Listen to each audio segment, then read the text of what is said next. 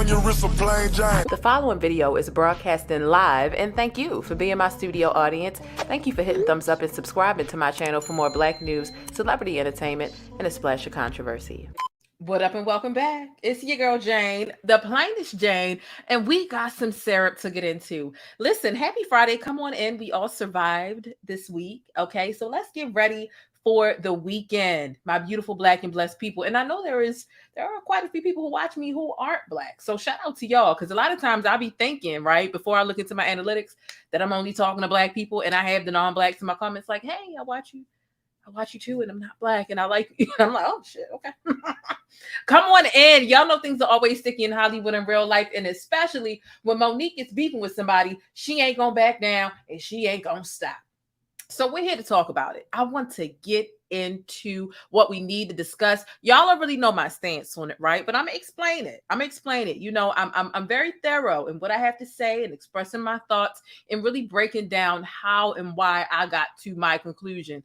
Now, mind you, these are all opinions. You don't have to agree with me. I respect and I actually appreciate a critical and independent thought process, right? So I welcome you to respectfully disagree with me, right? Because it's actually unhealthy to agree with everything that any one person says, whether it be your parent, your spouse, your favorite person that you like to watch online, whatever the case is. But come on in, hit thumbs up, okay? Shout out to everybody in the live chat, and especially shout out to my moderators and shout out to my channel members. I see that Be More ATLian joined the membership before we got started. Thank you so much. I appreciate you, okay? So we got some stuff to discuss this evening. If you read the title in its entirety, we need to talk about Steve Harvey as he responds to MoNique because she just won't stop mentioning his name.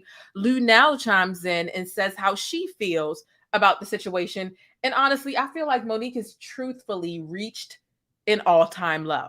That's just how I feel. But I want to get ready for takeoff. Listen, let me tell y'all something. I don't know why I decided to start this video while hungry. Like, I'm hungry. I didn't eat. You know what I do? Know why I did that? Because typically I'll eat, I'll get the itis, and then it's like, fuck a video, I'm going to sleep. But I said, no, I don't want to go to sleep. I need to get this video out to my people. I ain't trying to sound like MoNique, right? But I want to get this video out to my sweet babies because I love us for real. So I'm hungry, okay? So I hope I don't get hangry in the middle of this, right? But listen, if you are eating dinner, if you're making dinner, or if you plan on getting dinner, comment down below in the chat what you eating. That's kind of torture for me because it's like, why do I want to see what y'all eating? Because it's just going to make me more hungry. But just let me know what y'all eating this Friday night. Okay, whether you on the bus or whether you are chasing the bus, which means you're watching the replay. Everybody on the bus is watching the live stream. But come on in. We have a lot of things that we need to unpack. I want to get into some things. I think it's really interesting that Mo is coming at somebody about the way that they have neglected their family and their children, specifically neglected their children, and their children had an issue with the neglect when MoNique herself has had a similar moment. But listen, like I said, we need to unpack our bags and really talk about this thing. So listen, let's get ready for takeoff. Make sure y'all hit thumbs up. And per usual, you know my official channel emoji over here is the pancake. So let's get ready for takeoff. The plainest Jane. This is one of my favorite comments here. She says, I loves me some Black, and she said, loves me some Black news. She says, is it just me, or does anyone else get tired of seeing people that don't look like them delivering info about them day in and day out?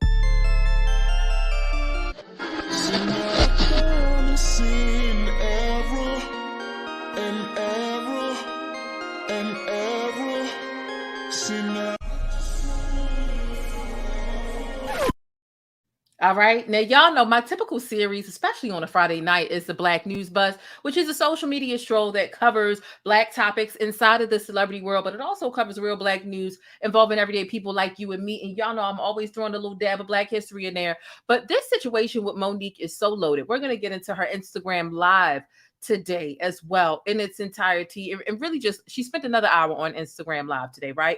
If you're a channel member, you've already had access to this, right? Because we we had a little discussion. We do some backstage things for all of my channel members who are backstage stickies. But listen, I want to jump right into it, but y'all know I don't jump into any of my topics without mentioning, okay, that I hope you're feeling all right, right? I hope that your mental health is intact. If not, take a moment to think about if this video is going to be conducive to you. If you haven't already tackled your own invisible problems and what's going on in your world, it might not be conducive for you to engage, right? And be nosy in what these celebrities, especially these problematic celebrities, got going on. So shout out to my new subscribers, right? If you haven't already subscribed, make sure you hit that button.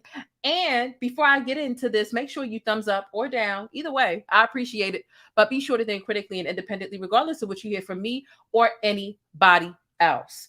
You might be hip, you might be privy to what MoNique has got going on today. But before I tell you about what MoNique has been doing today, because she didn't said a couple of things today, I want to let you know what Steve Harvey and Luenell had to say. So let's start with that.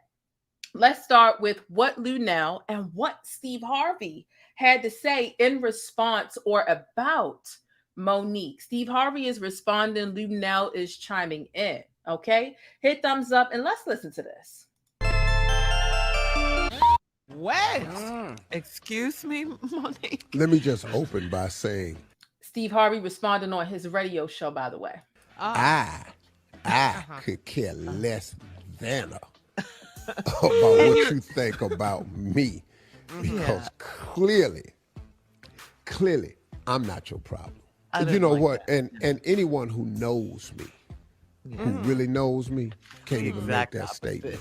Now you trying to sound profound now, but really, girl. Rolex on your wrist, a plain giant. To be completely honest, as I started watching it, the word "here we go again" came into my mind. I really have been pulling from MoNique this whole time, and I had told everybody, I said, everybody goes down, but everybody gets up, and somebody's going to give her a job. She's going to do something incredible, and she's going to be on everybody's tongues again. And that's what I truly believed when 50 came out and said he was going to have MoNique join Black Mafia family. Then Lee Daniels came with his too much, too little, too late apology only after he heard about 50 messing with MoNique. Then Lee came back, double back. So I thought that everything was going to be good. Personally, I couldn't care less about this funk because it seems very ego-based to me. I have been on shows before where the order or the lineup may not have been, I thought it was ridiculous because, first of all, I dare anybody to follow me, first of all. But I have been on shows with maybe what I thought was possibly a not as experienced or lesser known comedian. And then, if it don't affect my money, I will just go out there in whatever order you put me in, smash and let you see what you can do. But what I would say with this situation seems more promoter-based than it does, well, I'm not following her. Well, let me go first. DL came up with paperwork that said he was headlining. But then MoNique came up with paperwork that said she was headlining. So the fishy work, to me, seems like it is promoter-based. Right. And that it should not have been personally based with your fellow comic, These promoters can do shady things. Sometimes they messy. They might want to pit somebody against each other. And then it did. But actually, MoNique's fight is not our fight. You understand? Why involve us every time you got a problem? Because, frankly, after so many problems, I'm going to speak for myself. After so many issues publicly, I'm just not interested in hearing it anymore. It's sort of like the boy who cried wolf. Now, she makes a lot of good points a lot of times. But right now, I'm over the anger, and the anger is so palpable that bringing us into that is like somebody watching somebody get beat across the street, and it's not really a fight. You know what I'm saying? Right. It's too much for me, and I'm not going to be involved in it, and I'm pretty sure I'm not going to speak on it again. Okay, so that is what fellow comedian Lunelle, and that is what Steve Harvey had to say about this situation. Now, listen, because listen, I listen. MoNique grew up in Baltimore. I'm born and raised, still right here in Baltimore. We are some very strong-minded, very opinionated people. One thing about Mo is she ain't gonna back down, but that's whether she wrong or right, right? And it seems as though MoNique has this aura about herself. She wants to call DL Hughley arrogant, but she feels like she's due all these apologies because so many people have done her wrong, as if she doesn't make mistakes, as if she never has to apologize, as if she's been perfect throughout her entire career. And I find that to be bogus. Right? And I know what we're getting into tonight is touchy, but it's only because MoNique brought it up, and I feel like it's a violation.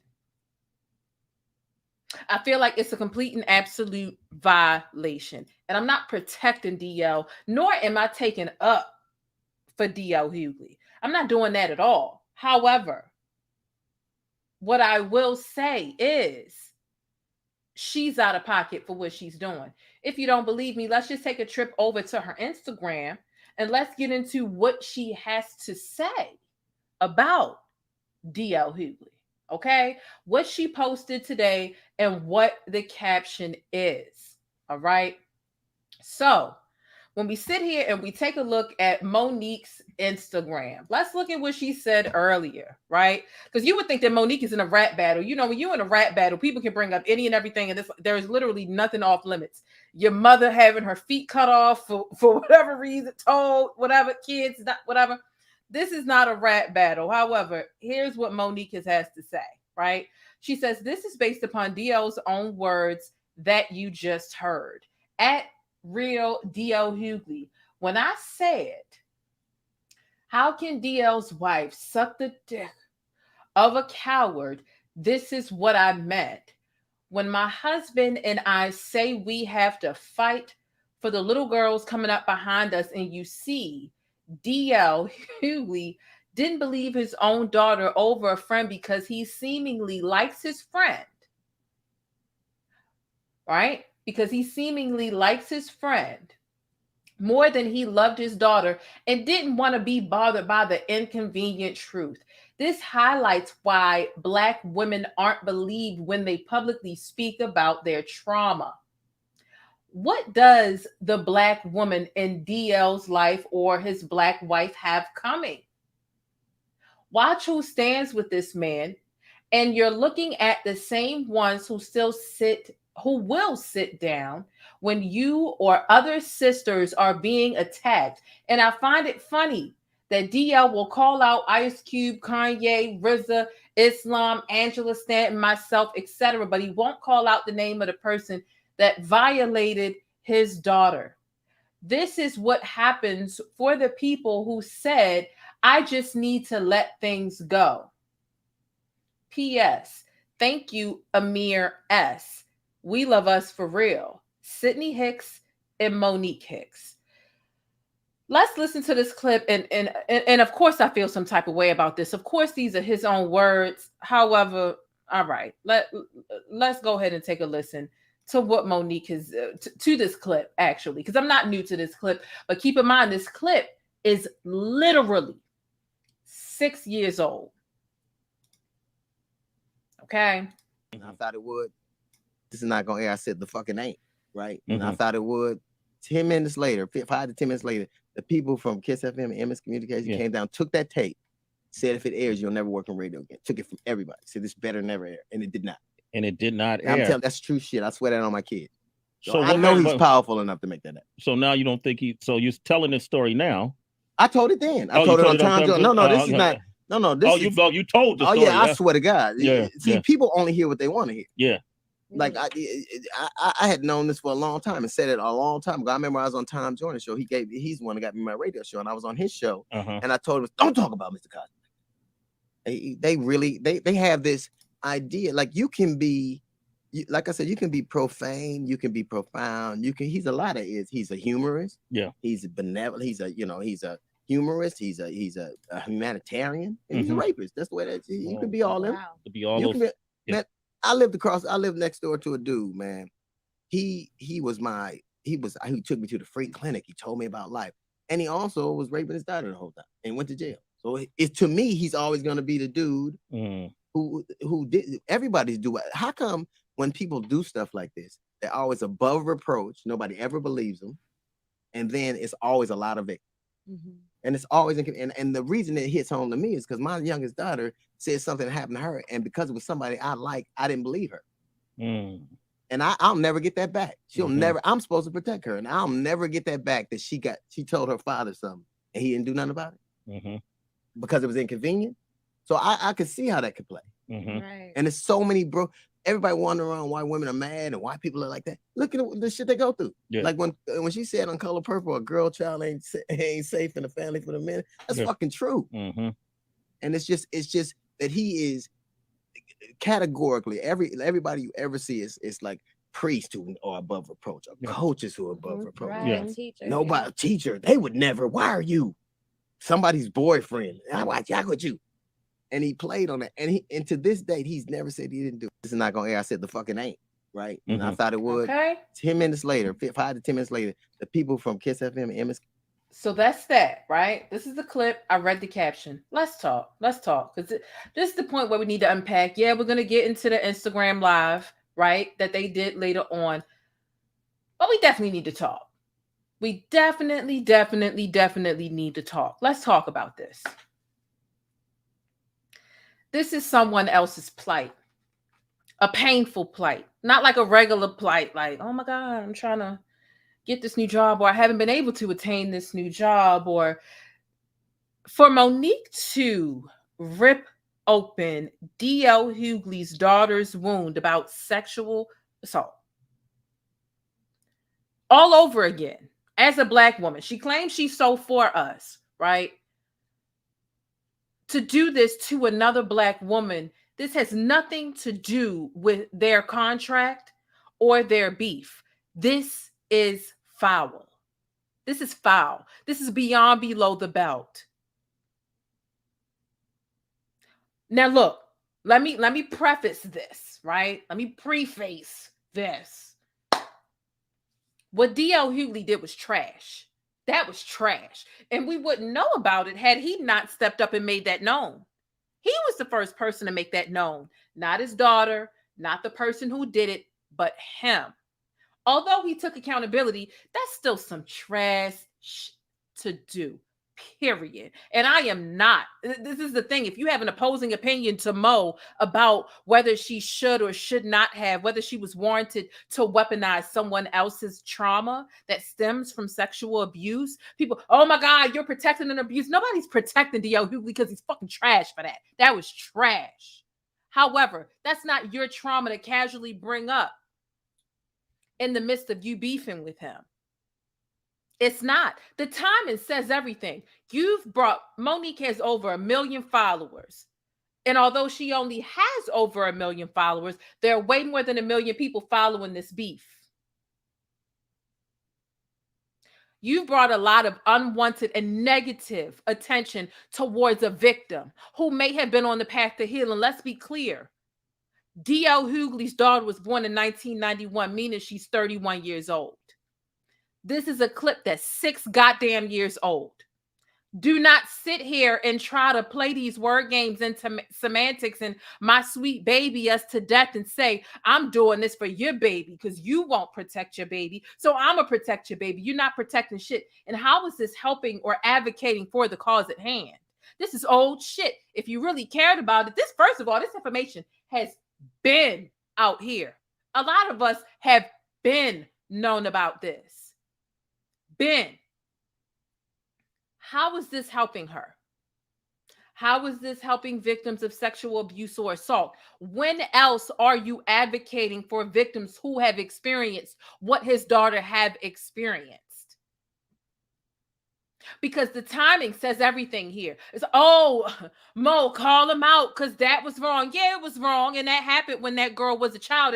And I'm not saying that the time elapsed makes anything any different or any better. That's not what I'm saying. Don't misconstrue my words. What I'm saying is if she really gave a fuck about that girl, she would have been opened her mouth and said something. MoNique stay arguing with somebody and barking up somebody's tree and saying, I'm doing it because I'm fighting for you. No, you're doing it because you like to fight and because you're combative and because you're aggressive, namely passive aggressive.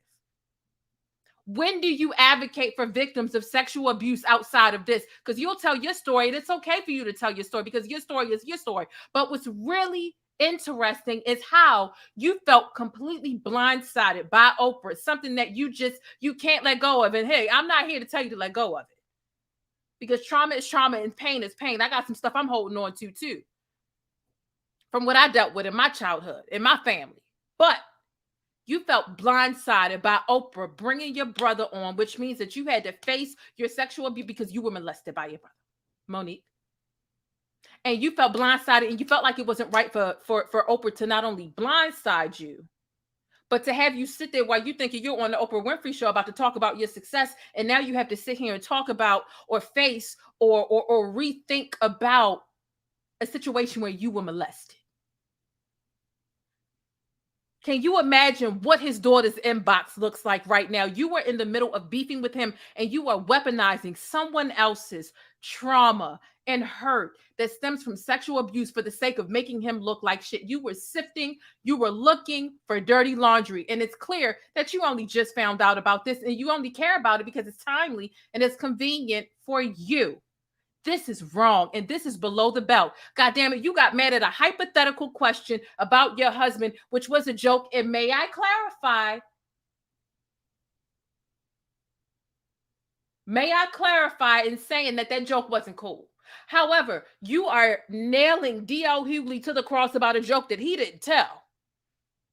It was supposed to be an interview that aired on his show, but he didn't ask you those hypothetical questions about if your husband would have sex with Lee Daniels with a condom or Superhead without a condom. It was hypothetical and it was a joke, but you didn't like the joke and you took that so offensively. And that was hypothetical about something that didn't even happen. It didn't even happen. And I'm not excusing it because it sounds very distasteful. But how can you harp on that hypothetical question and then sit up here and use someone else's trauma based off of rape? Use that as ammo to get back at him to make him look like trash based off of his past actions. How can you do that? This is foul and it's low. You're a comedian. You are not in the middle of a rap battle. But you want to sit here and tell people to S your D. You want to bring up other people's sexual trauma and then say Hollywood ain't letting me in these gates. You're blackballing yourself at this point. It's old, Mo. It's old. And again, you got all this smoke for DL Hughley. Initially, you made it seem like it was about a contract. Then you come online and say, I was going to drag him anyway because I was holding on to things he said about me years ago. Now you're bringing up his daughters. That you are foul, and this is against the line. If anybody else was to weaponize your sexual trauma against you, Mo, I guarantee you would go live with Daddy and y'all be talking for 3 hours, sounding like a knockoff Umar Johnson and Harriet Tubman. You were wrong for this. You had no business to re-traumatize and re-trigger someone based off of something they experienced. And let me clarify again, because I know so I don't sound bites, whatever the case is. DL Hughley was trash for not believing his daughter. He was trash because he liked the guy.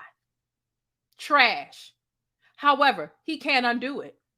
And he admitted that in front of the whole world instead of trying to keep it a secret.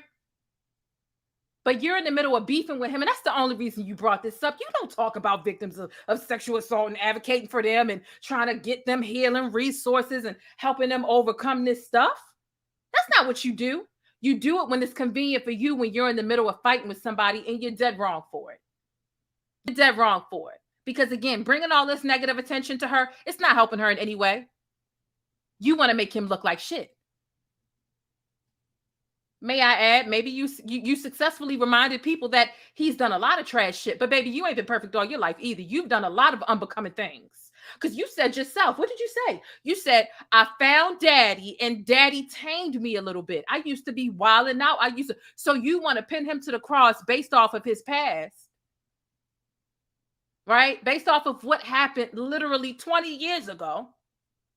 But when somebody brings up what you did 10 or 15 years ago, you don't like that. And that was your whole MO. And what made DL Hughley an easy target for you is because of things like this in his past. But that would also make you an easy target too. And you love calling people coons, but baby, you wasting a lot of fucking time. It's people that you got white people arming up and shooting us every day. For the last 3 weeks, it's been a mass shooting like every other day. And we dropping like flies. And you sitting up here wasting people's time with this shit. What are you doing for the community?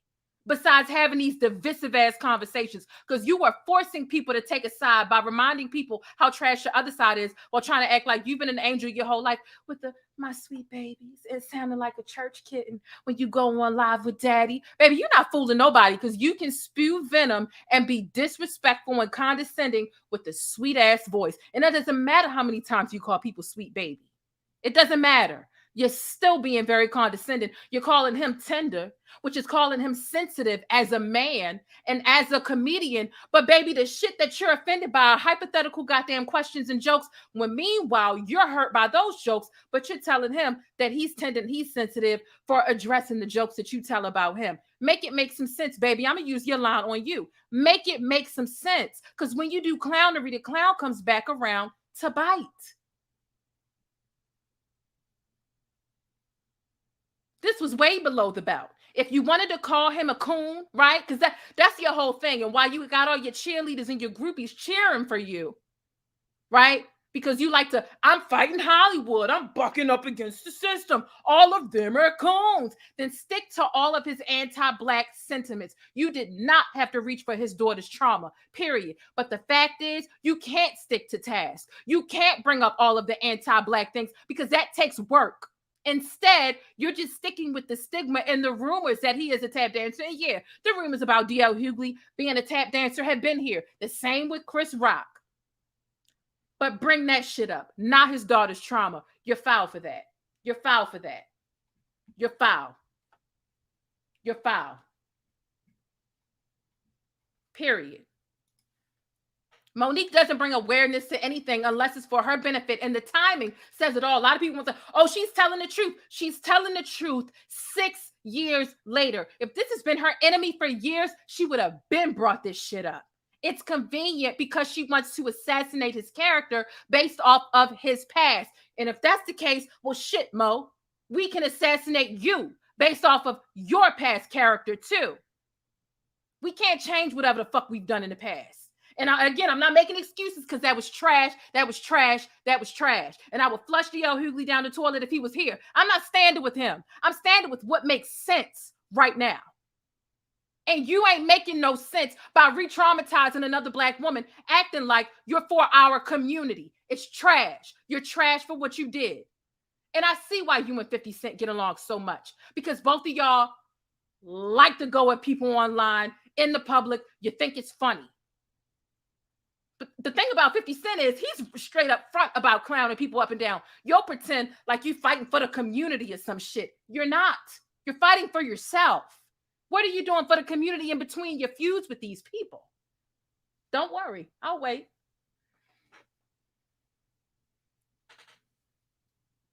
In between disputes, MoNique has nothing to say about the things that she states mid-battle, mid-word spar.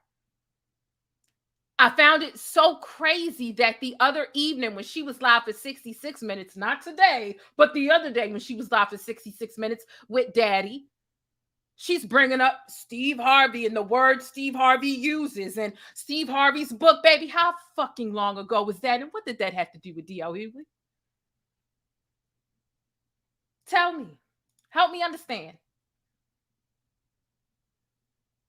It's fake. It is fake.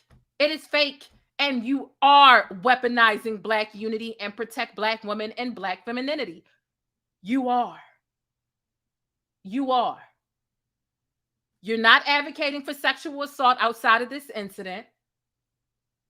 You were in an attempt to gather dirty laundry to make him look like crap because y'all are beefing, and you used his daughter's trauma as ammo. But I know you won't back down and you won't take criticism and you won't ever apologize for anything. You'll probably transcend, right? Transition, right? Before you ever apologize to anyone. But you feel like there's a shitload of people who owe you apologies, but you're incapable of ever saying, I'm sorry, I ain't had to do that. That was a bit too much. Or you could just stand 10 toes down and and say what you said and say, I said what I said, and they were jokes, they were raunchy, and that's it. But no, and see, that's what takes the funniness out of a joke anyway, right? You say what you say and you go on about your business. But when you sit here and explain a joke and say, oh, I didn't mean it like that, it wasn't literal or whatever, baby, it ain't even fucking funny no more because you can't even stand 10 toes down on it. I didn't mean you were really DL. I was just saying. I don't understand why you keep insinuating that he's bisexual and likes his wife and men when you're bisexual yourself. You like women too. You've admitted that. But okay.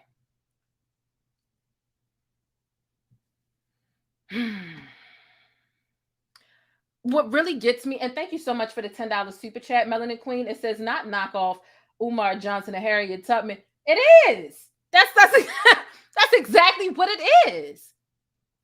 This is the thing that gets me. Anytime she's arguing with someone, it turns into, and thank you so much for joining the channel, Kim, and becoming a channel member. The thing that gets me also is anytime she gets into an argument with someone, she tries to act like she's doing it for the betterment of the Black community. I'm fighting for y'all. I'm fighting for your babies. I'm fighting for your children. Then she gets to fighting with someone and suddenly she wants to protect their child. Oh, well, you're a coon. You don't care about your kids. I'm fighting for your babies. Girl, get the fuck out of here. There ain't nobody that I'm beefing with that's going to turn around and say I'm fighting for your kids. Because how are you fighting for my kids? By bringing up their trauma with no solution set. You're making me look like trash, right? Well, that's your attempt anyway. My child may have already healed from that. No, you're not beefing with me and trying to protect my child at the same time. Save that shit for somebody dumb enough to believe it, because I ain't it. Again, you don't speak on said issues any other time except when you're in a public, very nasty verbal sparring war or dispute with someone else. Again, this came out 6 years ago and you just spoke out on it today. Why? Because you just found out about it and somebody sent that. Somebody will call it tea. Somebody sent that dirt, that incriminating incident to your inbox and you said, yeah, I'm going to put it on blast because I want them to look like trash because we arguing. You all over the place, and it's not making no goddamn sense. She's 31 years old. This happened when she was a child. Again, time elapsed. Don't lessen anything, right? But can you imagine how much negative and unwanted attention you've just brought to a victim? But all right. Using his past character to paint a present-day picture is kind of unfair considering how you have had a rocky past yourself. So if you want to use that brush to paint him, baby, we're going to turn around and use the same brush on you too. Because you're not a saint professionally or personally. I'm going to pull up a clip. Matter of fact, let me pull up the clip right now. Okay? It's really interesting, Monique, how you can use his daughter's scars as a weapon when you've had very clear and very obvious and public family issues with your own son feeling neglected. Your own son has felt neglected by you. We don't know as much of it as we know about DL, but let's take a listen. Time that when he was a little boy, I wasn't interested in being a mother. I was interested in being a star. And I was interested in being famous. And I wasn't interested in being a wife. I was interested in taking pictures and red carpets and signing autographs and traveling the world. So I didn't really put the focus in. And now that I'm 52 and he'll be 30, well, I pay for that. There's a price you have to pay for that. And I had to apologize to my son because Rolex on your wrist, a plain Jane. Let me address this comment. Because again, I don't have a problem with the difference of opinion. I get it. Social media is really divided about this. This is a really polarizing situation. And I see there's 170 of us in here. Make sure y'all hit thumbs up. Okay. Appreciate you. So this person says, so it's protect Black women when it's her, but not his daughter. How is sloppily placing on social media, your daughter was raped and you didn't do anything? How is that protecting his daughter? That's just airing it out and being loud and without tact about it. How is her mentioning it protecting his daughter? How? I'll wait. Don't worry. Don't worry. Don't worry. I'll wait.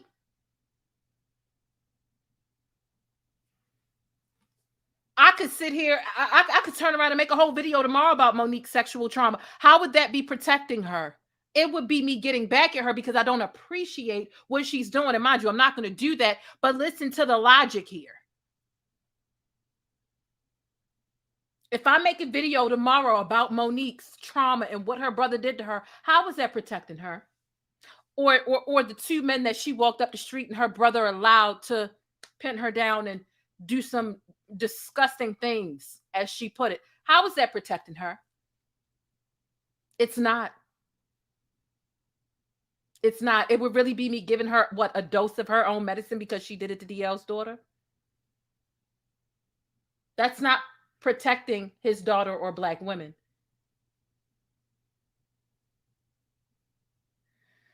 Okay. Let's just go ahead and get that out the way. Just saying. Digging up old hurt. Again, you're sitting here talking about your beef with DL Hughley. And where's my index card? All right, all the people she brought up. Vivica Fox, Ricky Smiley, Charlamagne, Tiffany Haddish, Steve Harvey, Tyler Perry, Oprah, Kim Whitley. I'm actually missing about 3 people that I didn't write down. What did all that have to do with the issue with DL Hughley again? That initially you said stemmed from a contract issue. Now you're saying it stemmed from, I was going to air him out anyway. You tying everything into everything. It makes no sense. And that's why you need to stop. And that's why you need a PR team. And that's why you need somebody other than daddy to manage you in your career. Hurt people, and you just hurt the hell out of DL Hughley's daughter, and she don't have shit to do with y'all dispute. Not a damn thing.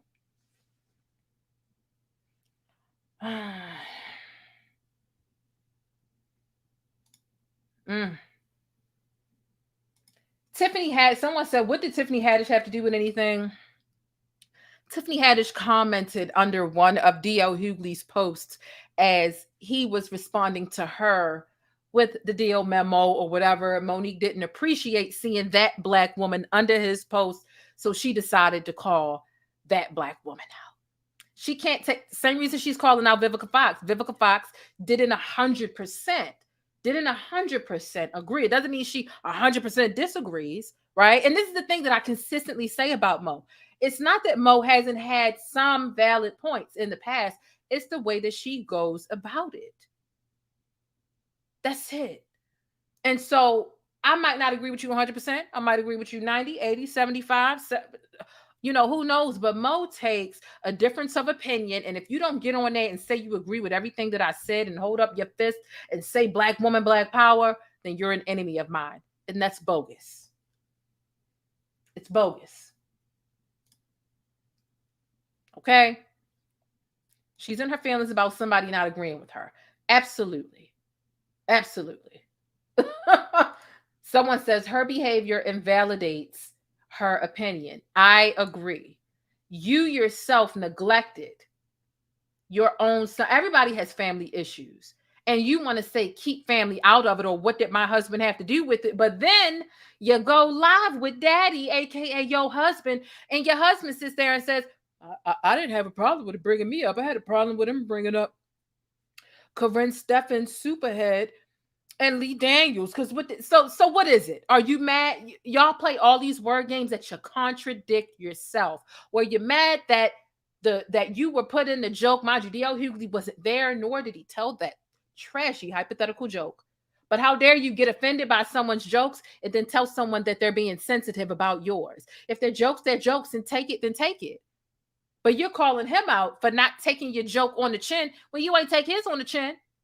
How dare you call him sensitive when it's clear? See, you don't have to come out and cry in front of people in order for people to get that you're sensitive or you're hurt about something. Sometimes you being angry and holding that gripe and not being able to let it go, it lets us know that your feelings are hurt about something. So as much as MoNique sat up there and called DL Hughley tender, baby, you tender too. You tender. And you were asked a hypothetical question about some shit that didn't even happen. And you still tender about it. But you proceed to sit here and drag, and then you sit up here and say, I didn't talk about your family. What I said was your wife's, I feel sorry for your wife because she sucks a coward's dick. How dare you sit here and put my wife sucking a dick, right? Because my wife is a reflection of me. So if my wife is sucking my dick and I'm a coward, then she's a dummy too. So how dare you sit up here and talk about my wife sucking dick and say, but I didn't talk about your wife. So you feel like you can talk about people's families and people's marriages, but you want to request that they don't do it to you. Now, mind you, DL Hughley never said anything about your husband. He wasn't there that day, but you want to pin him to the cross about that. But you know what, child? This shit is exhausting. Exhausting. So the Samantha edit says, Mo was triggered by the joke because daddy gives out eggplant samples like a Costco employee, child. Here's what we're going to do. Hopefully y'all don't already hit thumbs up on the video. Otherwise, I'm going to kick you off the bus, my sweet babies, okay? Don't make me fight you because we can square up. You know, I'm from Baltimore. You know what I'm saying? Make sure y'all hit the thumbs up button. Let's get into what MoNique had to say online today in her very long and unnecessary hour Instagram live, okay? On Instagram live for an hour again. Was it yesterday or the day before? I think it was the day before yesterday. She was on Instagram for 66 minutes trying to explain things away, and it really didn't make any sense. All of the things that she strung together, comparing her being on stage talking about DL Hughley to rape. When you're raped, you scream, so she's going to go on stage and be loud about it to let people know. Like, no. It didn't make any sense. It made no sense at all. Tender. She got some nerve calling somebody tender when it's clear to her coming on here passive aggressive with daddy. She's tender. And that's why she got daddy, her backup, that's got that battery in her back, sitting right there because she's tender about it. She's been tender about it for years, which is why she saved up all that anger to unleash it on stage because she was tender and hurt by what he said. Make it make sense. Somebody, please. Listen, if you haven't already considered hitting that subscribe button, subscribe, okay? Because you will catch me fired up and very passionately speaking about breaking Black news and other celebrity updates. And as you can tell, I'm pretty thorough, right? And I do lots of good research. So let's get into what MoNique had to say on Instagram Live today, baby. Let me tell you, we ain't been to the bush yet, but I guarantee you, we not even going to be 10 minutes into this here, and we're going to have to go to the bush and weep because as much as it was word salad for 66 minutes the other day, this is potentially even worse. Okay? Hit thumbs up. Let's get into it, shall we? Hey, thanks for letting me keep you connected and in the know with what's happening in the Black world. Don't forget to smash on that like button for support and for more Black news. All right, let's go ahead and get into it. Well, Daddy, because we didn't say anything about us going to do a live, we're going to wait for some of the babies to come on in the room. Sideways again. Come on, my babies. My neck hurt already. Come on, my babies. We just want y'all to come on in this here room. Please come on. Tag all the people you know. Tell them, come on over. I'm not tag the rags. I'm not Tell tagging them, nobody. come on over. Tag, you know, what remember they used to call the gossip papers the rags paper? The rags. Yeah, come on. Come on in. No. Oh, come on in, my sweet babies. Because we truly need to have this conversation. And let me just say this. We want to thank everybody that's going to join us right now. Hold on. I'm sorry, babe. No. We want to thank everybody that's going to give us your time and come on in the room. Wait a minute. Come on. And we want you to tag the one. Let's get this sideways shit bigger. This sideways ass shit. I screen recorded this earlier on my backup channel. Listen, if you haven't already subscribed to my backup channel, make sure you do so. It is the third link down below in the description box. Okay, so make sure you hit that button if you have not already. Lord have mercy. Come on, my babies. Come on, my babies. We just want y'all to come on in this here room. Please come on. Tag all the people you know. Tell them, come on over. Tag the rags. Tell them, come on over. Tag, you know, what they remember they used to call the gossip papers rag, the rags paper? The rags. The rags, yeah, come on. Come on in. Oh, come on in, my sweet babies. Because we truly need to have this conversation. And let me just say this. We want to thank everybody that's going to join us right now. I'm sorry, babe. No. We want to thank everybody that's going to give us your time and come on in the room. Come on. And we want you to tag the ones that has the most to say. Come on. Come on, my baby. I was in there. I ain't gonna lie. I was in them comments going off. Yes, I was. Come on, sweetnesses. Lord.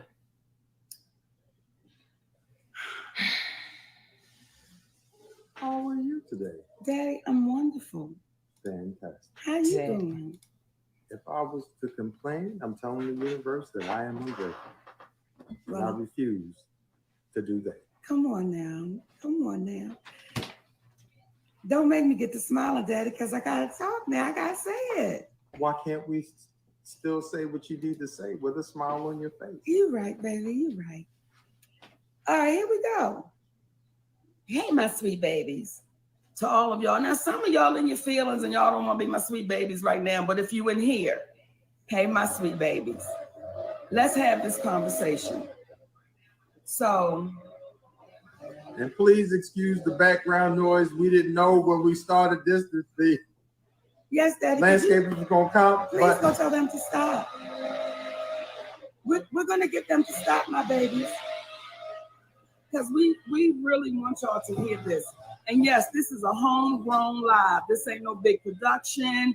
This ain't with the lights, camera, action. This is us sitting in our family room having a conversation with the community.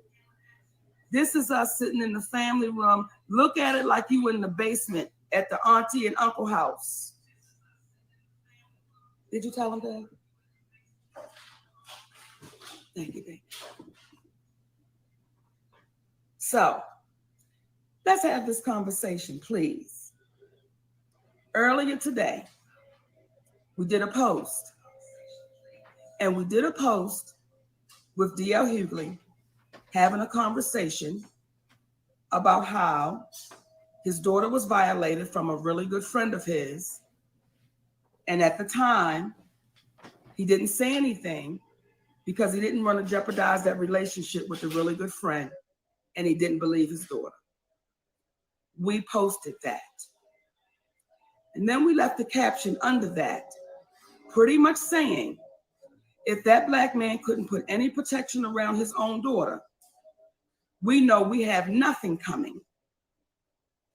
Now, once we posted that, the reason why I said, Daddy, can we go do a live? Because I was reading the comments on the timeline. And most of them are from Black women. And they're saying, some, MoNique, what does this have to do with your contract? What does this have to do? You're going too far. What does this have to do with your contract? Let me tell you what it has to do with my contract. Not a damn thing. Honestly. Not a damn thing. It has nothing at all to do with my contract. What it has to do with is the character of the man named DL Hughley. That's what this has to do with. And let me acknowledge, DL Hughley did apologize. He said he apologized. And y'all are saying, MoNique, he owned his mistake. Let me say this to you. Though he owned it, it does not erase the trauma. And when we talk about the character of the individual, for years, DL Hughley has given his commentary and his opinion on other people's lives, not just mine, for years. Because that's his job. He is a radio personality. For some reason, you feel like you are exempt from criticism. Nobody's out here like, let's keep it a buck, Mo. Nobody's out here calling you a fat ass. Like nobody's disrespecting you, but they are giving criticism to how it becomes tiresome, the shit that you do in the public eye, because you are in the public eye. Literally, you didn't like what Charlamagne had to say about you, and what Charlamagne had to say about you years ago was the same shit that we saying right now. And you feel like people who work on the radio and other people who provide commentary, you feel like you're off limits. Like they supposed to talk about every other celebrity. They supposed to stop at you. Whole time, you want a lot of people's attention. When you wanted to boycott Netflix, you wanted everyone's attention. You wanted them to pay attention. But everybody didn't agree with the way you went about it. It wasn't that you didn't have a right point at the foundation and at the heart of it. But you, DL Hughley, he gives commentary about people. Baby, that's his fucking job description. Just like your job is to tell jokes. Why are you so tender? MoNique, why are you so tender about commentary? Why are you so tender when people don't agree with you? Why? Ooh. Baby, let's keep going. And he would give the ins and outs. Hold on. We sorry, baby, because, okay, they just must have thought we meant just for a second. But hold on, he get ready to shut it down. See, some people would say the devil was busy. I say that's God busy, trying to shut your ass up. Because what are you sitting on here for another hour today for? If you said what you said, if it was just about your contract and it's that simple and it's that plain, then goddamn it, it's that simple and it's that plain. If you got to explain for 66 plus 54 minutes about some shit that you've done, that means you're trying to make it make sense, and it don't make sense. Because if it made sense and it was just that simple, it wouldn't take nothing more than 8 sentences and 1 or 2 posts, and you go on about your business. But here you are, 4 posts later, 2 lives later, a week later, 2+ hours of you just rambling, you and daddy, and you can't make it make sense. So now you're sitting up here rearranging shit, trying to make 1 + 1 = 2, and it's not. It's 89 here. 1 + 1 = 89 right here. It equaled 89 the other day. I think today 1 + 1 might equal 111. Girl. Not it. Please. Thank you, sugar. We're just getting to taking care of my babies. Please forgive us for a second. And again, like I said, tag as many as you can, because this is a conversation, in my humble opinion, that our community needs to hear and wrap our minds around, because we're getting caught up in the fluff, y'all. We're getting caught up in the fluff of shit. And we're not trying to deal with the facts of shit. We getting distracted. So when y'all are saying to me, MoNique, this is so immature. It is. MoNique, this is so wrong. I'll take that. Okay. I'll take that. Because when I'm watching our community fall apart at a rapid race, because we're too afraid to have the real conversations, and y'all keep saying, let's do it privately, because we're too afraid to look embarrassed in front of who? In front of who? And we watching us. So for the ones that say, oh, MoNique, you could handle this differently, this is my swing at the bat. This is my swing. This is my swing. This is our swing at that bat. So we're going to take our swing. Yes, it's y'all swing, because you and daddy are swingers. Like, what the hell? What you mean? This is our swing. Girl, we know that. We know that. Ooh, stay positive. Okay, I will. You know, I had to throw a little shade. I'm shady boo. Thank you, baby. No worries. So let me get back to what I was saying. When you start addressing the character of the man, when you really look into what is happening, when a man says, I was not strong enough to defend my daughter against a really, really good friend of mine, because I didn't want to jeopardize the friendship. Though he apologized, you have to ask yourself, what kind of demons is that man dealing with that he couldn't stand up to the predator of his child? But that same man goes on his radio show and talks about people as if he was sitting in the meetings, as if he was making their life decisions, as if his opinion mattered in their choices. So when I say, MoNique, when you say shit like that, he speaks like his opinion matters, or like he was in the meetings. Your opinion don't matter, and you weren't in a lot of people's meetings. Were you in everybody's meeting who's wearing a bonnet? No. Commentators give commentary. Like, did you not know that? Are you that far removed? Like, you know that, but you playing dumb and you want to use these words. He's giving his opinion like it matters. No, he's not giving his opinion like it matters. He's giving his opinion because he signed contracts and he has a paycheck to collect. And in order for him to collect that paycheck as a radio personality, he has to give his opinion about things happening in the world. The same way you have to go up there and tell your goddamn jokes. And instead of you just staying 10 toes down to your jokes and saying, listen, I'm a comedian, I got to talk about these things with these people. You sit here for 66. What comedian do you know sits for 66 minutes after they shows and sit and explain their jokes away? They don't. You know why? Because they understand the assignment and it's their job. You feel guilty about what you've done, but you won't admit it. And instead, you'll try and talk in circles to make it make sense. But MoNique, it fucking doesn't. It doesn't. Listen, y'all, it was important for me to make that post, because there are so many little girls out there with daddies like DL. And let me try to adjust this because please, thank you. I can hold it, daddy. Well, let's do it. Let's do no, just it's better for them to do. Okay, so let me address it. When y'all are asking me, is it okay to re-traumatize his daughter? Listen, y'all, let's stop playing this game. There's nothing I could say or do to re-traumatize that baby because the trauma has already set in. However, if we speak it out loudly and we say it to our community, maybe the next baby won't have to deal with the goddamn trauma. See, when I made that... You can't be that dumb, Mo. You're too old to be that dumb. You're my mother's age. You're not that dumb. What do you think it takes for somebody to be re-traumatized, Mo? That's what I really want to know. You think somebody has to be what sexually assaulted again in order to be re-traumatized? Or do you think the conversation alone and you being irresponsible with your platform, your Instagram has over 1 million followers, and you bringing all of this negative and unwanted and unprovoked attention when it comes to his daughter, that is re-traumatizing. And if you think 1 million people hearing about your hurtful and potentially embarrassing situation that is unfortunate, if you don't think that hurts someone's feelings and re-traumatizes them, but you don't think that. You playing with words right now because you know a lot of people will hear that DL Hughley ain't do shit about what happened to his daughter, and they will emotionally be like, you know what, fuck him, you right. And no, you're not.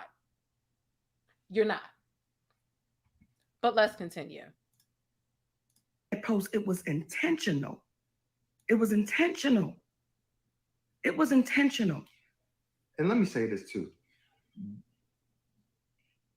When we speak about the character, we don't know DL Hughley in the totality to speak about his character, but what we know is about his actions. So what we can say reasonably and factually is that when you have a man that said essentially that he didn't do right by his daughter, that seemed to me that it would create a level of humility that you wouldn't go after other people so vehemently in the manner that you do. So that That's the moment when humility steps in and say, I have my own demons to deal with. So moving forward, the way in which I approach and go after people, I will not. You see, when MoNique went on his show trying to support her friend at that time, DL, and she was asked, would you rather your husband sleep with Lee Daniels without a condom or Corinne Steffens with a condom? That is a violation of a woman's whole position, because you're violating this black woman as you are violating your community, because you're trying to point out this is a person who is this man and this woman here, and there are implications surrounding both of them that are unsaid, which is why he chose them. But now, like many sisters who have seemingly Stockholm syndrome, you've been captured and fallen in love with the captor that's violating you. Because if you're protecting an individual that said, I didn't do right by my daughter, and you're hearing a black woman saying, I went on his show as a friend, but he didn't do right by me. What do you guys think you have coming? What do you ladies think that you have coming? When black men or men tell you that you look like something is wrong, the reason why many of you, something is wrong, because you suffer in silence. And please, Daddy, let me address something. Please, Daddy. When I hear y'all saying mind your business, did you say the same shit to DL when he talks about everybody's business? See, I didn't put DL's baby out there. It's an interview that's out there. DL told the story. What I did was posted the story. 6 years ago. 6 years ago, a dried up ass scab 6 years ago that you've made relevant again, because as somebody said in the chat, the Shade Room, the Neighborhood Talk, and everybody else is posting your every keystroke, and you know that. So outside of your million followers, the Shade Room with their millions of followers and every other blog reposting it, the relevancy you're creating, reigniting this flame that has died out. Whatever journey of healing has she already healed, or if she's still healing, you just made it worse. Imagine what his daughter's inbox look like right now.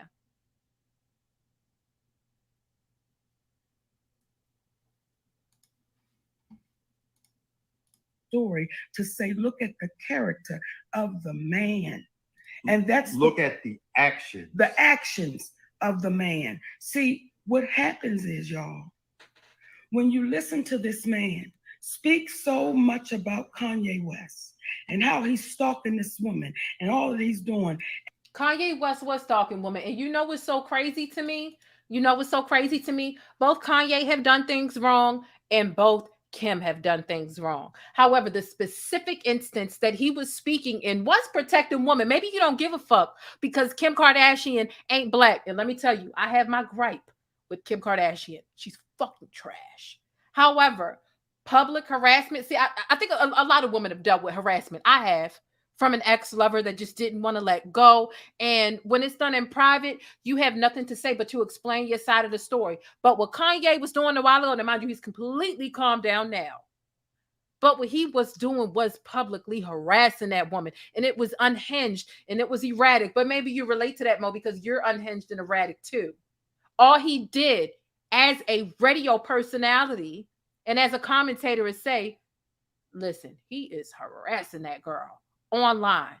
Every day he gets up, 9 posts a day about her. It's too much. Y'all are going through a divorce. You don't want to accept it. So instead, you harass her all day via the internet. People don't have to be outside your house with binoculars and slashing tires in order to harass you. Harassment comes in many different forms.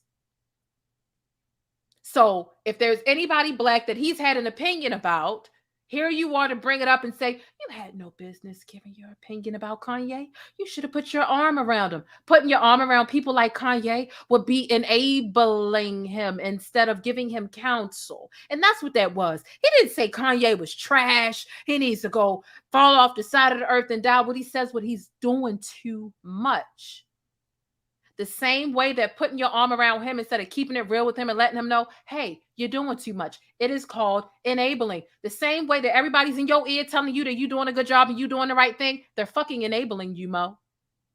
But maybe you don't understand that, because as long as you got a cheerleader when you're doing some fuck shit, that's all that matters to you, because it makes you feel good and it validates your fucked up behavior. It's Friday night. It's Friday night. I ain't got time for this shit. It's been a long week. I don't got time to hold back and even mince my words. It's too much. And didn't understand that man was trying to protect his babies. You spoke, and if you did that to my daughter, I would do something about it. And that's the excuse that he likes to use. Have you ever seen somebody manipulate the parent of their children and use the children as a pawn?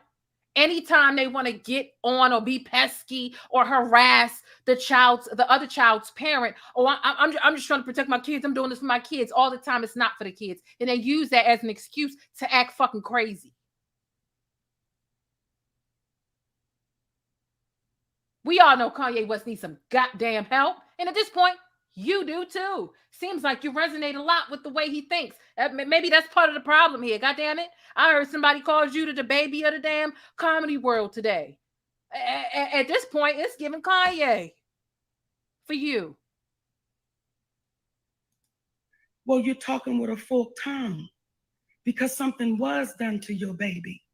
And when people said, oh, do you speak for all Black women? Don't speak for all Black women. She's speaking as a Black woman for the trauma that Black women had. For those of them who connect with it, you connect with it. Because the message that we're giving today is not for everyone. The message that we're trying to share today are for those individuals that are tired of being enslaved, are tired of thinking, because I may have to face the wrath of the tribe, I will go along with what's wrong to save my hide. The reality is, how can a Black woman expect protection from her community? How can a Black woman expect that when you heard what it is that he conveyed? And worst of all, to give excuses for an individual that continuously calls out people. See, because we're not here saying that one has to be perfect. We're not sitting here saying that everyone is perfect and we've never made mistakes, but the mistakes that we make, we have to own those mistakes. And in owning those mistakes, it creates, again, a level of empathy for those who we deem have made a mistake. When you hear DL talk, he does not talk empathetically about the individuals. As he said, in reference to Monique, when she was on stage performing her job, that he eviscerates individuals in the manner that Monique eviscerated him. And what happens is, when a Black woman decides to stand and fight against a man for the same things that if that man called that man out, it's okay. Come on. Well, and we will sit back. You heard the phone call of Tyler Perry saying, I was wrong and I'm going to make it right, and it hasn't been made right. And guess what? Most people are not up in arms about it. Why?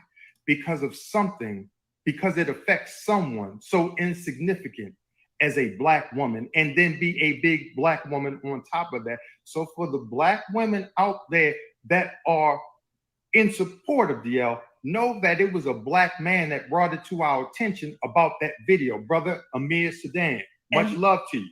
And just so that we're clear, because people are saying, oh, well, why would you've been on that. We found that out last night. We just got a phone call out of nowhere. From a Black man saying he has never seen so many Black men attacking Black women. And if Black men are going to refuse to protect the Black woman, then what protection does the Black man have? The community's link is weakened due to us allowing the Black woman to succumb to the forces that be. And sometimes it's at the hands of the Black man. I'm sitting here telling you as a Black man that I had the opportunity, the terrible opportunity of watching my father be physically abusive to my mother, beat her down, little woman. I've heard stories about my grandfather doing the same thing. So that's generation after generation. What I refuse to do is sit back and allow that to happen on my watch. So when people see the irregularity of the Black man and Black woman sitting together, let's make it a commonality. Let's not make it so that it's so odd to see, because what she's saying is you are worthy as a Black woman of being treated equally. You are worthy as a Black woman of being treated fairly. You are worthy of as a Black woman not to allow yourself to be beaten and allow the beater, the person who violated you, to get away with what it is that they've done. You deserve that. And when you have people that are on your side that happen to be of the opposite sex, utilize that relationship, because sometimes a woman can't connect with a man in the way that a man can verbalize to another man, what are you doing? What are you doing? And it was a Black man that tipped us to that last night. Again, a brother, Amir Sedan, who brought that to our attention because he was tired of the treatment that the Black women in the community are getting. And I'll say this before I pass it to you, my love. Yes, there are far more Black men, Black husbands, Black boyfriends, Black men, gay, straight, whatever you want, but there are far more Black men that are supportive of the Black woman than the powers that be would allow you to know. And they're incensed to know that this has happened. When we say to white people and to the white policemen that we got to call out the bad ones and for what they do and the wrong that they do, we as the Black community have to be bold enough to do the same thing. Don't ask somebody to do something that you're not willing to do. See,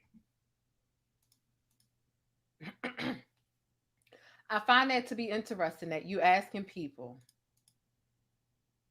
to not ask somebody not to do to them what they wouldn't want to do.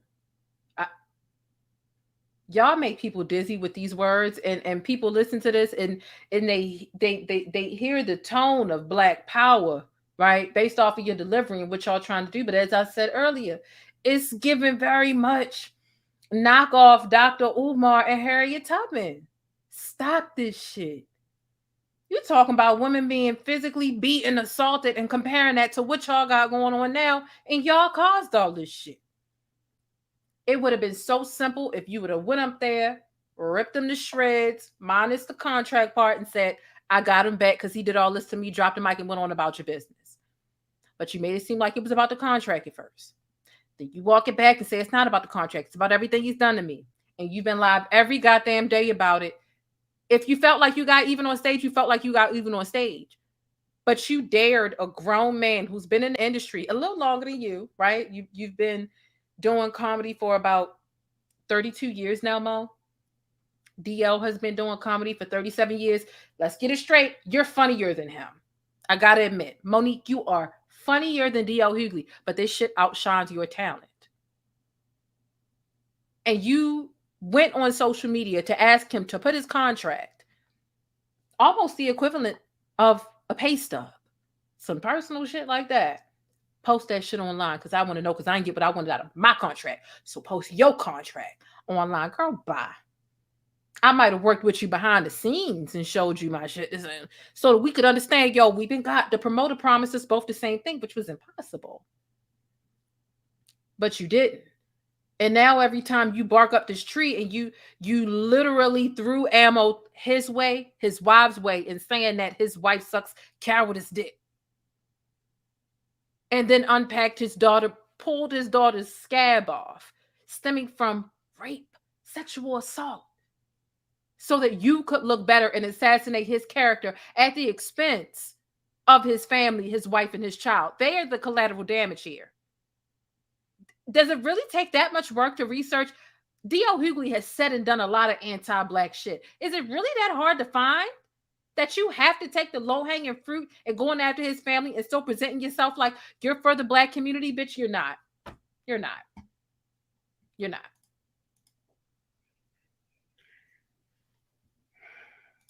I want I keep saying, I understand it. I keep saying, I understand the conditioning and the fear and traditionally how we've done this, how we continue to do this. And when y'all are saying, MoNique, why would you drag his daughter in it? Y'all not listening to the shit. We're listening. He dragged his daughter in it when he said told it. the story. Those are his words. If you go out there, you can see that interview. It's all over. But because I posted it on my page, now y'all are saying, MoNique, why are you attacking? Let me tell y'all something, and I want to be so clear about this shit, because when I see these kind of comments, listen, when I see comments like, you're going to get blackballed again, if that is the case, then so goddamn be it, y'all. Good. It's because I'm speaking up and speaking out, but I was getting ready to say it. I don't like to say juicy words on here because the babies might be watching. But when you start getting in business with real cats, see, Curtis 50 Cent Jackson, that's a real cat. See, Lee Daniels, that's a real cat. Though we had to go through the mud, baby.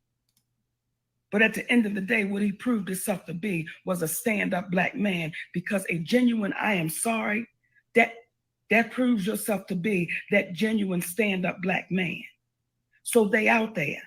So for the ones that can't hold their shit, I don't want to be in business with them. Let me be clear.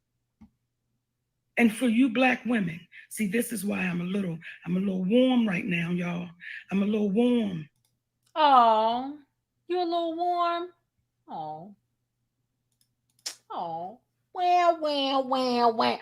Girl, do we care? How do you think his daughter feel right now? His daughter ain't got nothing to do with your beef. And now she has to look online. Imagine if his daughter has any sort of online experience. The two of you are trending, and this situation is at the top of it. Matter of fact, his daughter, who that happened to, is a food journalist. So she does live online. Do you think that there's any social media site she can go to today and not see this shit and be reminded of that horrible experience that she experienced about 20 years ago, that was made public 6 years ago? She can't. It's not your job to bring somebody else's trauma up. It's foul. But see, you like to argue under the guise of, I'm fighting for y'all, and DL Hughley, fuck you and your DL ass. I'm fighting for your daughter. You're not fighting for his daughter. You don't care about her well-being. And there's nothing that you're doing that's advocating for her safety, her healing, or protecting her from what is already transpired. You're ripping a scab open again, and you're foul for that. Anybody who comes forward, whether they come forward or their parent come forward and say, listen, I was the subject of sexual assault. Their parent comes forward and say, listen, my child dealt with sexual assault. It's not your job to bring that up any old goddamn time, especially if you're in the midst of beefing. Be different if y'all y'all had a caring relationship or a dynamic, but you don't. And so in the midst of y'all beefing, you said, you know what, it's going to be a good idea to make sure his daughter can enjoy herself online for the next week, because that's how long people are going to be talking about it, maybe even longer. Let me bring this up. This will be good. This will protect her. You ain't reach out to that girl. Per usual, with no tact, sloppy, emotionally vomited on everyone under the guise of comedy or I'm fighting for us. You're not fighting for us. This is some selfish shit, and it's self-serving because you're not advocating for these issues outside of these instances.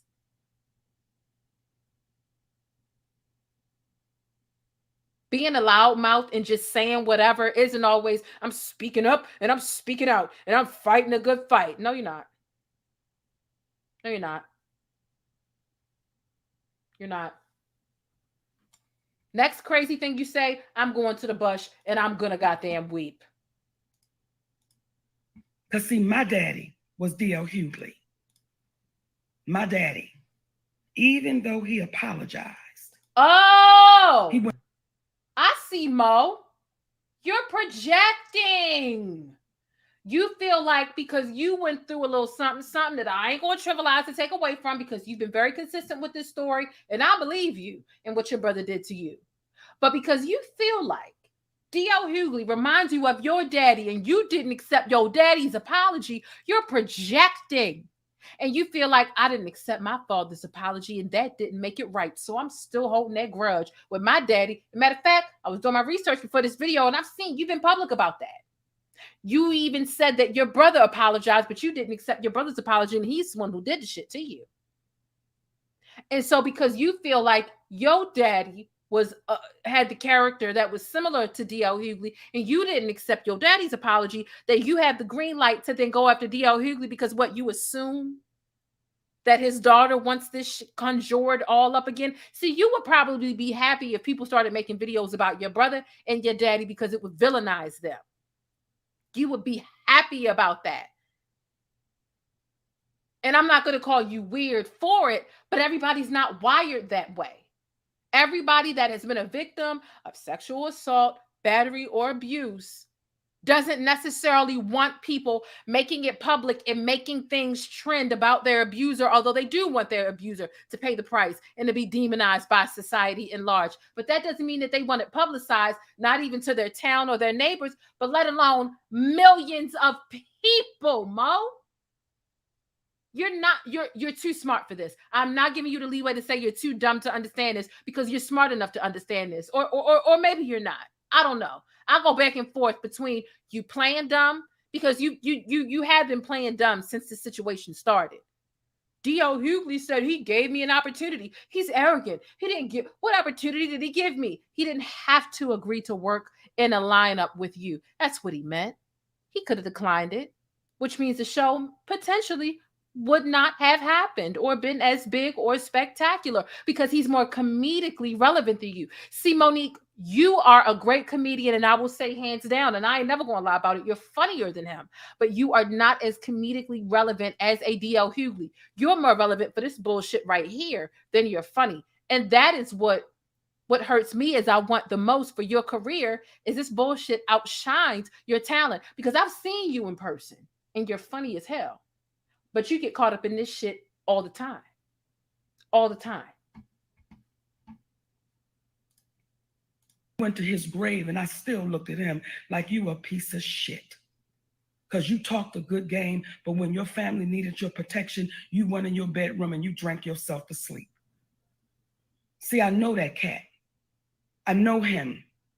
So when I saw that story and when that brother called and said, let me just give this to y'all. And y'all keep saying, oh, he apologized. He did.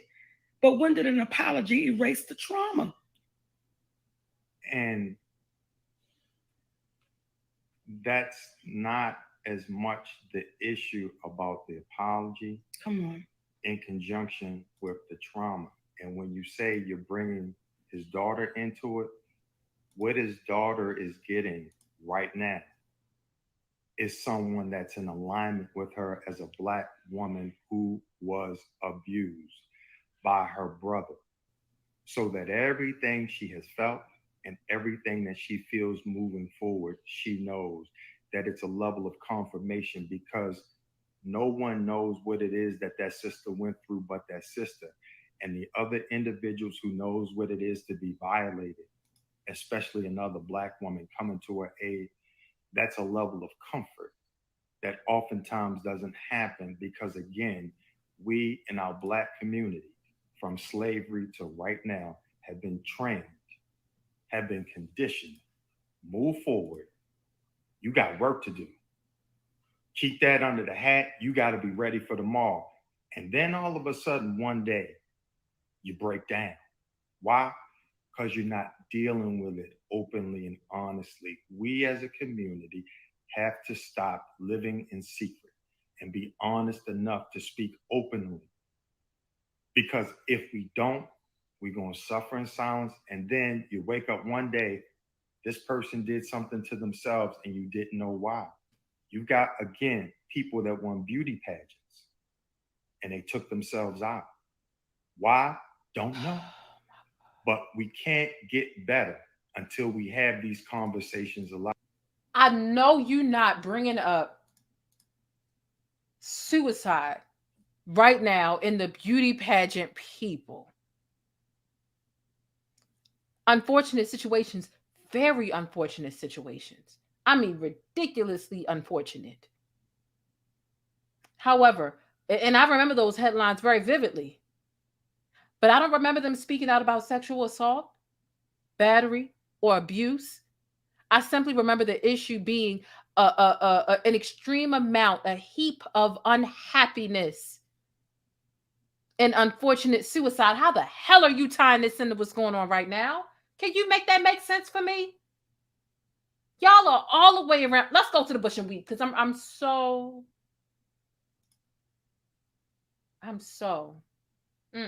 It's too much. Let's go to the bush. Somebody make some room. It was gone. Let me just go in the bush and weep. Let me just go in the bush and weep. I just have to go in the bush and weep. Really.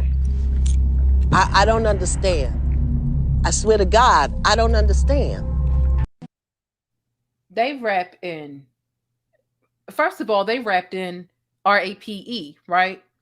They wrapped that in the other day before they even knew about DL Hughley. They admitted they only found out about DL Hughley and his neglect to really protect his child.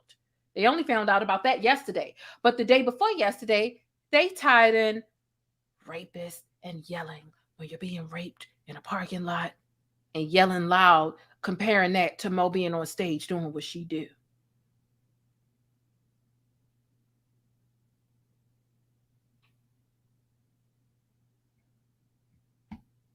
And you wonder why people throw the word therapy at you so much.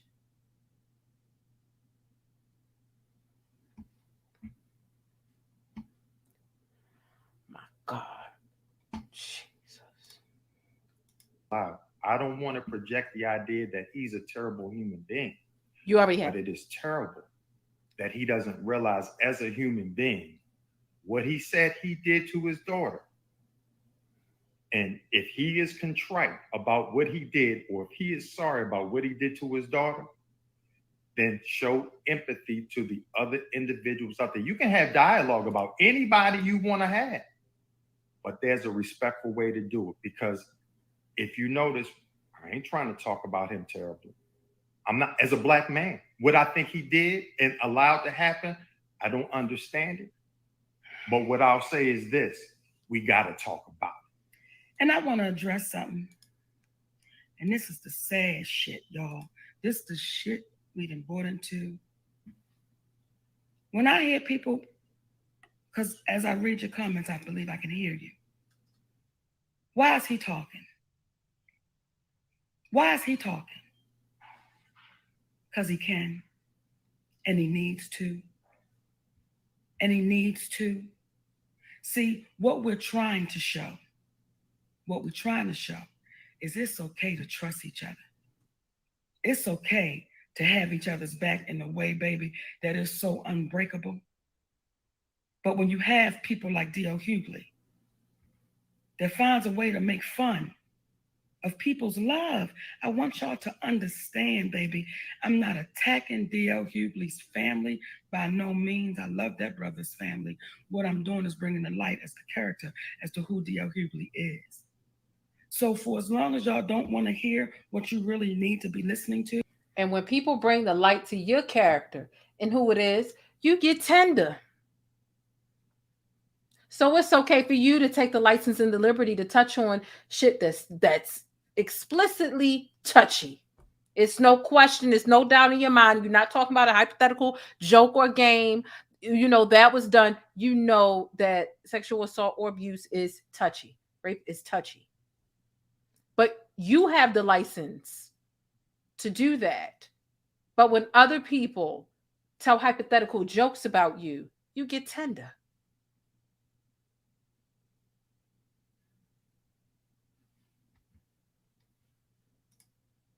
I didn't put anybody out there. That interview was all over the world. DL Hughley told the story. I didn't put anyone out there. Those stories never go away. That's there forever. He shared the story, and I want you to listen to how he shared it. It was almost a blowover.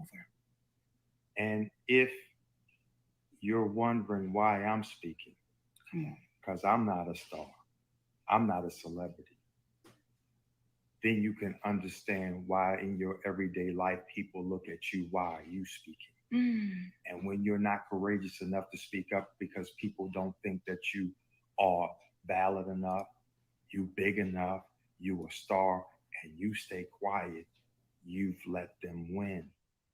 We don't care who's on our side as long as we're on the side of what's right. If you can prove us wrong, prove us wrong. If you can show that DL Hughley hasn't talked trash about people before and after he made that post, then we apologize.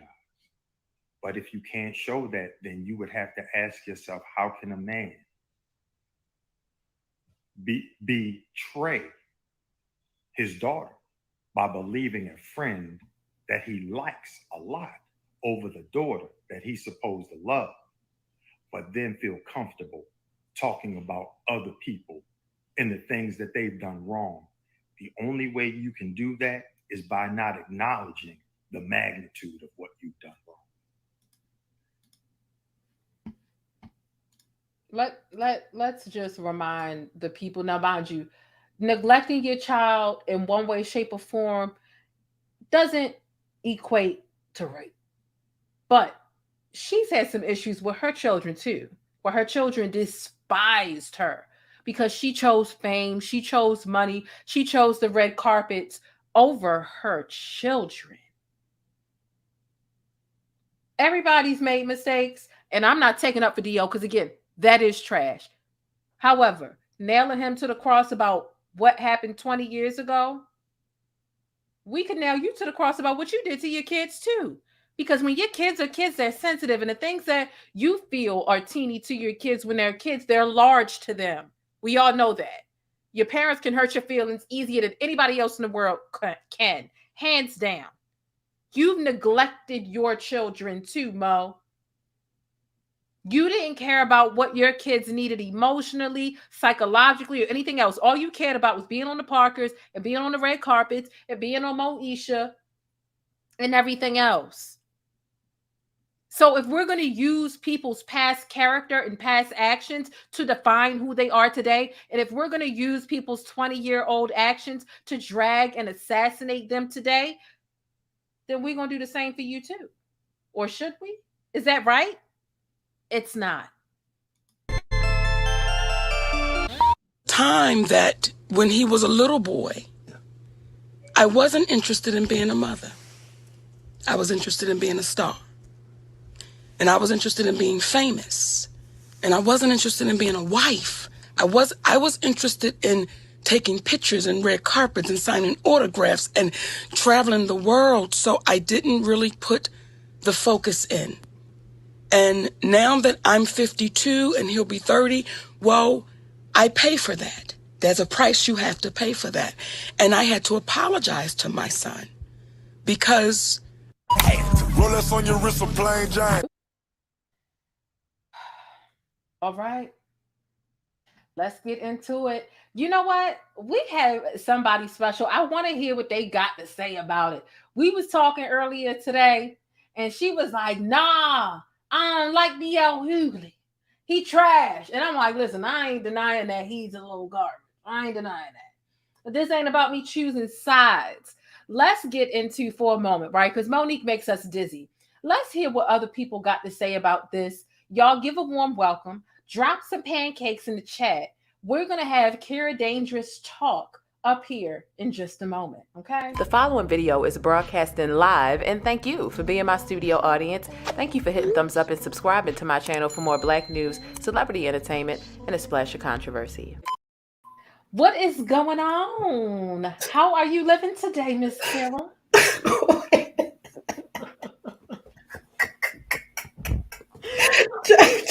How's it going? Yo, girl, I could not with you at all. How do you feel about this situation as we watch this video? I see you in the chat, right? How are you feeling about MoNique and this whole debacle?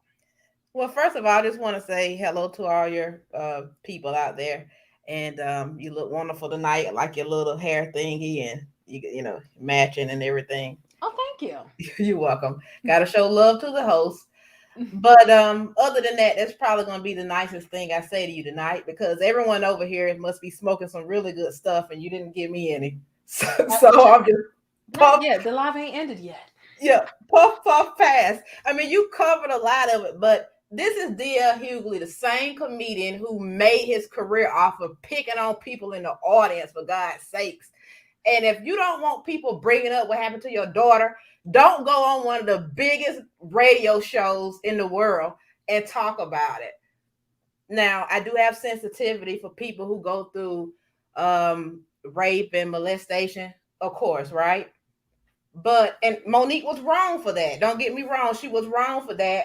But if his daughter wants to be mad at anybody, be mad at your dad for going on and talking about it. Because then it's fair game for anybody to use. Whew. Him and MoNique have a past, just like Will Smith got a past with Chris Rock. Obviously, this is the year of celebrity grudges coming to the forefront. Now, you work in media, just like I work in media. You from radio, I'm from TV. And let me tell you something. We both love Black people, but it's a lot of weak-minded Black people on the workforce. It's oh, master, I'm scared, master, I can't go out there, master. Okay? And I'm all about no cooning. Now, I will say MoNique just needs some fine tuning sometimes, but a lot of what she says is correct. My point about bringing up the slaves at work is the fact that a lot of Black women in entertainment and in general, you guys know them, they at your job too. They don't stand on nothing. And what our elders say, if you don't stand for something, you fall for anything. Now, when a person is advocating, you're not going to always agree with their mission. It's not the mission. It's the delivery and the timing. And that's why I feel like MoNique's timing is pretty foul. It's not even about DL Hughley not wanting people to talk about his daughter, because DL Hughley don't have, just like when we see a child done wrong out in the street, they parent don't have to come outside and say, don't do that, for the community to be like, yo, that's foul. Like, that's foul. That's somebody else's trauma. And people come forward about their stories about, sexual misconduct and abuse all the time. It doesn't mean that anybody that hears people's stories get the ability and the freedom to use that at their discretion for ammo towards someone, whether it be them or their parents or whoever. Like, that's just effed up. And I feel like MoNique takes the whole, I'm bucking up against massa. I feel like this Oscar got her so pumped up. You tell me what Black people are behind MoNique getting that Oscar. Because that is white patriarchy at its finest. And she loved it and she wants it. And this then went to her head. But an Oscar, if we're going to be fair, an Oscar is from massa. That's not from the BET folks. That's not from Zeus Network. So, MoNique is a coon herself at this point. She's cooning. She's not using her voice or her platform, her 1 million followers to bring attention to us that are being shot down every day. For the last 4 weeks, it's been a mass shooting every 3 days. She ain't talking about that shit. She would rather talk about this divisive ass, nothing ass shit. This is some nothing ass shit. I believe that we have to fight on all sorts of levels. And that's why I said too, I believe she has valid points in a lot of things that she says, but she needs some fine tuning. And I think I agree with you when you say PR would help. It's just sometimes she goes at things the wrong way, but I don't think that by any means she should never stand up for anything, because look around, who else in entertainment is standing up for anything?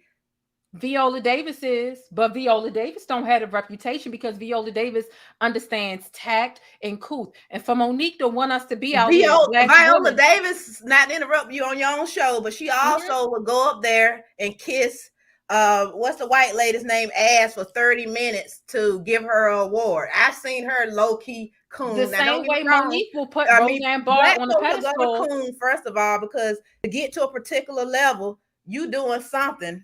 Let's just be honest.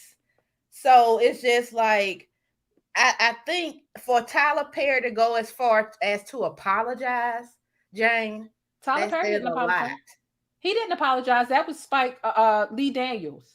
Oh, I thought they said that Tyler Perry got on the phone and did You know that what? as well. She's still dragging him, so it's apparent that he hasn't. And I never believed he did. 50 Cent said that he apologized, like, to him or whatever. MoNique has dragged Tyler Perry into this conversation tonight and the conversation from last night, and she's still dragging him. So it's clear he didn't apologize, and he wasn't willing to apologize in front of everybody. The only person she's given complete and absolute credit for apologizing is Lee Daniels, because he did it like a man and in front of everybody. I truly don't feel like Tyler apologized, and that's why she's still holding on to it. Well, let me say something. February of 2019, Essence had an article where they interviewed DL Hughley, and he said, quote, "I don't feel bad that I said it, and I don't feel bad for having a perspective that's a diversion from the popular opinion." Now, what did he say? He said, "I never met an angrier group of people than Black women." And he also called actor Columbus Short's ex-wife a thirsty bitch. Now, this is after the fact that Columbus was accused of committing domestic violence, abuse, or whatever you want to call it. He also said that Black women are like spicy food. I love you, but it hurts in the morning. I mean, and that sounds like it might be coming from a place of heart or his recent experiences. However, we can easily compare that to MoNique, right? Since we talking about people's past actions. MoNique, when she was fat as hell, right? And she's skinnier now. And I'm only calling her fat as hell because honestly, I'm 200 pounds. I'm 191 right now, right? This is the biggest I've ever been in my life, right? You can see my arms. She said skinny bitches are evil. And she wrote a whole book about it and did stand up about it. And that was coming from her place of hurt at that time. Did she ever take it back? No, she did not. But she said took that serious though. Nobody took that serious, Jane. My thing is MoNique said the things about it was still said the phobic things about DL Hughley, Jane, because she was trying to build up a case. And again, we talking about groups of people. We talking about Black women versus fat people. Whatever the case is, there are still disparaging remarks on both sides. So the both of them have said dirt, and you know what I mean? Comedians do say stuff like that, right? Like you expect a comedian to say stuff that digs a little deeper than the average person because they have license to. And that's what the both of them have done. I'm not excusing either one. MoNique was miserable as hell when she was big as shit. And that's why she decided to come at all skinny women. She was envious and she felt like she was losing. The same way I feel like DL Hughley using an absolute about Black women, the same way it sounds like he's using absolutes right now, only based on what he's going through with MoNique. Is it right? No. But does that warrant bringing up MoNique's son's rape or somebody like? No. I mean, comedians go beneath the belt. And the difference between that time and this time is if you tell a joke and it's a joke, you a comedian and you stand in. And comedians don't explain their jokes or take their jokes back. But MoNique is taken away from the game in that sense right now because the joke isn't as funny when you sit and explain it for 2 hours at a time. You say the shit, you unapologetic, you understand that some people gonna like it and some people not because it's subjective. And you're supposed to be more opinionated than the average person as a comedian. That's why people like looking at comedians because you're gonna do a bit more than the average person's gonna do, and we can sit and we can laugh at it while not taking the risk that you're taking as a comedian. So the both of them have said some outrageous things about large groups of people. And is it fair all the time? No, every joke that's told isn't fair because somebody's gonna be hurt by the joke. It's a little bit of truth behind each one.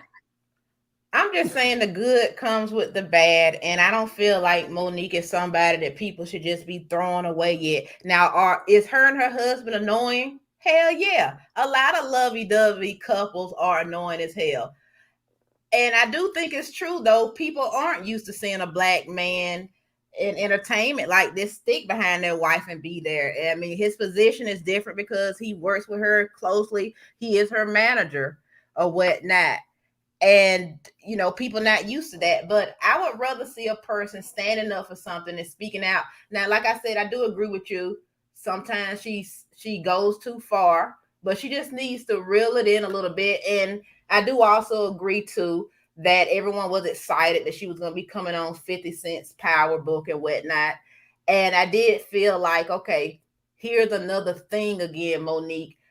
I would like to see her kind of choose her battles a little bit better, you know, but you know, like she called out Whoopi Goldberg and said that she didn't want to help women coming behind her. You don't, it's so many black women that's in the entertainment field who just think about themselves, and black men too. And they don't ever think about the people that's coming behind them. So I could really appreciate MoNique saying that. And I hear you guys when you say, well, she's only concerned about her, but that's normally where it starts first, right? So maybe MoNique should be like Dave Chappelle and Cat Williams and other comedians. Maybe she should just put these grievances in her stand-up act and make them more part of her joke routine, and we could maybe deal with it a little better. Yeah, I'm like, you know, to say like, oh, well, Whoopi only cares about herself. She don't want to let other black women in. And then it's like, oh, well, MoNique only cares about herself. And it's like, oh, well, that's where it starts. Well, the both of them only care about themselves. The difference is MoNique will lie and say, I'm doing this for all y'all. And she's not. It's for selfish gain. She'll hold on to that. Today is rape only because she found out that his daughter was raped. Another day it'll be something. Oh, this is for y'all, but it's not for y'all. It's now. This is the thing that will make a difference. If the shit that she gets into with other people and the underlying causes, if she could, in between her battles, say, "Listen, I'm going to this and speaking to this about sexual battery or sexual assault," or I'm going. If she's not willing to do that in between battles, come on, y'all. It's selfish. It's no different than a black. Matter of fact, there was a video that I saw online the other day. It was a black woman who put her hands on a man. She worked at Dollar Tree, and you know, you poke at a man, and then when he hits you back, oh my God, he hit a black woman. Why would you hit it? You know, like you can't use I'm a black woman. Why are you doing this to me for everything? Knowing that you're poking, you're aggravating, you're hitting below the belt, and then every single time she gets caught up into something, it's all these black tropes. It's bullshit. Like, I mean, what other black woman have you seen talk about they are worth more, they should receive more, contract negotiations with Netflix? You've never seen Oprah come out and say, oh, when I was at this part of my show, I had to work on this deal and get this. I remember Sherry Shepherd said that. I forgot who she said did it for her, but somebody told her how much they were going to make, and then she was able to negotiate better. Do you know how rare that is in business? Because everybody's so scared. There are people that do it with tag. Viola Davis is one of them. And there are other ones. And I hate the fact that they can't come to mind right now. But there are other women that talk about how, the pay gaps, it being a male-dominated industry, having to overcome some of these things. It's just that they don't get as much attention as MoNique, because MoNique is just rambunctious, and automatically, because she's a loudmouth, sloppy, and emotionally vomits frequently, that gets the people's attention. Whereas, a calmer demeanor doesn't. But when I watched that IG live, and I was in there, I saw you in there, and MoNique was very well spoken about what she said, and it's unfortunate that we can't play the whole video. When I watched DL speak, he was well spoken. They very both believable, where I was like, okay, DL may be right, and MoNique may be right. I do agree that it's some ego all in it too, because we know what this was initially about was a contract. It's like, well, talk to those people about it. The first thing I wanted to know was, I want to know facts. What are other comedians saying? You covered that earlier with what Lunelle said. I seen Ricky Smiley came out and said something. But then after that, I'm going on this other stuff too. And I'm starting to look at opinions. And I just feel like, let's say, for instance, the Steve Harvey situation. Everybody's like, oh, she called Steve Harvey a coon. But so did you guys. How quick everybody forgets when Steve Harvey went and met with Trump, he was everybody's coon on a silver platter. So it's just like people got an enemy on Monday, and then it's their friend on Friday. So and nobody's forgetting about that. It's just she ties it into everything. Again, she gets on live to talk about DL Hughley, and Steve Harvey slipped out her mouth so many times. Oprah slipped out her mouth. DL Hughley, Tyler Perry. I mean, she named everybody from birth till today that she had an issue with. And it's like, that literally has nothing to do. Everybody that you've gotten an issue, imagine getting into issues with 30 people. And then you get to the 30th person and you name persons 1 through 29. It's like, girl, you dealt with it. You called them out. If you feel like you won that battle, cool, go on. But every time you get into a new issue, you want to lump everybody together. Has he done some coonish things? Yeah, and that's my point. If you feel like these people have done coonish things, bring out their coonish things. But she's not. She's attacking their character based off of their family, their wives, their children. And that's not what makes you a coon. What makes you a coon is your anti-Black sentiments. But she can't name those things because she doesn't want to do the research. She doesn't want to take the time. She wants to soak up the general consensus instead of really being like, DL Hughley said this, he said that, he said that, he said that. He's fucking. She won't do that. And that's the problem. She's playing every side of the fence and relying on the court of public opinion to bring her information for her to aggregate her next set of ammo to throw at people. And it's ignorant. It's ignorant. Well, all the names you called out of the people she had problems with, I have to say, have you ever met a celebrity that you liked and then you didn't like them? Okay. Yeah. Okay. So my point is saying is that, like me, I work behind the scenes in TV a lot of the times, and it may be a person that everybody in the public likes, but behind the scenes, the people that work back there, we may know that person is a complete asshole. So when you call people like Tyler Perry and Oprah, yeah, you're going to have a lot of people out in the front saying, oh, I love them, because they rich and they famous and they got power and connections. But people may hate them behind the scenes. You don't know. MoNique may be one of the only we've people heard that people hate MoNique behind the scenes. But who had the guts to say it, though? Yeah, they have said it. She's denied it and went and found 3 employees and got them to make a video to say, I'm not mean, right? Say I'm not mean. But we've heard that MoNique has been a bitch on several sets. But she'll find 3 employees and have them refute. So I saw somebody in your comments say that MoNique is a Sagittarius. It's funny because I'm a Sagittarius too. And I see a lot of people in your comments saying some stuff about me, but it's funny because when I come on here and I agree with you, then I'm cool. But now that I'm not agreeing with you, but it's fine, guys. That's why my name is Care it's Dangerous. Just like a polarizing situation. This was another person I couldn't remember on the Fresh Prince show. The first Aunt Viv tried to get the whole cast together for higher pay. Oh, you know what? That's interesting that she said that about the first Aunt Viv on the actual Fresh Prince show, because when I saw this comment and glanced at it, it made me think about the modern version of the Fresh Prince dramedy. I call it a dramedy because it's like drama and comedy. Mm-hmm. That Aunt Viv, no. Was it that Aunt Viv? No, it wasn't that. I'm sorry. It was the mom from the Venus and Serena movie, the King Richard movie. Oh, she talked a lot too. She spoke on the pay gap. She spoke on not being paid what she was worth too. She talked about Will Smith not paying her correctly. So she spoke about writing him a letter, and then he went ahead and he obliged. He upped her, wrote the check or sent the letter and made sure she was paid accordingly. But she didn't come off problematic when she did it.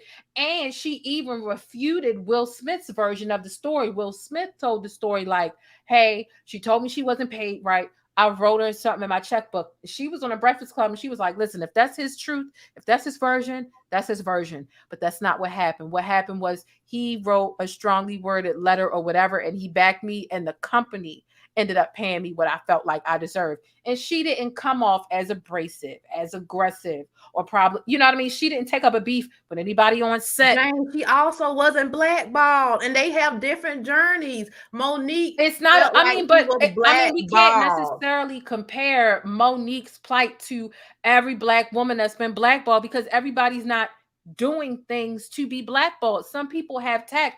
MoNique felt like her contracts weren't obligated.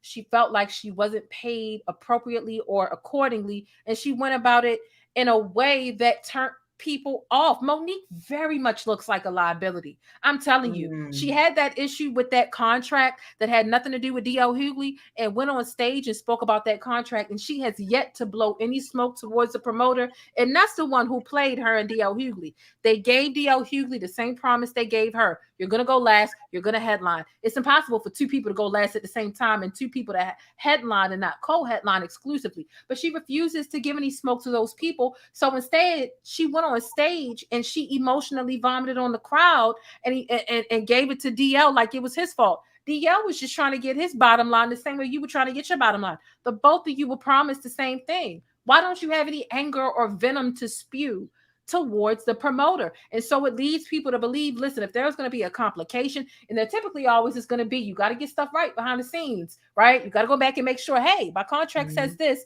Can I get this? I don't know if you ever went to your boss and said, listen, I had 2 hours missing off of my paycheck next week. I need y'all to get this right. And you get it right, but you don't just go on stage is the equivalent of going in the middle of your job and saying, F them, I'm missing 2 hours for my check. They did, you know what I'm saying? Like, so if there's any ever a discrepancy in the business aspect of it, MoNique does look like a liability, and she's going to go public and make a huge fuss, a huge mess, a huge tizzy that's uncalled for, instead of being diplomatic behind the scenes. Like that does. And so when DL Hughley says MoNique is an occupational hazard, like I said, I agree with you on a lot of it. If people listening to what I said, I agree with that part. I'm just saying that I don't feel like she's someone to just throw away. And listen, DL Hughley is not anybody to really try to even defend. I mean, yeah, she said that foul thing about his daughter, but outside of that, he's going to be like one of the last people that try to defend. But I will say, right is right and wrong is wrong. Should have left his daughter out of it. She didn't. Okay. Gloves went off, but I don't know. Maybe I'm just, we hear about rape cases every day in this world, and I'm not saying that it's bringing less, light to it or anything, but I just don't think putting all this smoke on MoNique is necessary for that. She's also done some good things as well. I feel like we don't have a reason as to why she's not going after the promoter. And that's the person she entered into a contract with. That's what she led with in her stand-up. See, she started with her rant about it. It was, the contract. The contract, you get towards the last 5 minutes, then she goes on talking about all the stuff that he had done. It just seems unprofessional for you to go in front of everyone and talk about your contract and what was and wasn't obligated in front of everyone, instead of the people that you signed the contract with. You ain't signed a contract with the audience, and you ain't signed a contract with DL. So her story has changed so many times. It's no different than kind of like, Meg Thee Stallion. Her story has changed a couple times, and it's like, yeah, we want to stand behind you. Listen, I want to stand behind Mo more than anybody. Okay, Baltimore, stand up. Somebody in the chat said, say tender again. MoNique is being tender. I want to stand behind MoNique. Like, I really, really, really do. And I was rooting for her.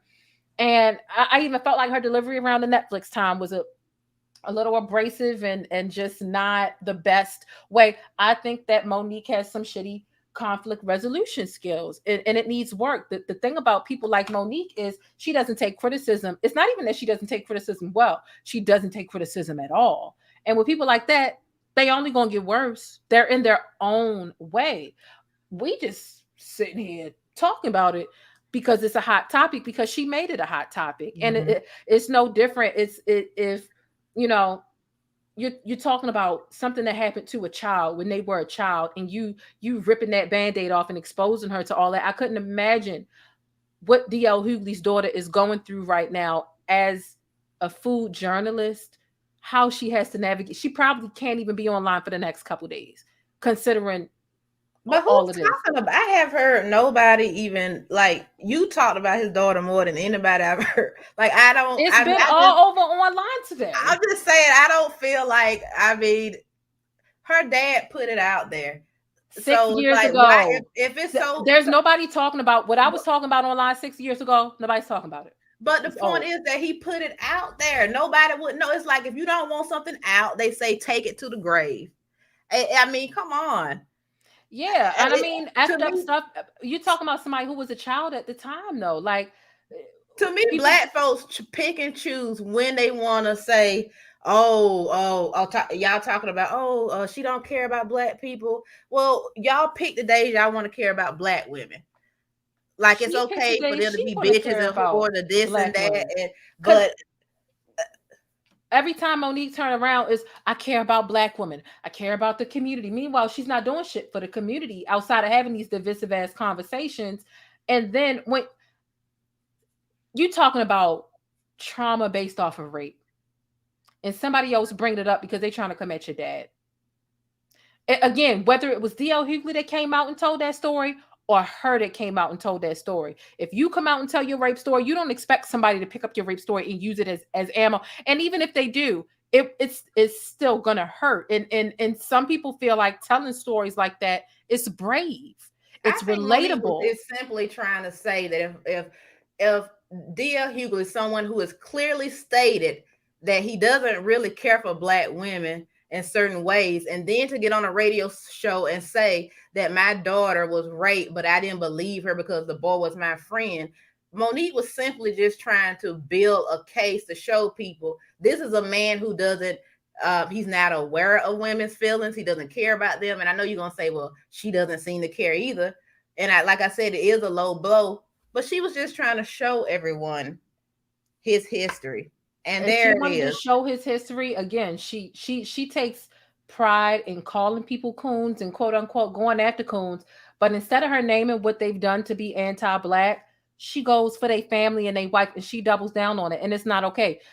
You talking about his wife sucking nasty dick, coward dick. She's a reflection of me. So if she's sucking nasty cowardice dick, and then I wasn't talking about your wife. I just said I feel sorry because she sucks You're sitting here telling me you're not talking about my wife while talking about my wife. Meanwhile, she's offended by a would you rather hypothetical question that DL Hughley didn't even ask. The whole thing is it's the hypocrisy. If she was to come online and say, listen, he said this about my husband, I don't like it, go on about her business, I'm offended by that, boom, we would respect it and we'd probably be behind her. But for her to say, oh, he said this about my husband, he asked this, mind you, he didn't ask the question, but that's how she wants to present it.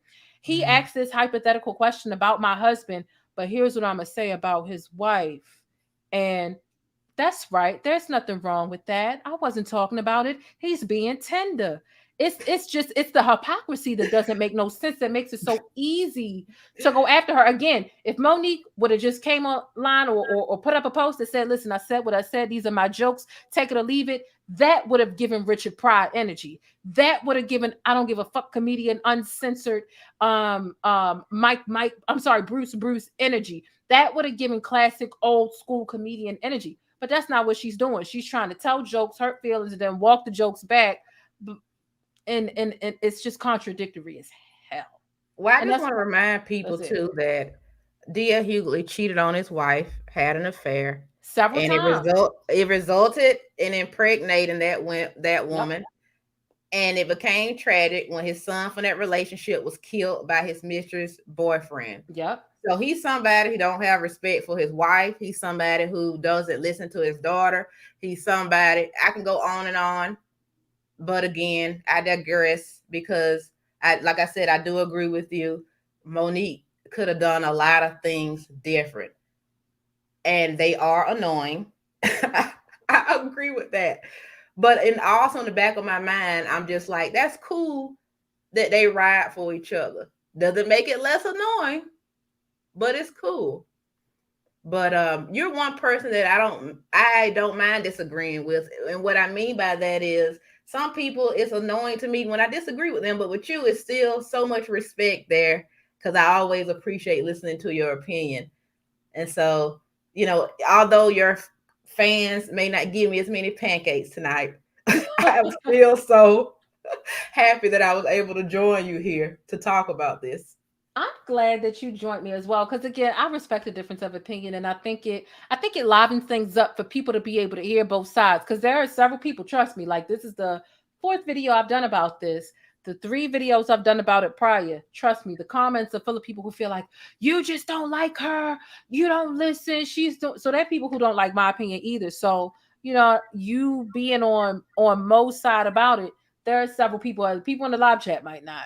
But trust me, there are people in the comment. There's some people that felt like I literally got a comment that said, why did you even do this video if you weren't going to agree with her or listen to what she said? I'm like, is that what commentary is limited to? I can only do commentary on people and things that I agree with 100%. Right. Yeah. Just say that you don't like the fact that I disagree with your fave and go on about your business. And I left the comments in there too. Even though folks were disregarded, I'm going to say one more time, because y'all don't listen, that I don't totally agree with everything MoNique did, but she's not always completely wrong like people trying to make it either. And I think Black folks need to take a look around. And if you think that it's people out here that's speaking up for us, or you don't think it is, just make sure that you're trying to raise that person who can be a person that's not scared, and a person that won't act like that they're a slave and they're afraid of master. Let's work on that. Let's work on making some people that will stick up and stand up for us. That's true. It's important to teach them tact as well, because just walking into whatever place, just yelling to the top of your lungs, whatever. That's now, Sagittarius do have that problem. Now we don't have tact. You still got to be savvy. That's being savvy is a really good trait to get what you want done. Whatever you want out of life, you can't just blurt it out in any old type of way and just say it without thinking about the variables or whatever. And I'm not saying, like, listen, respectability politics sometimes can be very crippling.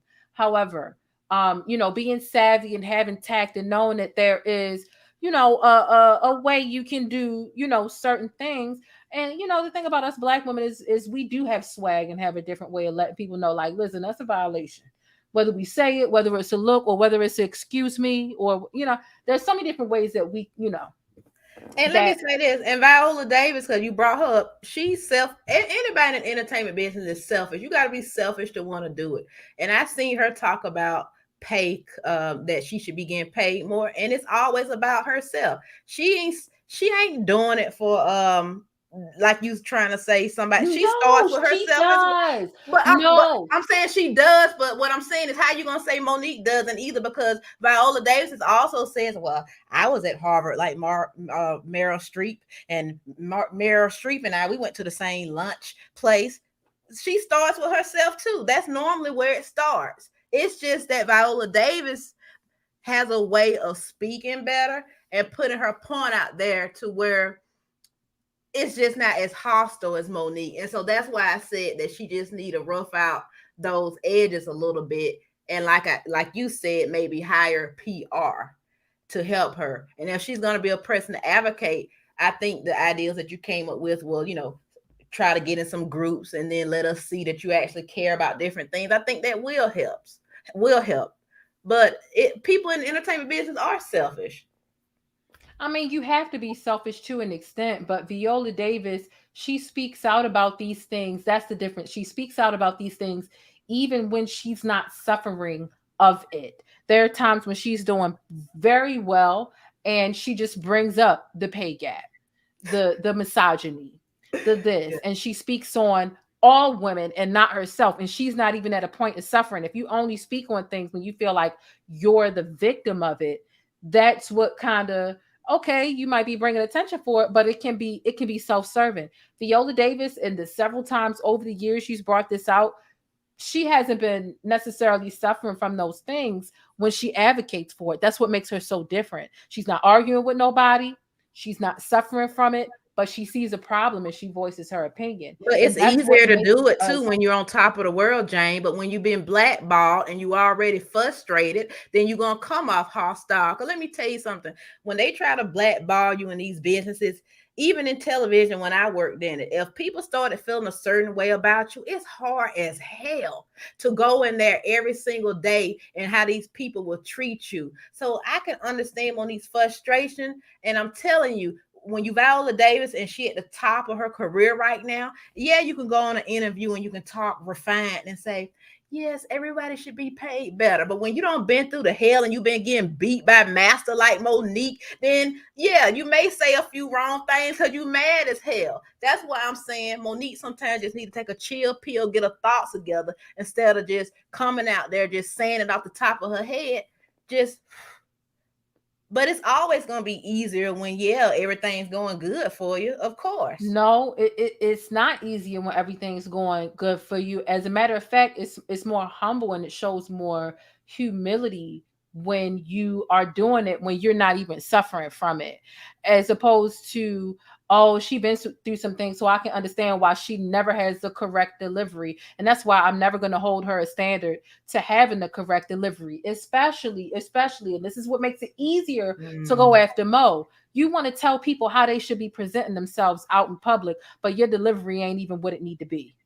You want to tell people that they don't need to be wearing bonnets and they need to be wearing their Sunday best every time they leave out the house. So you don't have room to tell people how to present themselves in the world so that they present themselves in a certain way when you can't even present yourself. You want to say, I got an Oscar. I've been in this game for 30 something years, but the basics as far as to delivery, it's not about what you say, it's how you say it. This is something our parents engrave in our heads as young as we're 2 years old. And they also MoNique said don't wear a Baltimore. bonnet out. And I'm sick of seeing folks wearing their pajamas out. She had a point with that as well. The same way that she's sick of seeing people wearing bonnets, we're sick of hearing her do this stuff. We're sick of it. So we're equally sick. She wants people to stop wearing bonnets because that's what she wants them to do. We want her to stop fucking arguing and complaining all the time and be diplomatic and handle things behind the scenes every now and then because that's what we want her to do. You can't be out here teaching lessons if you won't even learn the lessons that are most imperative to you and your craft. You're talking about a woman saying that MoNique don't want to be critiqued. Y'all don't want to be critiqued either. You don't need to wear a bonnet out in public. Y'all give me a break. The bonnet is not helping us getting paid. We're not complaining about being blackballed. We're not complaining about being discriminated against bonnets. And we're not out here arguing with people that feel like we shouldn't be wearing bonnets. We're just wearing our bonnets. And now, mind you, I don't wear, but obviously, like my hair can't even fit in a bonnet. It's scarf life for me, but you know, still, she's got all this wisdom to give out to other peoples and her sweet babies and presents herself in this, you know, this church kitten type of way, like she has it all figured out. But it's those types of excuses that people use of not refusing to have any cool. You ever heard of somebody say, oh, it's just my personality, I'm just that way.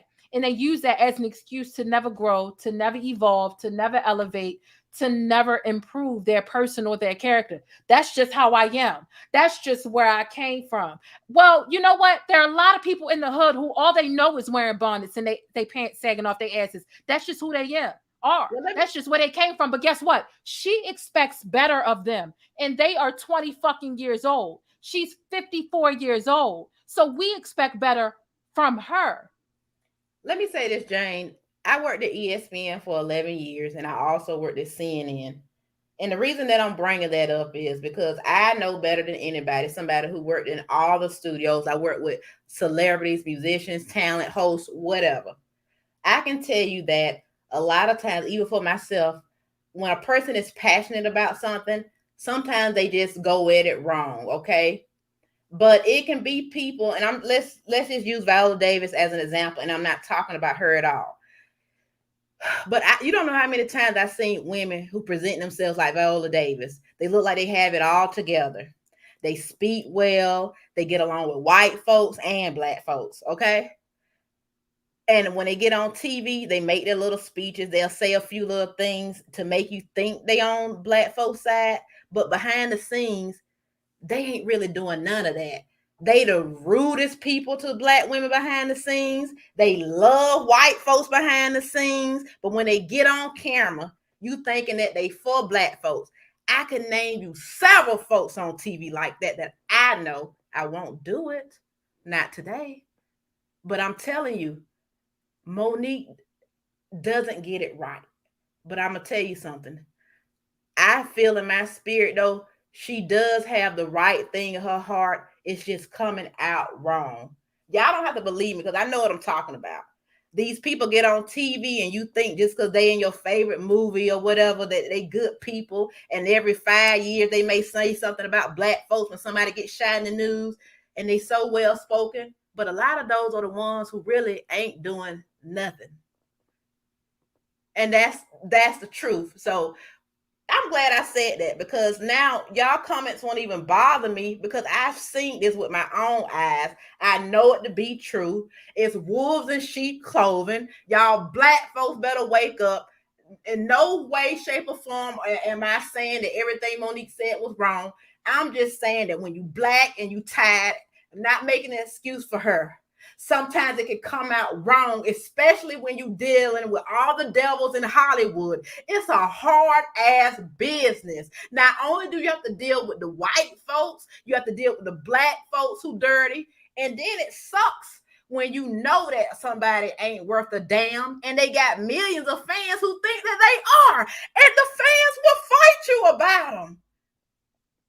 Y'all, I'm telling y'all the truth. It'll be some of the biggest folks that y'all love, and they ain't shit.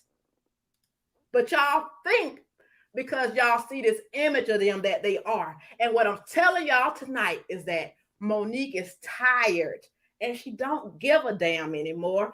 And she said in the video, I don't know if you played it, that if she gets blackballed again, so be it. I love it. I hope because that you she can't stands by fear that, and death. I hope when she you doesn't black go and on you fighting for tours. something, you cannot fear death. These people are snakes and they're wolves in sheep clothing, Jane. I've seen it. I've seen it. And I'm a Sagittarius and we passionate. We don't always say it right. But baby, our heart be in the right place. And that's me, baby. That's what I got to say. Y'all can be tired of me, Miss Nola, but I'm telling you the truth. And until you work in the television business for the decades that I have, then maybe I'll care about you being Listen, tired of me. I agree. Like, there's a lot of discrimination. There's a lot of phoniness, and there are, a lot of women who will, even protect trashy men who are abusive to women, whether it be physical, emotional, resources or whatever. They will protect those men or stand by or won't stand up against those men for the sake of their proximity to get the association that they need to advance their careers. Like, don't get it fucked up. Like, between radio and television, I'm not saying that there's no difference, but there's always going to be misogyny, however, how is she holding us to a standard that she's not willing to hold herself to? She's 54 years old. She still needs to grow. She still needs to evolve. And she feels like there are a lot of people in the business who owe her apology, and she feels like she's never done anything wrong in the industry to anybody. She's never apologized. She's never taken accountability, but she comes down with this sledgehammer against people. Like, they need to take all accountability for their past actions, for what they did to the like she's never done anything wrong. And honestly, I've been studying Mo for years. Like I said, her and my mother went to school together. MoNique has made a lot of fucking mistakes herself, but she will never speak up about those things or own up to those things, but she's busy nailing everybody else to the cross. That's what makes it so hypocritical. That's it. It's different between people who aren't as vocal and they make mistakes and the mistakes go under the radar and they ain't calling other people out and expecting other people to bow to their knees and say sorry to them. But everybody's supposed to bow to their knees and say sorry to her, but she ain't never done shit, despite the several sets of people that have said she's a bitch on set. And I get it. You can be tired. Hell, I think a lot of us are tired of our parents, but we don't just go around our parents all willy-nilly and cuss them out. We either stay away or find a way to be diplomatic or go around them. Any black woman I ever talked to that was on their job and stood up for anything has always been called a bitch. And I know people who work in, like everybody else, in different fields. And like y'all said, you don't have to work in entertainment, but we are talking about people who are in entertainment. So that's why I'm talking about entertainment. But I don't know. I digress. Whatever. I mean, a clock, what they say, the clock ain't wrong all the time. My thing is, you can always take some advice from somebody.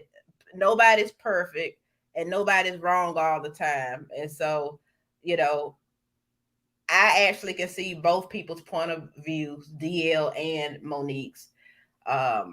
But I'm just simply telling people that sometimes I think it's more there than meets the eye. Yeah. This has been fun, Jane. It has. It's been very interesting. I love passionate conversations where we ain't about to end the situation and be like, F her, I ain't never going to talk to her again. Or this never. We talk all the time off of here. That's or the chat going to be like every day. Like, that's why I ain't studying your little mean people in here talking about, okay, girl. You know what? Y'all better be glad I like Jane, or I will say so. Listen, like I said, there are going to be plenty of people who really do agree with what you have to say. I'm telling you, because there are plenty of people who felt like you just don't know. How can you as a black, you're trying to protect DL Hughley? I'm not trying to protect.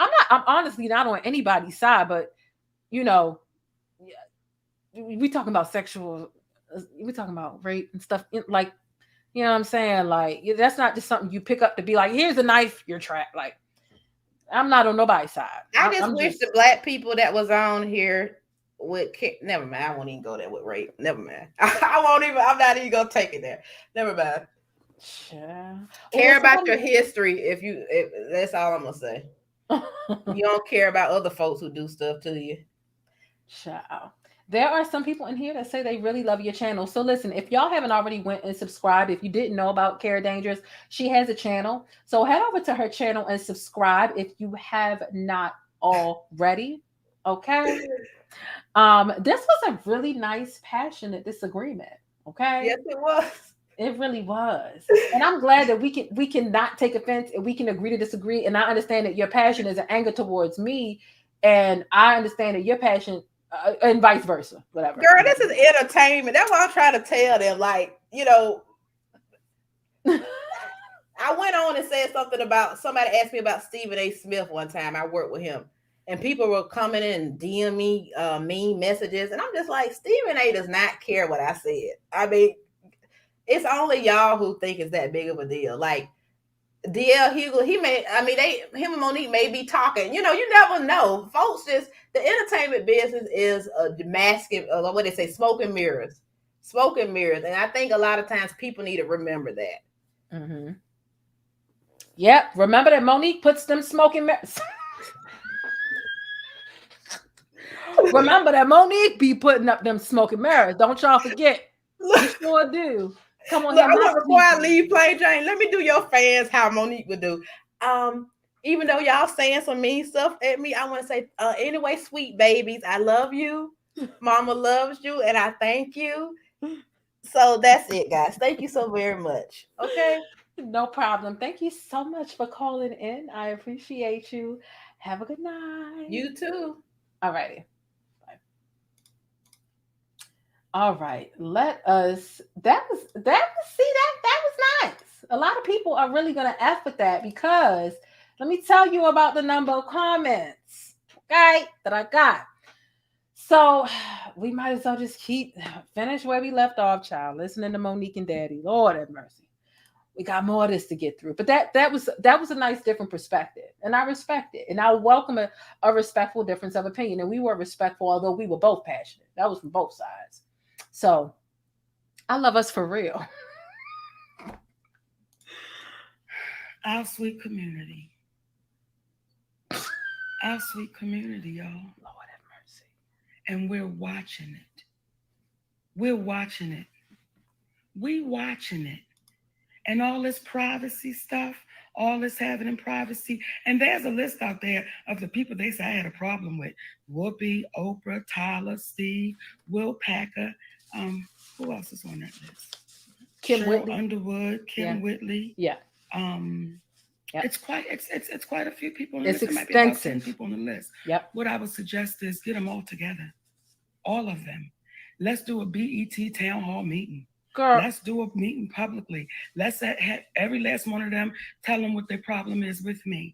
And what you'll find is with every last one of them, they try to bully or either talk foolishness and they got it handed back to them and they could not handle it. Get them all together. And they point out all the people that she's had a problem with.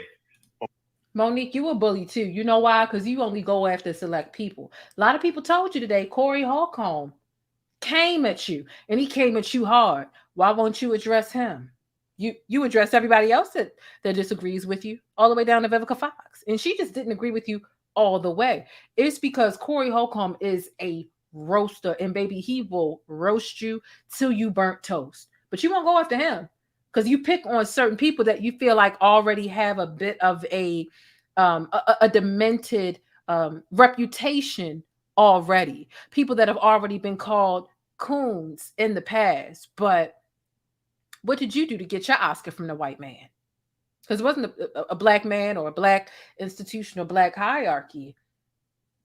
They gave you that. But I'm just saying.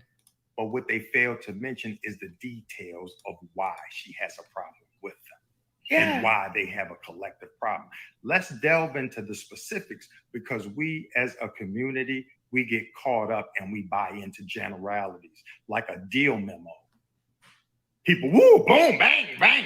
Oh, he done dropped the bomb. He got her now. He got her now.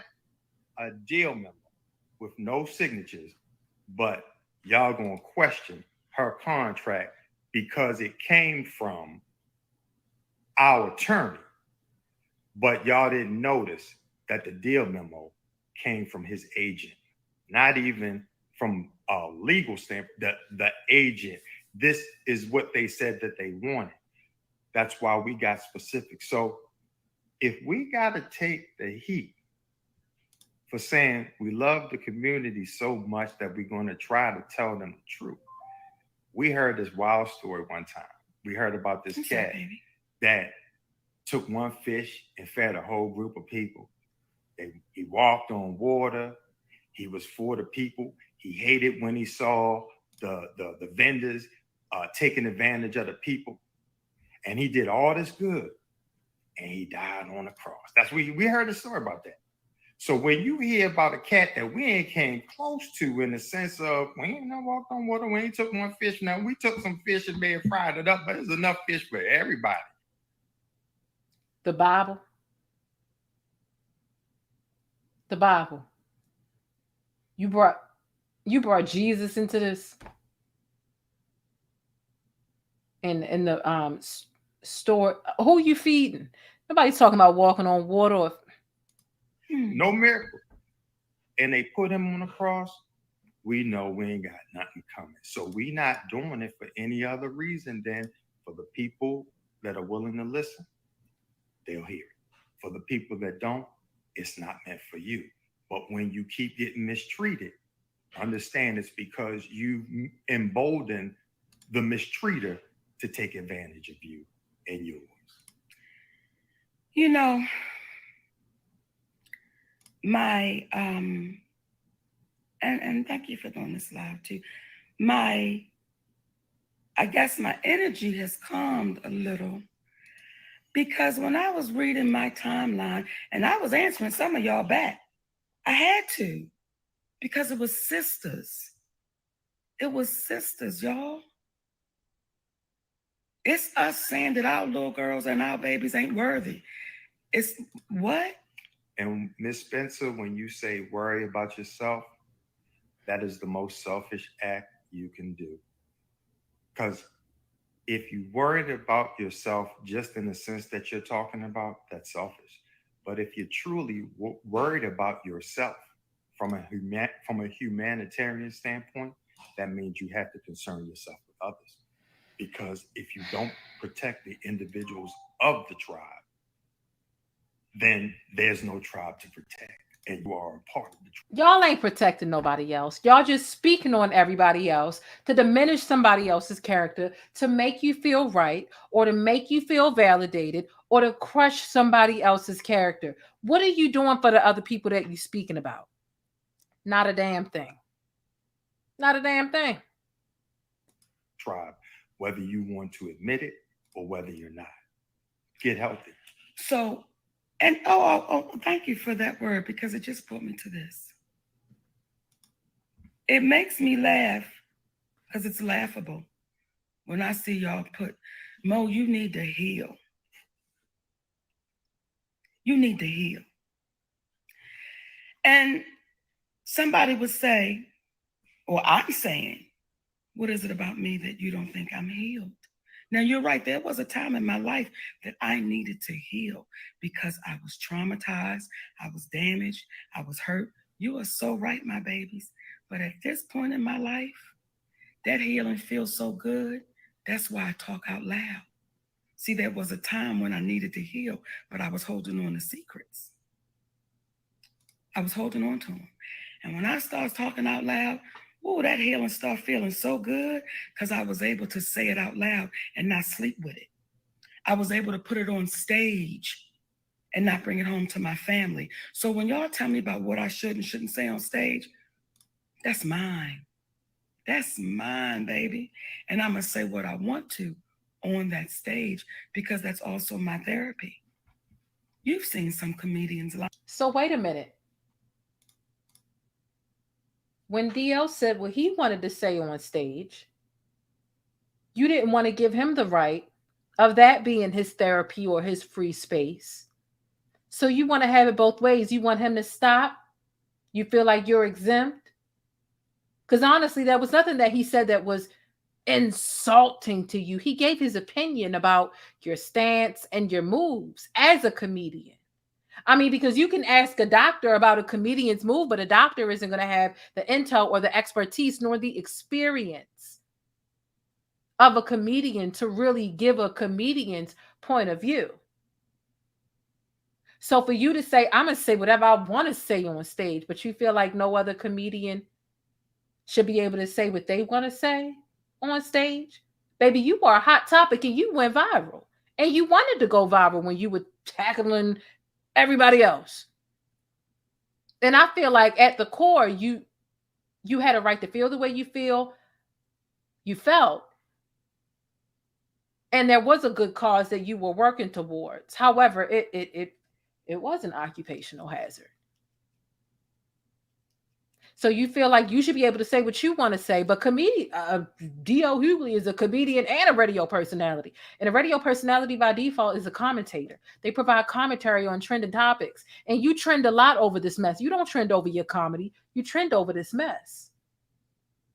So how is it that you feel like you can operate within the confines of your profession, but other people shouldn't? The same way you got offended when Charlamagne gave his opinion about you. He didn't call you a trash ass, fat ass bitch or nothing like that. He didn't drag you. He gave his opinion about you and your temperament and the way that you're moving.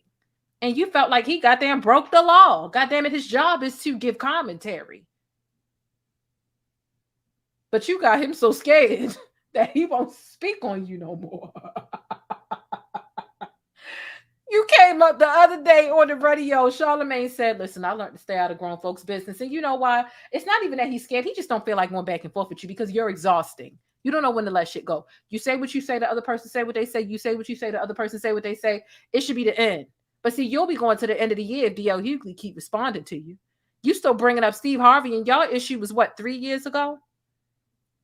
And you were bringing up DL's issue, and you brought up Steve Harvey, the words he uses, his book, why his book wasn't shit. You don't know how to let shit go. And some people just don't have the fucking energy to go back and forth with you. A spat every now and then, cool. But girl, you be doing too much. Lies, y'all have seen the stories, but some of them took themselves out of here because they just couldn't take it. Some of them mistreated their families. They could make the world laugh, but they couldn't make themselves laugh because they was holding on to demons. I ain't holding on to it. I'm going to say it out. And so MoNique feels like she has the liberty to analyze, right? And to say that other people are holding on to demons. If people are holding on to demons, it means they need to heal. They need to work through some things. But when people tell MoNique she needs to heal and she needs to work through things, no, I don't.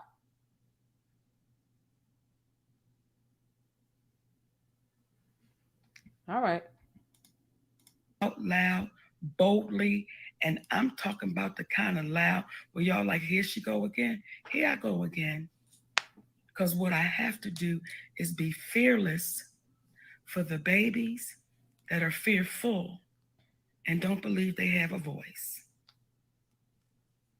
I'm going to keep on talking, screaming, kicking. We know you're going to keep screaming, baby. To make sure that I do my best, that the ones coming after me don't have to scream or kick as loudly. So for the sisters that got a lot to say, especially the ones that know me, you have my number. You have my number. I saw to it that y'all had my number. See, what the Black female comedians won't tell you is, I try to give my number to as many as I can to say, if you ever have any questions, if there's anything I can ever guide you on, please don't hesitate to call me. Or just talk about it. Or just want to talk. They won't give you that story. They won't give you that. Well, Kim Whitley was kind enough to go on Comedy Hype and talk about you were a real friend, the type of friend that gets to the top of the mountain, as you did when y'all went up, what was that, Laurel Canyon? Runyon, yes, Runyon sir. Canyon. And then you got to the top. And as opposed to waiting for it, you went back down and you gave her your tie and you pulled up the mountain. When you have a woman that's decent enough to tell that story, but then they turn around and they attack the individual that was a friend that helped pull them up the mountain, you have to ask yourself, what type of sickness is being imposed on our community? What are we taking? How are we healing? We live in a world where pastors, preachers, they tell you, if you want prosperity, you got to pray to God. But their prosperity comes from praying on you. Now I know people really going to be on the up in arms about that, because don't take away our God. We're not taking away your God. We're taking the illusions that have been imposed upon you about the things that surround you every day. Be comfortable in the truth, because if you don't become comfortable in the truth, then that means you're becoming comfortable on the opposite. That's why you have a problem with what we're doing right now, and it's your right. And if you have a problem with the content that we're sharing, my sweet baby, click off. Click off. See, here's where we get foolish. And I want to address this too, because somebody said they didn't come for that. They came for a comedy show. Well, then you must have been blind and deaf. Because if you look at the video, them people was having a ball. I'm grateful when I walked out on that stage in Detroit, them beautiful folks stood to their feet. And when I left that stage in Detroit, those beautiful folks stood to their feet. So let me do my show the way I do it. And if you don't like that kind of show, then you would be a baby that would never buy tickets. We're on equal ground. But when you come to my show, I've always talked about my life. And those people welcome themselves into my life. For all those people that y'all got listed, I didn't call not one of them. Every last one of them called on me. So what happens is, my sweet people, when the powers that be, whatever that means, they've gotten so used to preying upon us, because they know what you gonna do. You ain't gonna do nothing. There are some men, not all, but there are some black men. Again, let me say it, not all, because there's some beautiful black men out there.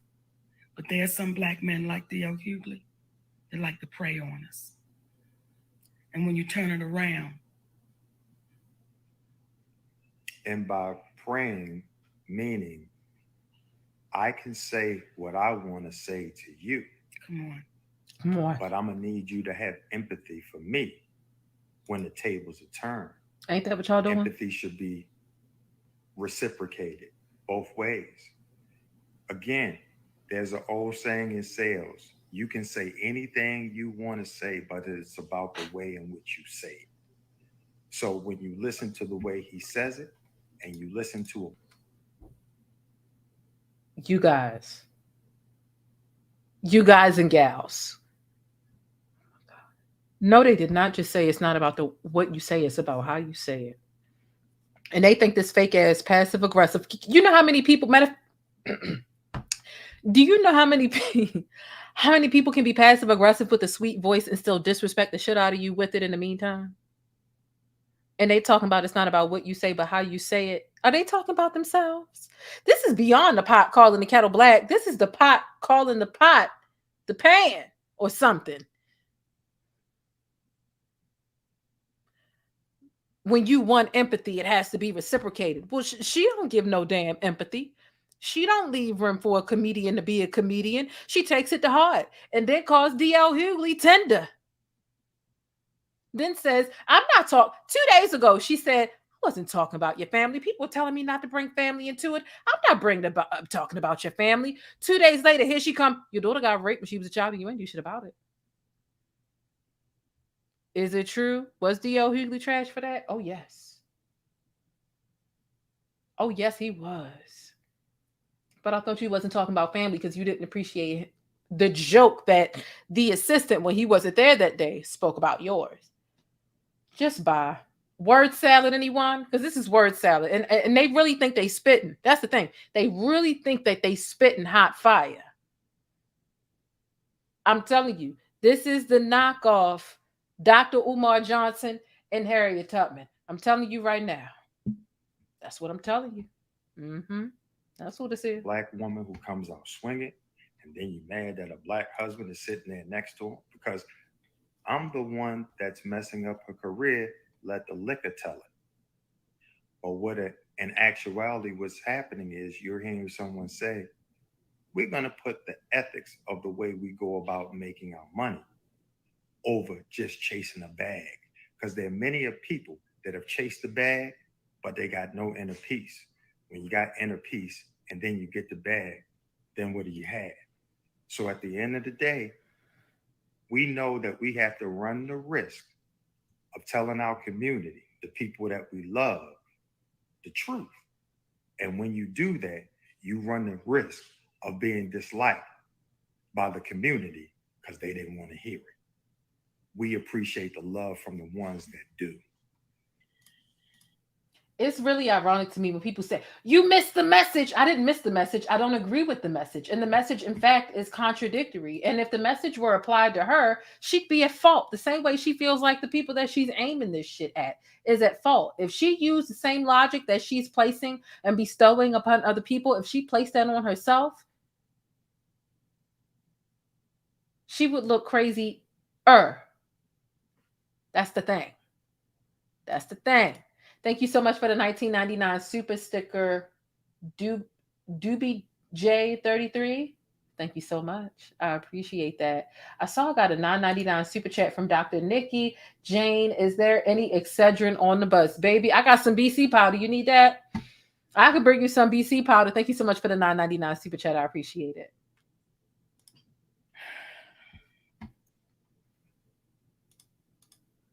I'm just, I want to think about how I'm going to phrase this. How you want to phrase it, baby?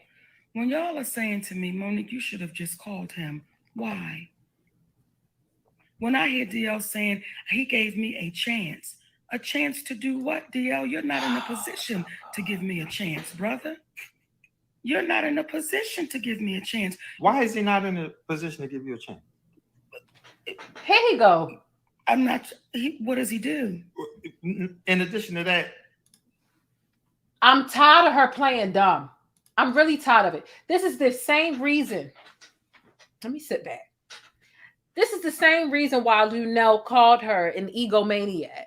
You're so caught up on the semantics, right? Of he said he gave me a chance, like he was giving me something. He ain't give me no opportunity. Listen, it's no different. Him agreeing to work, him agreeing to be in a lineup with you, which means he's going to be on a flyer with you, which means that y'all are going to be in the same arena, grazing the same stage. If you don't like nobody, if you don't with nobody, if you don't rock with nobody, and again, he's more comedically relevant than me. Let me tell you something. I do panels around here on YouTube, but if I know that there's somebody on that panel that I do not fuck with, I'm not doing it.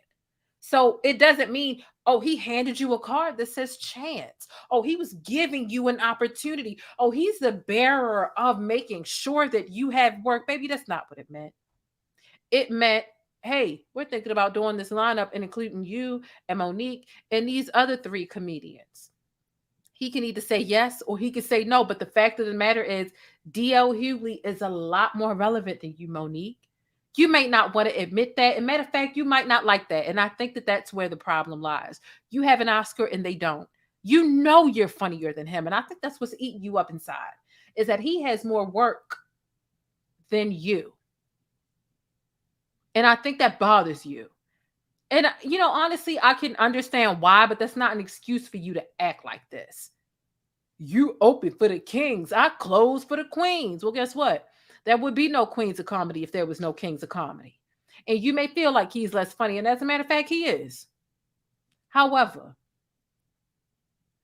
with him, with his radio career fused with his comedic career, he's more relevant than you. He does a lot more work on the free tool, which is social media, which is why you need a team. Mo, it wouldn't take anything for you to be diligent and hire a PR team or people to help you with social media. All you would have to do is get hard to work on your social media to be more relevant. There are more people on social media than there are people that are going to buy tickets to go to your show. And as a matter of fact, more people are going to buy tickets to go to your show if they are, you know, impressed or engaged with what you're doing on the free tool that we call social media.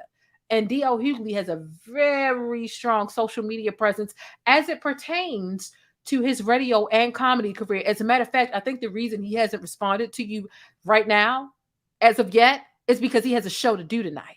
And he was posting that today. See, I was checking his page after you did all this shit. I kept checking his page and I kept checking his daughter's page to see if she had anything to say about how she feels, about how you just threw her fucking trauma out here to make a point about him. He has actual fucking work to do. You're sitting at home with hours and hours and hours to waste. See, if you have to explain yourself for 2 hours to prove that you're right, then you're probably fucking wrong. I learned that years ago. You explain yourself in a ditch. If you have to explain yourself for hours and hours and hours about something like this, we're not talking about the police picking you up and assuming that you had this, did this, dealt that, in possession of whatever. We talk about something as simple as this comedy dispute. It's been 2+ hours. You didn't explain yourself over this, and you're still trying to explain yourself over this because it's still not making no sense. You know why? Because it doesn't. And now you're grasping at straws. You're grasping at his daughter's trauma to make your point about him, which makes no sense. If he's a coon, like you say he is, right? Call out his coonish behavior. Instead, you're calling out his character, and you've done a lot of unbecoming shit in your past too. But ain't nobody coming and knocking you upside the head about your past behavior per se, outside of just connecting the common denominator with what it is. You're the common denominator in a lot of these issues, and it's the way that you handle it. But okay, I'm ready to get through this because, child, I'm so sick of you and Daddy. I'm so sick of y'all. Damn it. Because when we start speaking about the whole headlining and all that, he would have to be over you in order to give you a chance. And again, we're going to show you the bias.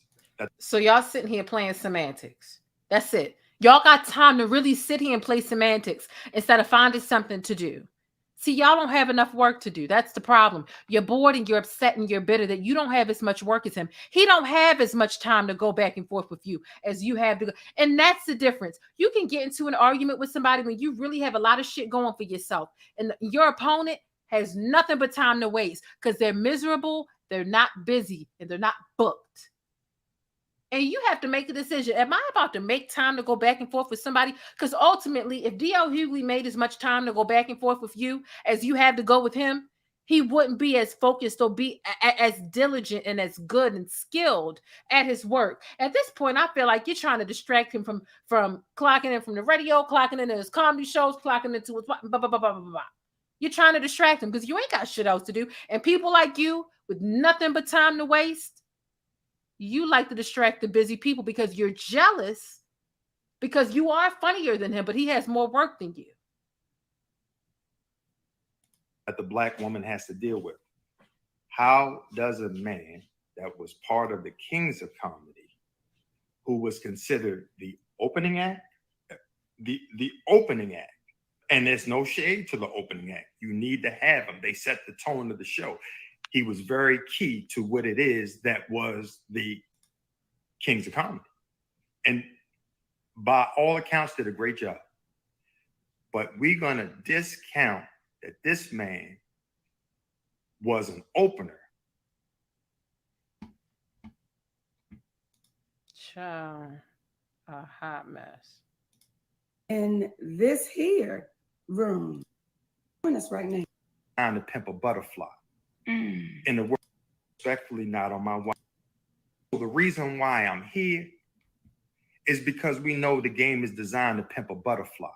In the words of Brother Kendrick Lamar, you're trying to pimp the butterfly. And what I'm saying is, as a Black man sitting here, respectfully, not on my watch. Respectfully, not on my watch. And there's many Black men out there, as we can see in the comments, by the women and the men who can appreciate a couple. Now, a couple of what? Hey, baby. Hey. But can appreciate a couple standing up simply for the community. And let me just say this to y'all so y'all can understand this business. Because I keep saying this foolishness about he gave you a chance when his people told him not to work with you. That's not how this game works. That's not how a promoter will call and a promoter will say, I want this one, and this one. That's what the promoter will say, right? That's not, and if you want to do the show, you say yay or nay. They've called me. You know what's really interesting about her telling us how this business worked? She couldn't even figure out how her contract worked and how to get what she said that she was owed legally, how to get that to work. But DL Hughley could.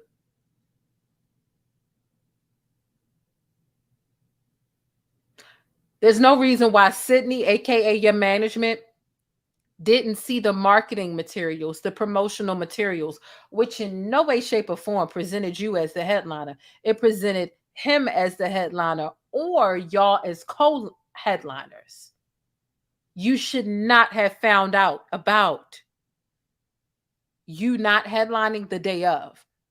Your management team should have saw the promotion and called a halt. Matter of fact, shouldn't any marketing material have went out before it going past y'all desk? And there are people who get booked for $2,500 who even have it in their contract. You're not promoting this until I see the promotional material. So the fact that your team didn't even catch the fact that it was promoted as if he was headlining it. He was at the top of the ticket stub. Some people want to see the promotional material and the ticket stub draft before anything is distributed. Lets us know that you don't know as much about the game as you're portraying it to be. So stop it. And I'm not trying to talk down on you, you know what I mean? But you've been out the game for a while, Mo.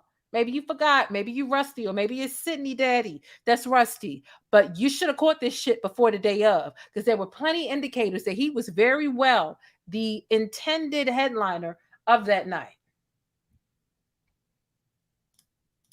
About 2 shows with DL Hughley. What you need, Daddy? This? 2 shows. The one was in LA, Super Bowl weekend. He was on it, then he was off. And this one in Detroit. DL Hughley is an artist. That's it. He doesn't have a production. Well, I won't say that. I don't know if I'm having a production. I don't know any of that. But what he wasn't in a position to do was give me a chance. And is he saying that just because he's a man? I want y'all to hear this, y'all. See, this is the abuse. People that do a show with me, I don't give them a chance. The feminism shit. That's the promoter. The promoter is paying them. The promoter is paying them. I'm not giving you a chance. Now, there some promoters will say, Monique, who would you like on the show with you? Well, your contract allows that. For me to say, this is who I want. But to say you were giving me a chance, DL, watch your mouth, brother. Because you selling the community fluff. What position? That was very Baltimore. She said, watch your mouth. That was very Baltimore. I gotta admit. But still, girl, I'm still sick of y'all. Were you in to give me a chance? When you were in a position to give someone a chance to protect them, that's not the chance you took. And someone could argue in the world of business today, if you can't provide a contract, if you don't have paperwork and a paper trail showing that you earn money, the world we live in today, people could construe that as getting paid under the table. Girl. So if you see somebody get paid under the table, but they calling you out because you actually have a contract, and I'm not saying that's what it is with DL. What I'm saying is, where's the contract and why do you handle it in that way from a business standpoint? You see what I'm saying? Because when you start talking poorly about people, one thing leads to another. You start peeling the banana back. And Black women, if you start getting the treatment and the protection that you sometimes falsely... You start peeling the banana back? Did he really just say, you start peeling the banana back? Baby, it's an onion. A banana only got one layer. Onions got hella layers, okay? Hey, baby, not at this point, this is comedy. This has got to be a part of she's got to be trying to make us laugh right now. This is comedy. It's got to be. You know what I'm saying? Because when you start talking poorly about people, one thing leads to another. You see somebody get paid on the table, but they calling you out because you actually have a contract. And I'm not saying that's what it is with DL. What I'm saying is, where's the contract and why do you handle it in that way from a business standpoint? You see what I'm saying? Because when you start talking poorly about people, one thing leads to another. You start peeling the banana back. And Black, how do you handle it in that way from a business standpoint? You see what I'm saying? Because when you start talking poorly about people, one thing leads to another. You start peeling the banana back. And excuse me. Let me go to the bush because, bitch, now we peel the bananas. Now we peel the bananas back. All right. It was gone. Let me just go in the bush and weep. Let me just go in the bush and weep. I just have to go in the bush and weep. Really. I don't understand. I swear to God, I don't understand.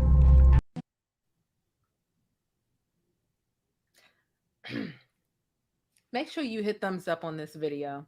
And if you haven't already considered subscribing, just do it right now. I'm funny enough, right? I talk about funny stuff. I talk about serious stuff.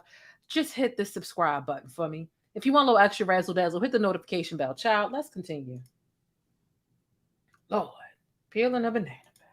Black women, if you start getting the treatment and the protection that you sometimes falsely try to put on the Black man, then our Black community would appreciate itself even more.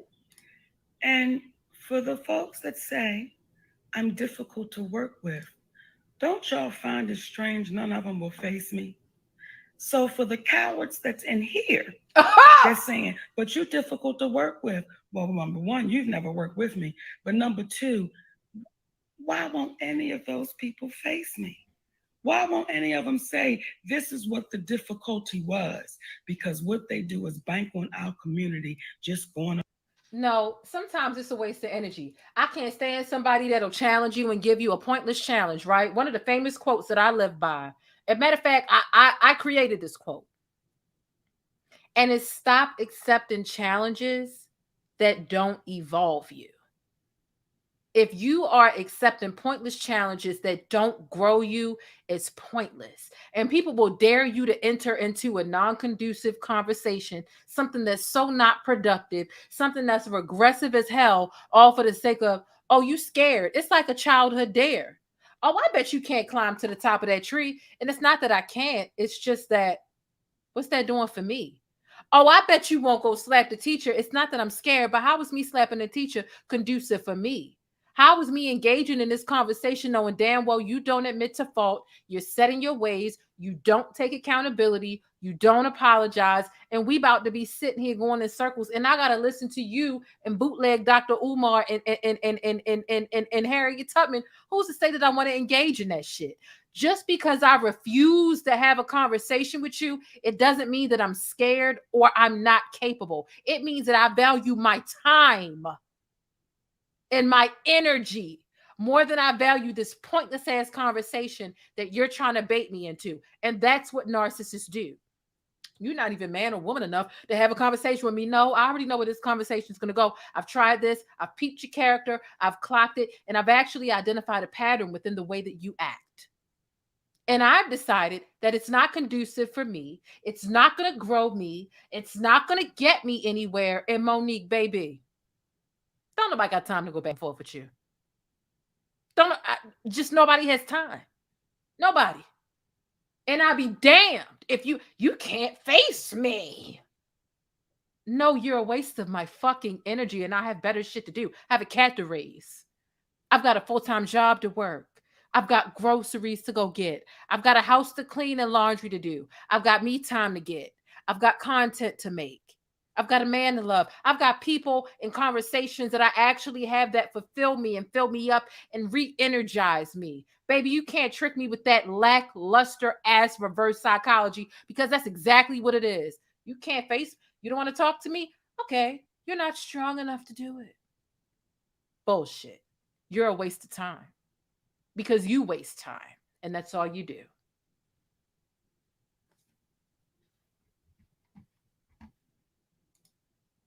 Along with the foolishness, and we oblige. We jump right on the bandwagon. That's why they're able to exploit us. That's why they're able to take advantage of us. Because what they know is they ain't gonna stand together. And when in the history of entertainment or anything else, has there been a barrage of Black women trying to exploit society as we know it? The Black woman has been the bearer of protection and services for the white man, the white woman, a Black man. And as I've said before, who's been the one that's looked out for her historically? She's had to look out for herself, and Black women get looked out for so little that it appears to be an egregious act when a Black woman says, I've got to stand up for myself. And a Black ass husband gonna sit there right with him. Come on now, Daddy. When y'all make comments about why didn't you address the promoter, again, y'all wasn't listening. The first thing I said on stage was the promoter was raggedy. That's the first thing. And that's all you said. That's the first thing I said. That the promoter was raggedy. That's the first thing I said. That's all you said. But y'all skipped over that. See, this is the part that's really disheartening. I like to get down with my folks. I like to get down with the Black promoters that call, because I know how hard it is for the Black promoters. So when they call, I take it as an honor, and I like to get down with them. Now, do we always run into the ones that's on the up and up? Not always. But then do we run into the ones that lay it out? See that show I did in Philly? His name was Raymond Anthony, right? Raymond Anthony. I did a show at the Keswick in Philly the night before Detroit. When I tell you, baby, they had it laid out. His mama was there. And when you get the food from mama, his mama made that food. Then family. Then when I get upstairs, there's a caterer upstairs that then catered the food and laid it out. I mean, it was just boom, boom, boom, laid it out. When I get to Detroit and I get upstairs to my dressing room, if I could have shown y'all what the food looked like it was picked over, touched with, messed around, cold, no heat to it, no nothing. There's a lunch meat tray that comes in there because some of the team like that lunch meat. I said, we can't even eat that. It was so thrown together, and that was a Black man, y'all, with his daughters. So I started out that the promoters was raggedy. That's how I started that out. So again, please do us a favor. Take the time out to listen to what's being said and not just what you want to hear. Now, I don't say that in judgment, because there was a time I was guilty of that. There was a time sitting and I would have conversations and I would repeat back what I thought I heard, and he would say, that's not what I said. That's not what I said, but that's what I wanted to hear. That's what I wanted to make it to be. And he would say, repeat back exactly what I said to you. And then when I repeat back exactly what he said to me, now I got to stand there and say, that's what you said, but I repeated what I wanted to hear. So I understand it. And Ms. All Right, when you say, why did you do the show with him? When we saw that it was seemingly becoming a problem, MoNique said, hey, listen, let DL do this thing. I don't need to be on that show. Give it to him. If he got a problem with me, the promoters said, what was the episode from Good Times when they had the bad food and they had to go down to the supermarket? Yes. They brought the FDA guy in and he said, well, I'll taste it. Oh, no. They wanted MoNique to be on the show. So she tried to bow out gracefully, tried to avoid any conflict. But when the promoter calls and says the reason why she has to go on to our attorney, because our attorney called in the middle of the show. When that happened, the promoter said, well, DL is not even in the building yet. So that means that he was late for the show based upon what the promoter said. That's not what we said. That's what the promoter said to our attorney. He wasn't even in the building, which some would argue that that speaks to professionalism if that is in fact true. Okay. You know what? But again, you know what? You don't hear the giving. You know what? You would have said that the night of if that was the case. The fact of the matter is, DL Hughley called MoNique late first. Y'all are sorry and tired. DL Hughley said you was late 2 days ago. Here you go. He was late. That would speak to his professionalism.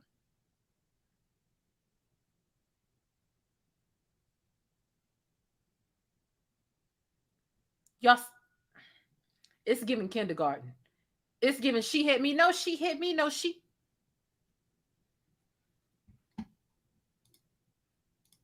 Because what MoNique did was she put her ego to the side and said, yes, I'm not going to deprive the people of a show and the flow of the show because I'm being done wrong.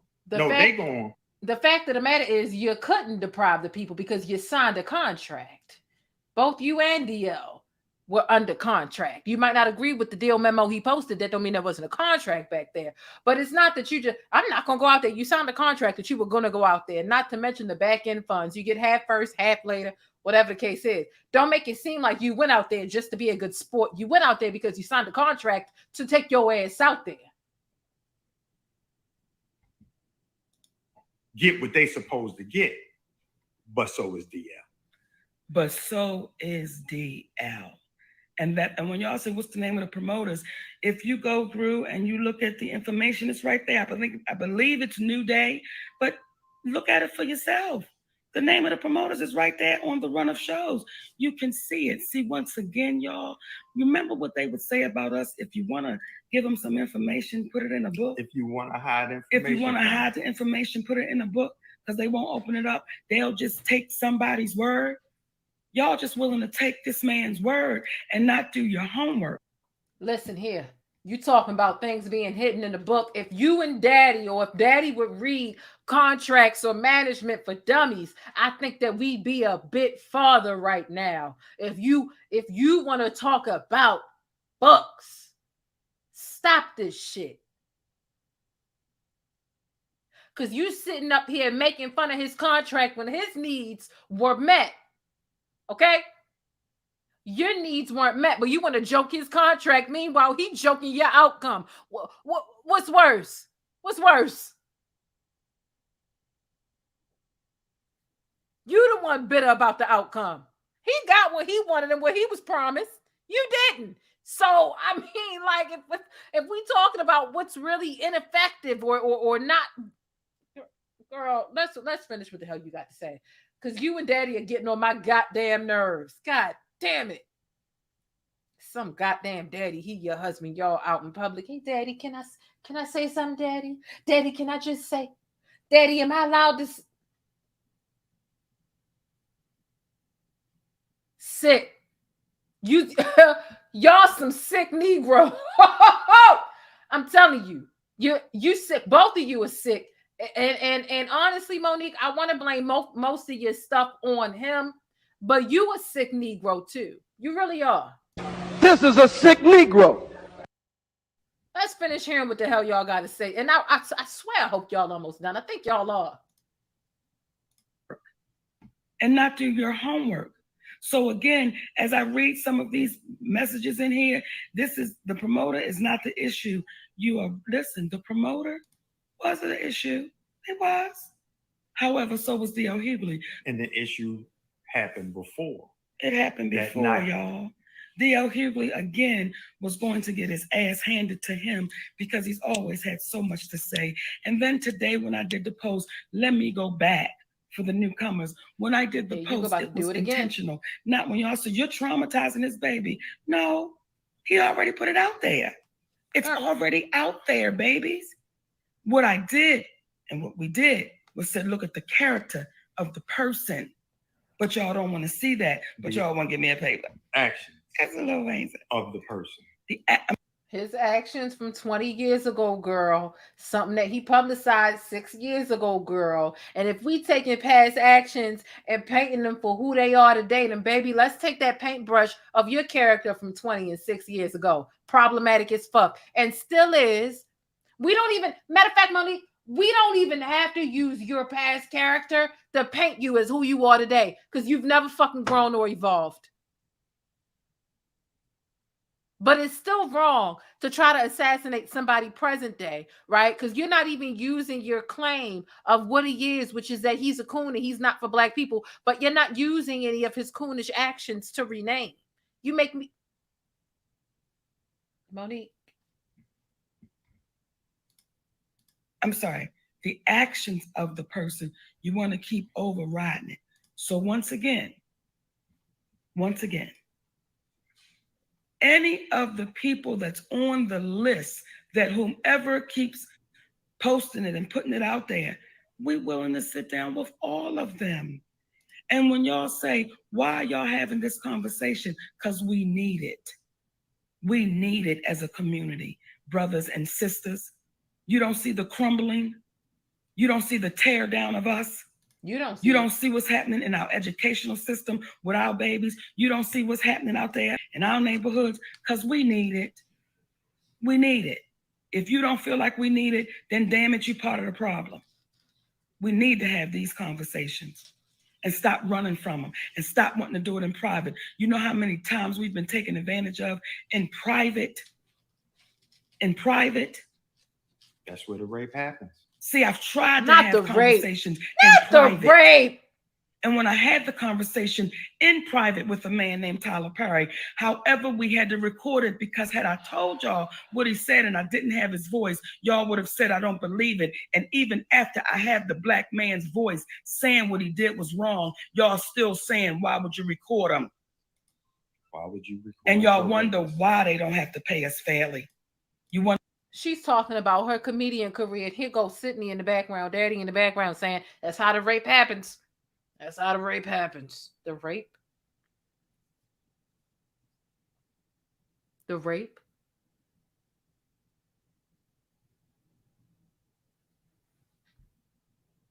Wonder why they don't pay us fairly. Because we sit there and we say, why would you record the rapist? Why would you record the violator? That's the part that frustrates me with us, y'all. That's the part that makes me say, So you heard it. Monique said, handle all of your discrepancies out in the open. Listen, y'all, don't do anything in private no more. Any problem, any conflict you ever have, do it out in the open. Because Monique said, do it out in the open because fuck privacy. Privacy is a thing of the past. Handle everything out in the open, right? Take her advice. Take it. Let me try to talk to my babies the best way I can. And if this is how I can reach y'all, damn it, this time I'm gonna reach y'all. If this is how we can get out, try to get into our babies and talk as best we can, then this is what we're gonna do. This is what we're gonna do. See, if you notice, all the people on the list, tell me about the conversations they're having with the community. Tell me about the conversations that they're saying we got to do better. Tell me about the conversations that they're saying stick together. Tell me about the conversations that they're having with us saying we want you to have a healthy, happy marriage. Tell me about them conversations, y'all. The people you got on that list talk about boss stuff. Talk about being moguls. Talk about, listen. They talk about the airports that's flying into their home, but tell me about the ones. You talk about being a mogul too, because when you beat on your chest and say, I got an Oscar, I've been in this game for over 30 years. I don't open for nobody. I need to close. That's you boasting and gloating about your status, Monique, and what you have rightfully worked for. That's not anything that us everyday broke ass people can relate to. Is having an Oscar and all this other stuff, but you want to cling to your tropes and the things that you've worked for. But, you know, when other people that you've had issues with cling to the things that are relevant to their tax bracket, you all of a sudden have a problem with it. You want things both ways. The people you have issues with, you expect them to be humble and not speak about the things that they've worked to and for and towards, but you're allowed to. Your ego is loud as hell, but you're telling other people to deflate theirs while yours is inflated. It's about to bust. You know what, Monique? At this point, I'm worried about your blood pressure. You worked up all the time off of this shit. I'm not so much as worried about Sydney's blood pressure because he's sitting there playing you like a fucking fiddle. I'm worried about your blood pressure. You stay getting worked up about this ancient ass shit, old problems you've had with people years and years and years. DL Hughley ain't got nothing to do with the 17 people that you've had issues with before then that you continue to name.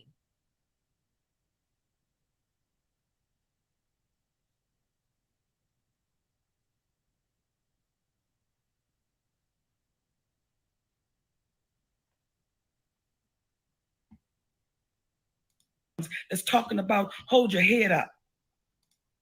Tell me about the one saying you got to have integrity and pride. Tell me about it. And y'all want to tell me about my performance on stage? All of y'all should be doing lives. All of y'all should be trying to reach just at least if you can get to one. Y'all get to questioning me about things that when you have stopped to have the conversation, then you want to backpedal on what you think you're saying to me. Yeah, I stand firm on the things I've said. Girl, you backpedaled on the jokes you told on stage about DL Hughley and you called him tender because you said you didn't mean it. I called you DL, but I didn't mean that you were DL because I don't think that you're really DL, but I called you DL. So what are you talking about backpedaling? Girl. When y'all want to say, and you want to bring up bonnets, yeah, I did. And when I saw a beautiful sister at the airport in Atlanta, we actually took a picture together. She had on a bonnet. That baby was so chocolatey and so beautiful. I had to walk up to her and say, why ever would you want to hide all your beauty? And when that sweet baby came out that bathroom and you saw that beautiful natural hairstyle on that sweet sister, and with tears in her eyes and tears in mine, we held on to each other. So I'm not backing up. I don't believe you. I don't believe you saw a woman at the airport and her hair looked absolutely fucking amazing. And then she took her bonnet off and y'all hugged and her hair looked great up under there. Because typically when people are wearing bonnets and scarves out in public, it's because their hair don't. Now listen, at the airport, it's one thing. It's a matter when you get in the plane and you go to sleep. But Mo, continue on, because see, you lie and contradict yourself so much that I don't believe shit that you're saying at this point. You're trying to sell me word salad, and at this point, girl, fuck it. I want some chicken. Fuck your salad. I'm not being quiet. I don't care if it's an all-boys club. I don't care if the boys get together and want to support what they know is wrong. Yeah, I feel sorry for all of your wives and all of your daughters and all of your children. If you know you're supporting something that you know is wrong, and what my husband has always said to me, when you know you support what's wrong, you will succumb to what you support. So if y'all want me to go away and be quiet, don't come to where I play. Don't come to where I play. But if you come to where I play, I'm going to play the way I want to play. For those of you who say, oh, here she get ready to take herself there again. There they go again. For my community, I'll take myself there. It's a damn shame that you won't. And part of the reason for that is because when you know what it is to be violated and nobody has your back, you know you got to fight the fight sometimes alone. But when you get in a position that you can make some noise, because at one time, her voice was deemed as being irrelevant. When she got to Hollywood, she was told that big, cute, sexy thing you doing, that ain't gonna work. Academy Award and 32 years of coming in the game and a 23-year running sitcom says differently. And this conversation is really us saying to the folks out there, believe what you're seeing, believe it. And when you see the truth, don't be afraid to stand up against it, because if you don't, the lie it's going to sit you down. It's going to come back to get you. And when somebody say, MoNique, you the problem, you damn right. You damn right I'm the problem. You damn right I'm the problem. No, they said it's not you, it's him. He's the problem. No, if this baby keep putting it in, baby, MoNique, you the problem. You are the problem. Well, let me address it. You damn right I'm the problem. I'm the problem because I won't let you push. I'm the problem because I won't let you bully. So I'm okay with being the problem. It's okay. One time my husband said to me, Mama, don't run from people's words. Let them have what they're saying. Just flip them. You're right. I will agree to that. I am the problem. But why? Because I won't let you push and bully. Because I won't let you take advantage. I won't let you exploit. I won't let you do that, my babies. So again, my sweetnesses, we want to thank y'all for giving us your time. Even the ones that stayed in here the whole time and don't agree and said, we the problem. What we doing? You love us so much that you stayed. Miss Things, thank you. We're going to be the fucking problem. That's right. Yes, cuss out the commenters because that's what you should do when you got 1 million followers, right? You know what's really interesting about her saying, oh, y'all stayed in here and listened to me and you don't like what I got to say. But the thing is, MoNique could tell us what Steve Harvey was talking about on his radio show 3 days ago. She could tell us about the words that are in heavy rotation in his vocabulary right now, his syntax, his diction, his next project that comes out. She'll be able to tell us about that. And she'll be able to tell us how wrong it is and why his projects, his words, and the way he goes about things doesn't make sense because she hasn't been able to let go. Thing about MoNique is she's a trending topic. It's not like, we're obsessed with her because we have an issue with her. No, you're a trending topic and I'm a YouTube and baby, I'm going to talk about you. Out of all the things I've talked about in the last couple of weeks, you done got me more views than anything.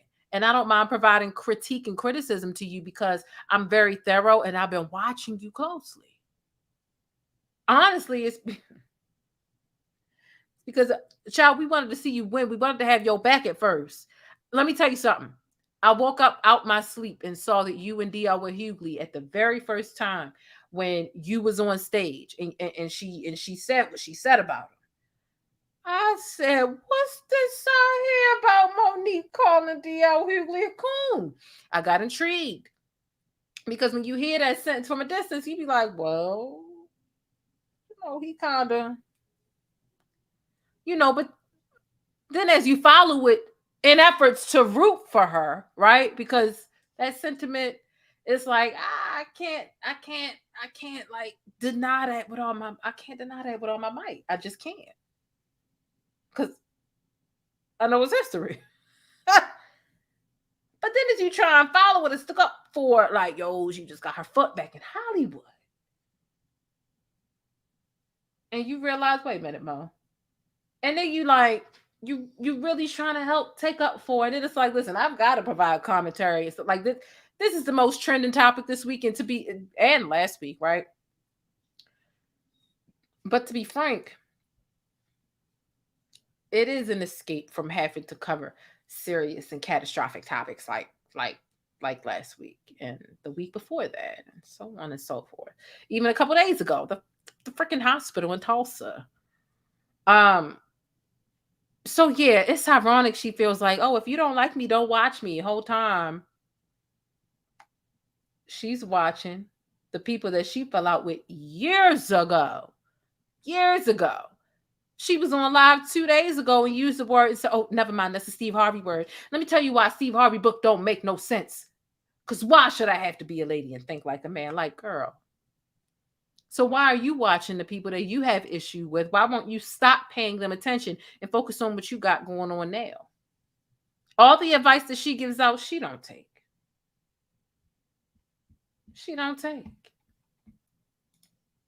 What that baby girl said. Be the problem, sis. Hey, be the problem. We love you, sweet babies. For free. Now listen, June 18th in Raleigh, North Carolina, at the Duke Energy Center. Give it to him.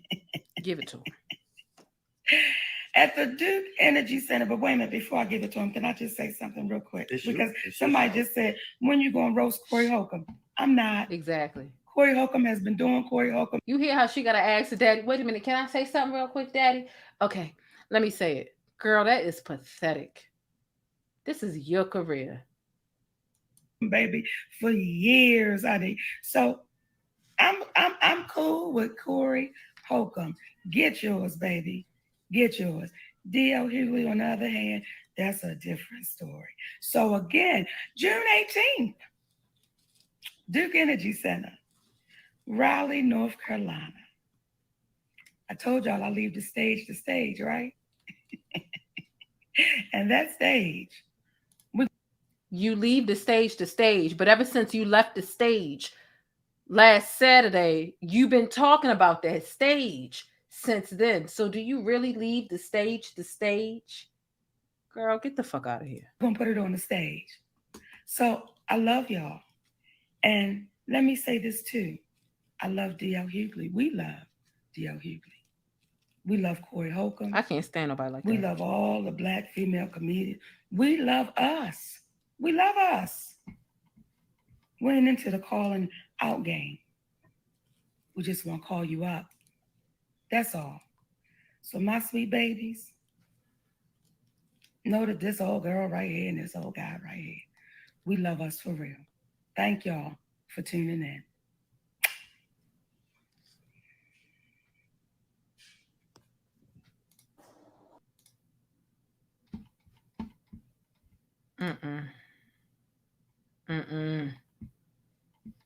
Do y'all head hurt or y'all dizzy? Because let me tell you something. Them comments was eating them up at the end. Because, oh my God, my sweet. Y'all got so extra soft spoken at the end that it wasn't even realistic. Them comments was eating y'all up. Maybe next time you should turn them off.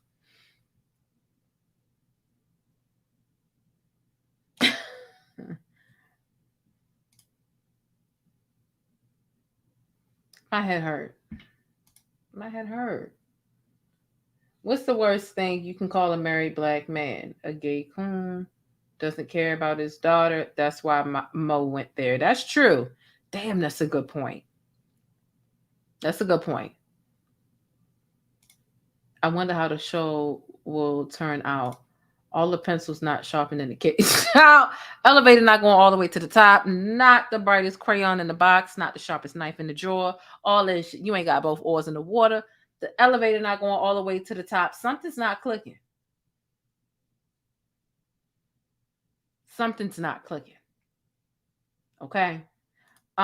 It's just not it. And she'll see all of the feedback and the criticism, and instead she'll want to fight it and embrace it and be like, hey, okay, well, let me just flip this word and say, y'all say I'm the problem. Well, yeah, I am the problem. I guess I'm the problem solver. No, we didn't say that. We said you're the problem. People like that, listen, if you're not going to admit that you have a problem, you'll never be able to find the solution and improve and get better. And that's just what it is. Somebody said they need a BC powder. Let me pass out some BC powders. On the bus, child, because this is just...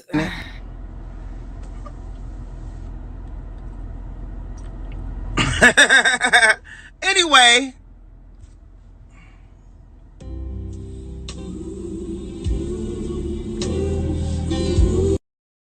It's giving too much. Let me go ahead and let me go ahead and just decompress a little bit. Let me go ahead and give my final thoughts about this situation. Let me go ahead and give my final thoughts. That's what I need to go ahead and do. First of all, Leo, get down. Get down. It's not a thank you because it's not a question. somebody said earlier, I'm very sassy in this video. They's like, yo, you acting just like your cat. I guess so, because my cat is very sassy, okay? He's very sassy, moody, nasty. Classy, bougie, ratchet. Yeah, my cat is very freaking sassy. I I guess I was very sassy in this video because at this point we've had enough. When I saw Mo going off earlier today, I'm literally sitting at work and I'm like, yo, I gotta go home and make another video about this. Another video about this. To my channel members, y'all already was hip because we was talking backstage about this. But I was just like exhausted at the thought that I had to not exhaust, right? Because I like kicking it with y'all, right? But still, it's like I usually do a show that goes over multiple topics. If I'm going over everything that MoNique has said and done in the extent, right? Because she's trying to fool people into thinking that she's so nice and he's so evil. And really, both of y'all, I'm like, I'm not going to be able to get to my regular show. I'm just going to have to focus on her. And I mean, that's cool because this will be one of those videos that it turns out pretty decent because it's a trending topic this week. But listen, Mo, it's too much. Let me go ahead and wrap up, give my final thoughts, and get out of here, child. It's 1:23 in the morning.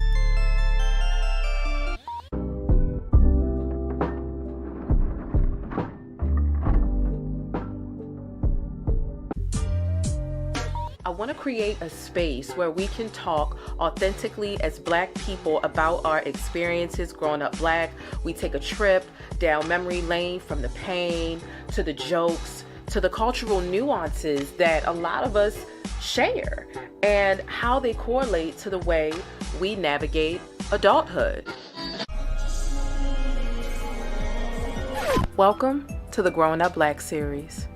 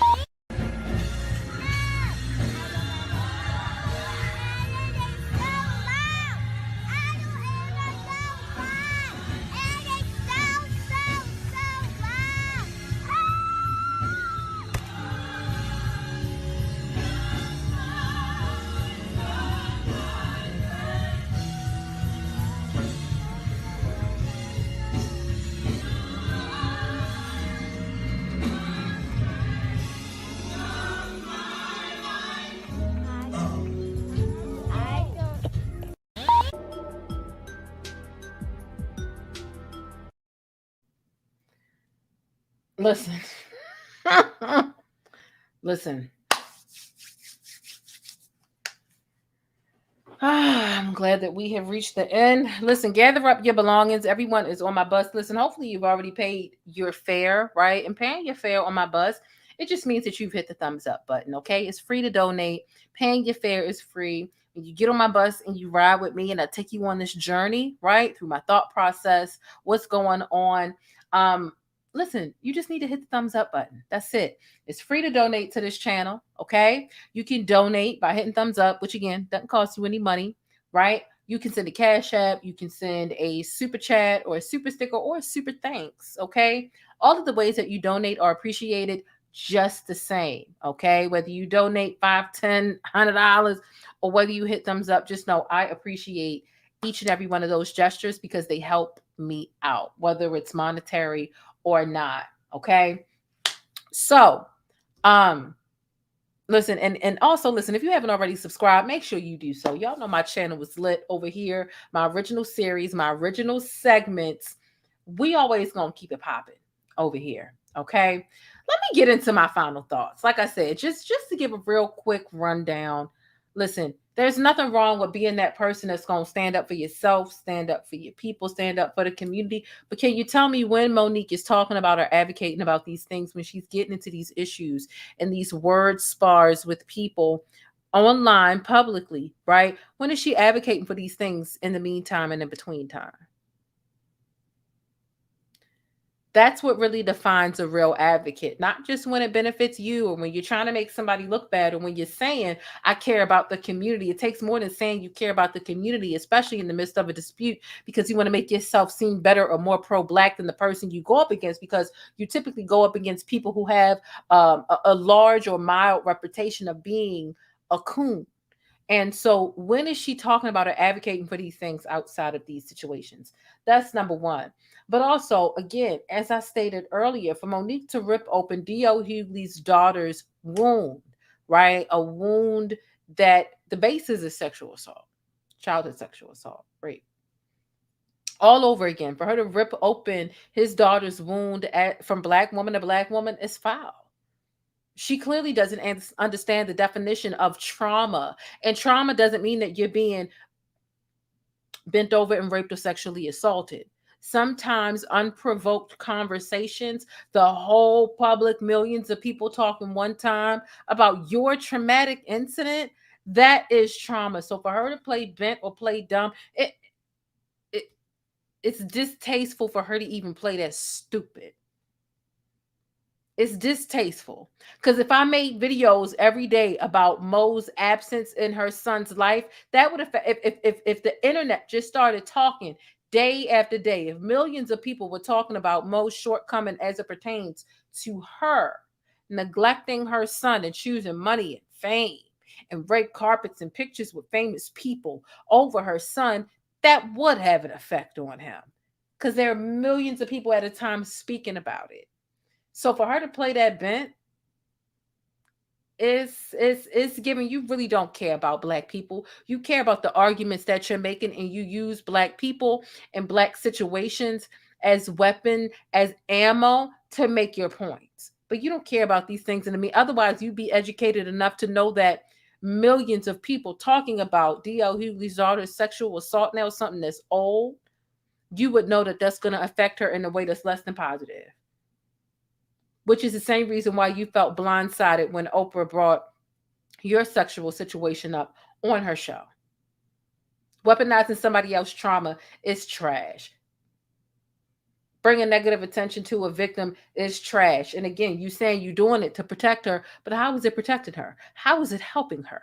All you're doing is talking about it. How is that protecting his daughter by reigniting that flame? Who knows how she's healed or forgave him? You might not have forgave your father, but who's to say she didn't forgive her father and she just wants to put it behind her because she just wants to focus on the good and move forward? You know, the older we get, that girl is 31 years old. The older we get, sometimes we forgive our parents and sometimes we move on because we realize they don't have a lot more time left. And we would rather forgive them instead of holding on to that grudge to get the time that we have left with them, as opposed to showing up at their casket and wishing we had to forgive him sooner to get more of that time back. So because you haven't forgave your father and you didn't accept his apology, you're assuming his daughter didn't accept his apology. And so you take the liberty to sloppily throw it out to millions of people all over again. Irresponsible as hell.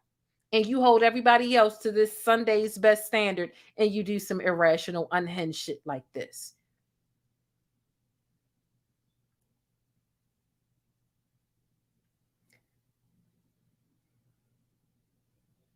Not bringing awareness to anything unless it's for your benefit. The timing says it all.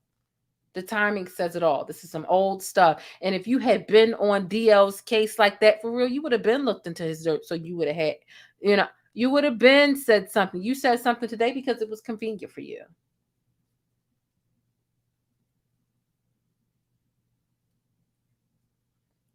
You're not an advocate for sexual assault. You never speak about it. Unless you're speaking about yourself. So you're not protecting her. Just, I can go online and say anything. Is because I go online and I say anything, does that mean I'm an advocate or I'm protecting the subject? No, it just means I'm talking about it. You were trying to gather dirty laundry and you loaded up your gun with ammo that was someone else's trauma, and that's trash. And then you want to say, I'm protected and I'm fighting for y'all baby. See, you drag someone and then you say, I love you and I'm fighting and I'm protecting your baby because you won't even protect your own baby. Girl, that's trash. Say that shit. Excuse me. What a belch. Save that. You're not fighting for other people's kids. You're fighting because you like to fight and you find different areas to lash out and get that. You always have this area that, you know how the Hulk, right, in the Marvel universe, It's like they tell the hawk to get angry sometimes. And he looks at him crazy like, what? Get angry? That's my secret. I'm always angry. And that's why at the drop of a dime, the hawk can turn from a person to the hawk because he's literally always angry. MoNique, you are always angry. And that is why it's easy for you to find these pockets to lash out. It's very clear you don't lash out with daddy or tell them how you feel with any bass in your voice. You take it out on every other nigga out on the streets or in the comedy world.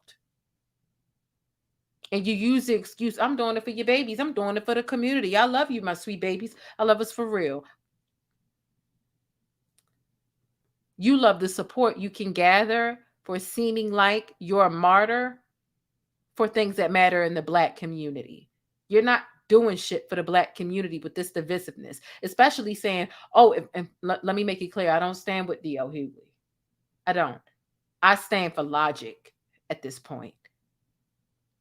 So for you to say, watch the people that stand with him because these are the people. So you're trying to get people to choose. You want people to be on your side so bad that if someone just so happens to take DL Hughley's side, when you say watch the people that stand with him, you're speaking to the people that stand with you.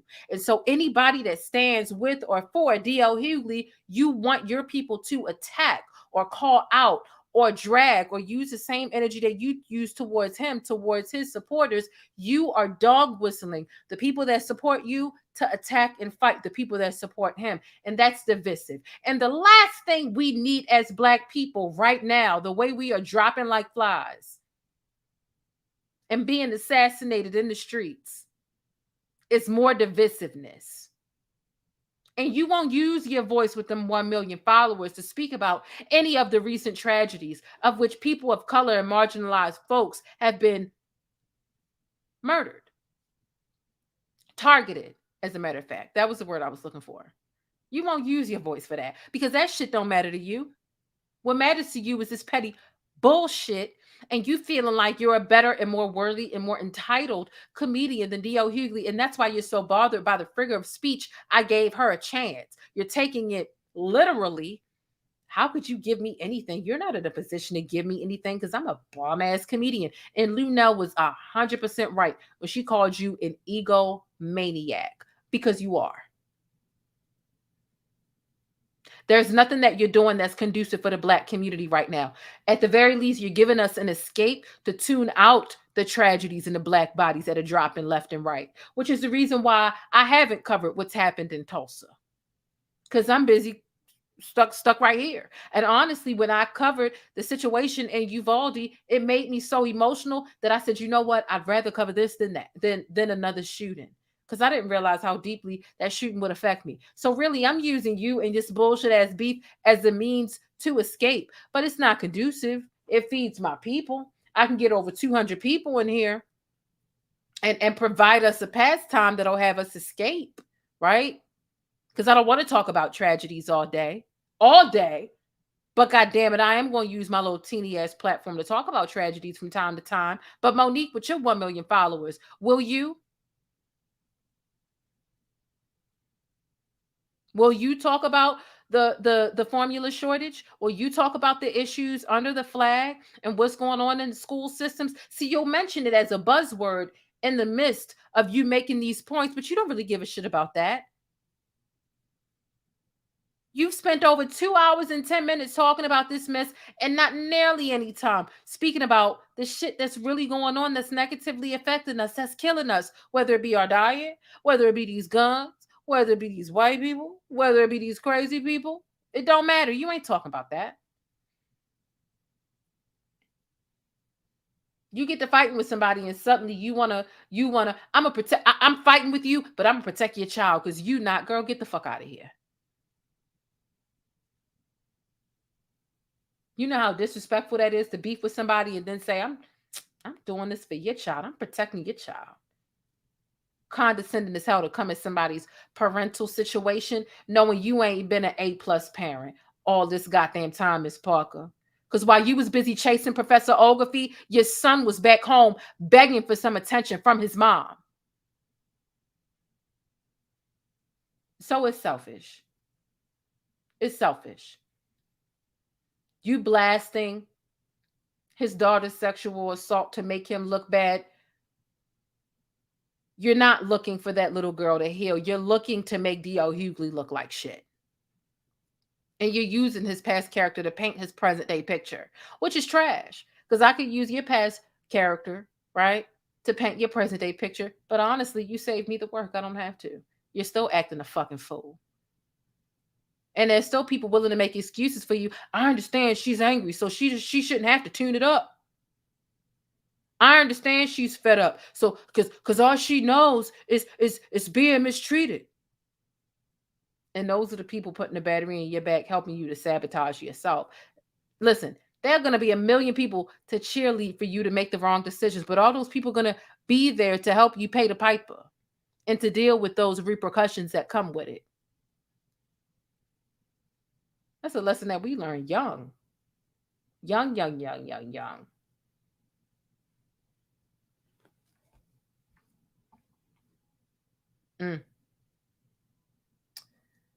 Monique, you are not clear of family issues. You know what? 50 Cent did say something. He told Monique, listen, if you want to, what did he say? If you want to prove something to these people, just do good. Matter of fact, I'm going to go to it because he did. He said something on Instagram. What's his name? Because I don't think I follow 50 Cent problematic ass. Maybe he deleted it. What is this, Madonna? Oh, girl, she look a mess. See, you can count on him to be a mess. Maybe he posted it in his stories. I don't see the message, though. I saw it on the blog somewhere. It said, listen, if you want to say something or prove something to people, just do good. In other words, he was low-key telling you to fucking stop. You don't get that, child. You don't hear that. Let 50 Cent ever tell you to stop, child. You and Sydney, you'll be making a lot. I told my people earlier today, I said, look, Monique will be calling out Jesus Christ next. Bet money. She'll be calling out Jesus himself. You know why? Because she'll be like, Jesus ain't protect me. And I'm a black woman.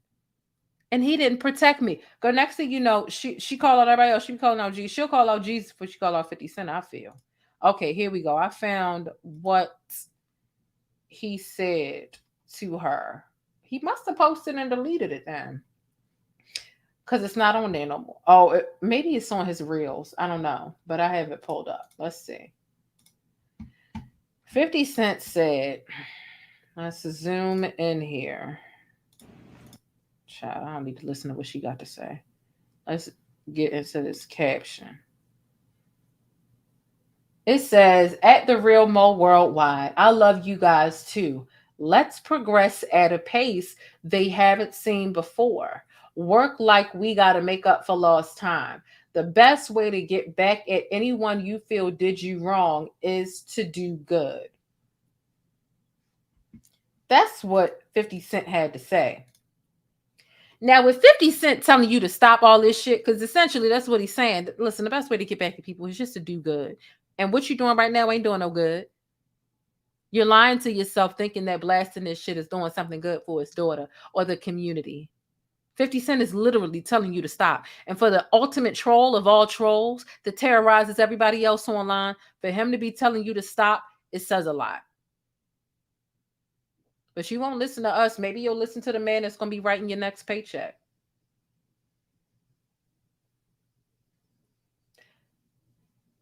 Who knows? Who knows? I think it might, you know what? Her falling out with 50 Cent, let me tell you something. I'd be here for it. Because let me tell you how entertaining that would be. That would be some entertainment. Not that I would want to see two black people fighting, but it's just like, look. Some fights with some personalities are completely and absolutely inevitable. That's a fight that I would almost pay to see. What? I'd be here every step of the way. Child, live more than one today. Monique said this. Let's see what's next. Because at this point, we need to see. She said she a brick wall, child. She's a brick. Ow. She's mighty. Just letting it all hang out. Child. This a mess. This is a mess. We need more unity than divisiveness. And if MoNique can't see that fundamentally, this is some very divisive shit that she do. Matter of fact, she know it is because she wants people to choose a side, and she gets offended when people don't choose her side. So she's saying and doing everything. And somebody put it very perfectly in the chat earlier today. They were using any trigger they could use to emotionally manipulate Black people listening to this message. Oh, rape. Oh, this. Oh, that. They don't pay attention to us. They don't listen to us. They don't this. They don't that.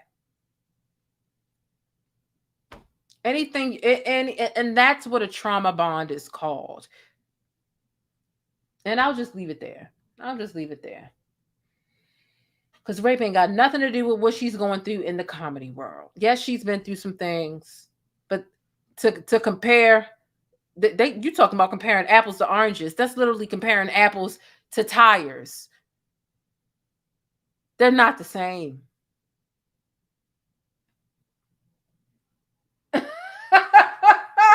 They are not the same. You know what? Somebody said I can sing a little bit. I used to think I could sing a little bit, but listen, I sing the best when I'm off guard. When I'm trying to sound good, I don't sound good. That's why I just let it flow. Whenever I get caught up in a joke or there's something that like reminds me of a song and I get into it, I'm just there. But when somebody says, "Oh, sing that again," I can't sing it again. Leave me alone. I'm nervous. I can't. That's the type of person I am. I do like karaoke night, but like I only sing good when I'm just like literally in that moment and it randomly come out. Other than that, when I'm trying to sound, it just don't work.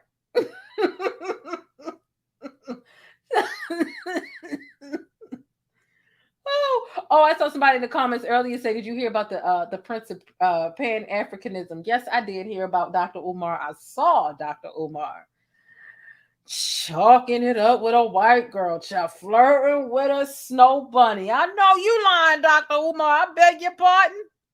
I beg your goddamn pardon. As much preaching as you do about people leaving the snow bunnies alone, you got some nerve. You got some nerve. You just called out a 17-year-old going to prom about having a white prom date. LeBron's son. And here you is sitting up here big flirting with a white woman. And it ain't that. Ain't nobody racist or nothing. We just using your teachings against you. Anytime you, Dr. Umar Johnson hear about some Black person, right, canoodling up with a snow bunny, as he calls it, I beg you, talking about yeah, it was me. I was buying incense and crystals, brother. That don't make it no better. You thought that was a good lie? Because baby, the incense and the crystals have a lot to do with your energy and your aura and what you got around you. What the fuck would you be doing as the Prince of Pan-Africanism? Buying shit to cleanse your energy and recharge yourself, right? From a snow bunny.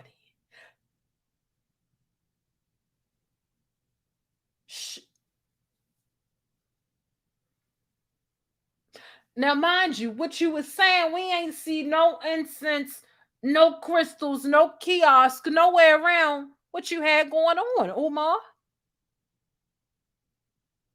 You think we stupid? Umar, bye. Umar, you need to stop it. I've had to. Umar, first let me get you on you. Education, special education, psychiatric medication, juvenile incarceration, emotional frustration, and premature extermination.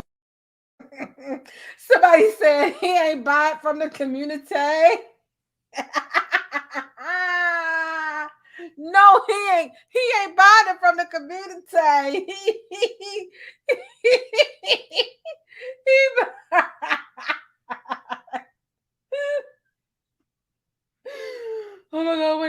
stomach. All right, Dr. Umar, you gotta chill, you hypocrite. But you're not. Stop it! I have never in my life yelled at a girl like this. When my mother yells at this, it's because she loves me. I was rooting for you. We were all rooting for you. How dare you? Learn something from this. You go to bed at night, you lay there, and you take responsibility for yourself.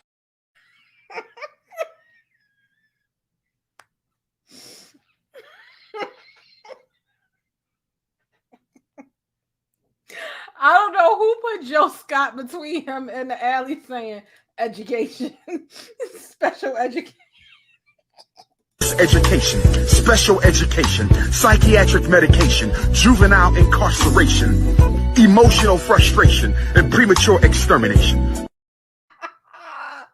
He is such a troll. Dr. Umar is a troll. I cannot.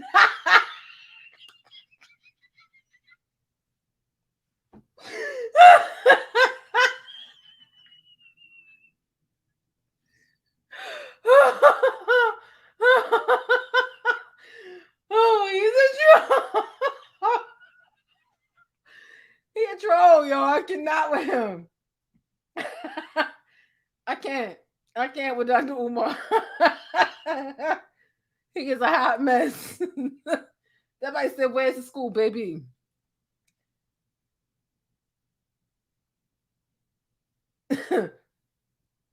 We ain't getting it. We ain't getting it. That's where it's at.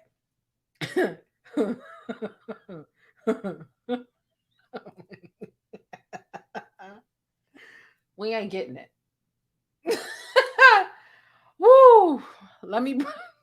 I'm so. I love thinking about Dr. Umar Johnson because he is so funny because he's a troll. Woo! All right. Let me bring it down and close it out. This was a good ride. I had to end it on a funny note, right? Because we finna get a headache fucking around with MoNique and them. Okay.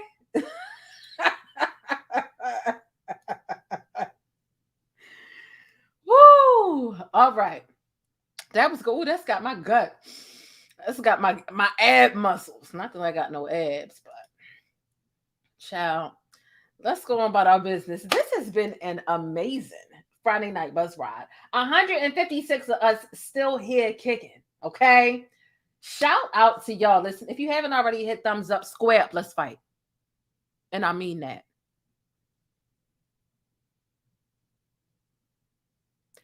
Let's fight. Because you need to hit the thumbs up button. Otherwise, you're out of pocket. But nonetheless, listen, y'all. Listen. Here are my final questions, right? I already gave y'all all my final thoughts, right? Listen, how is this affecting MoNique and Sydney's long-term success? Is MoNique blackballing herself? Is she the problem? Is DL Hughley right here? Or is MoNique right here? Any of y'all thoughts? Make sure you keep it sticky and real with me down below in the comment section. I can't wait to chop it up with y'all. Okay?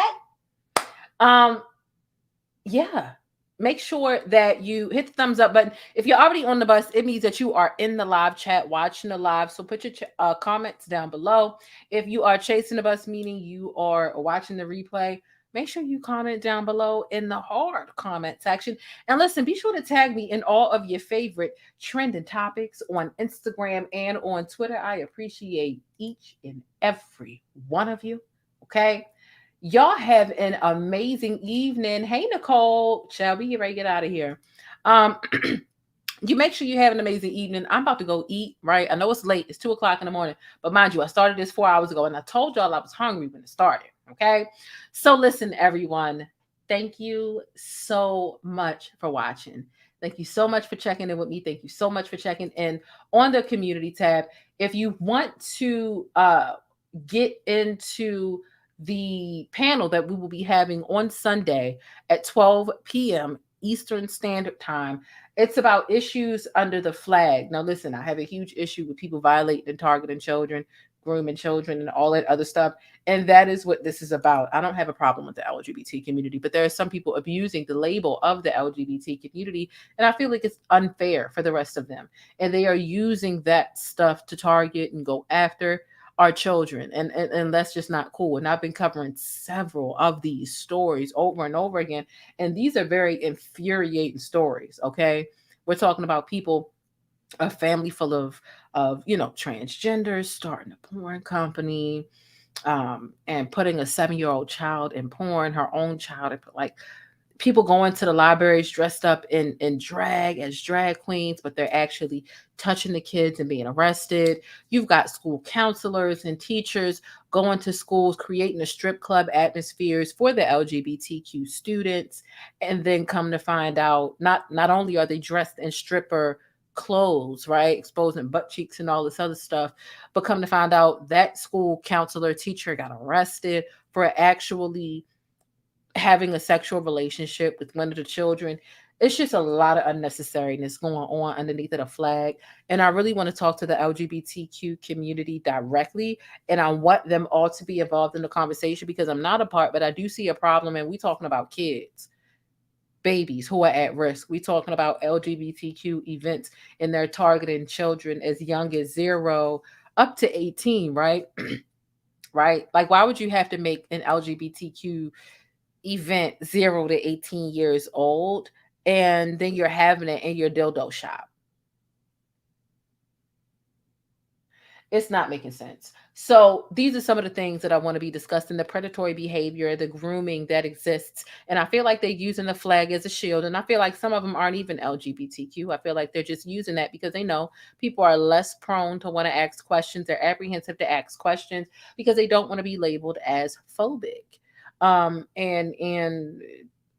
it's unfair, and it's just not right. And so I want to talk about these issues and talk about a way to really make these predators uncomfortable. Okay. So that is what we're talking about. If you know anybody, and I mean anybody who would be interested, who was a part of the community, please feel free to get in contact with me before Sunday at 12. Send me a DM on Instagram, on Twitter. Send me an email. My email is at the bottom of the description box, because I really do. I don't want to necessarily lead the conversation. Well, I want to lead the conversation to keep it targeted, but I really want voices of the community to speak out, since it is their community. And I know it can be easy to, the wrong step and to say the wrong thing. I mean, hell, we got Joe Biden refusing to give schools lunch money and federal funding if they don't allow boys into the girls' bathroom based off of their pronouns that they have for that day. So there's a lot of weird stuff coming down the pipeline from the school district, the school system, the government.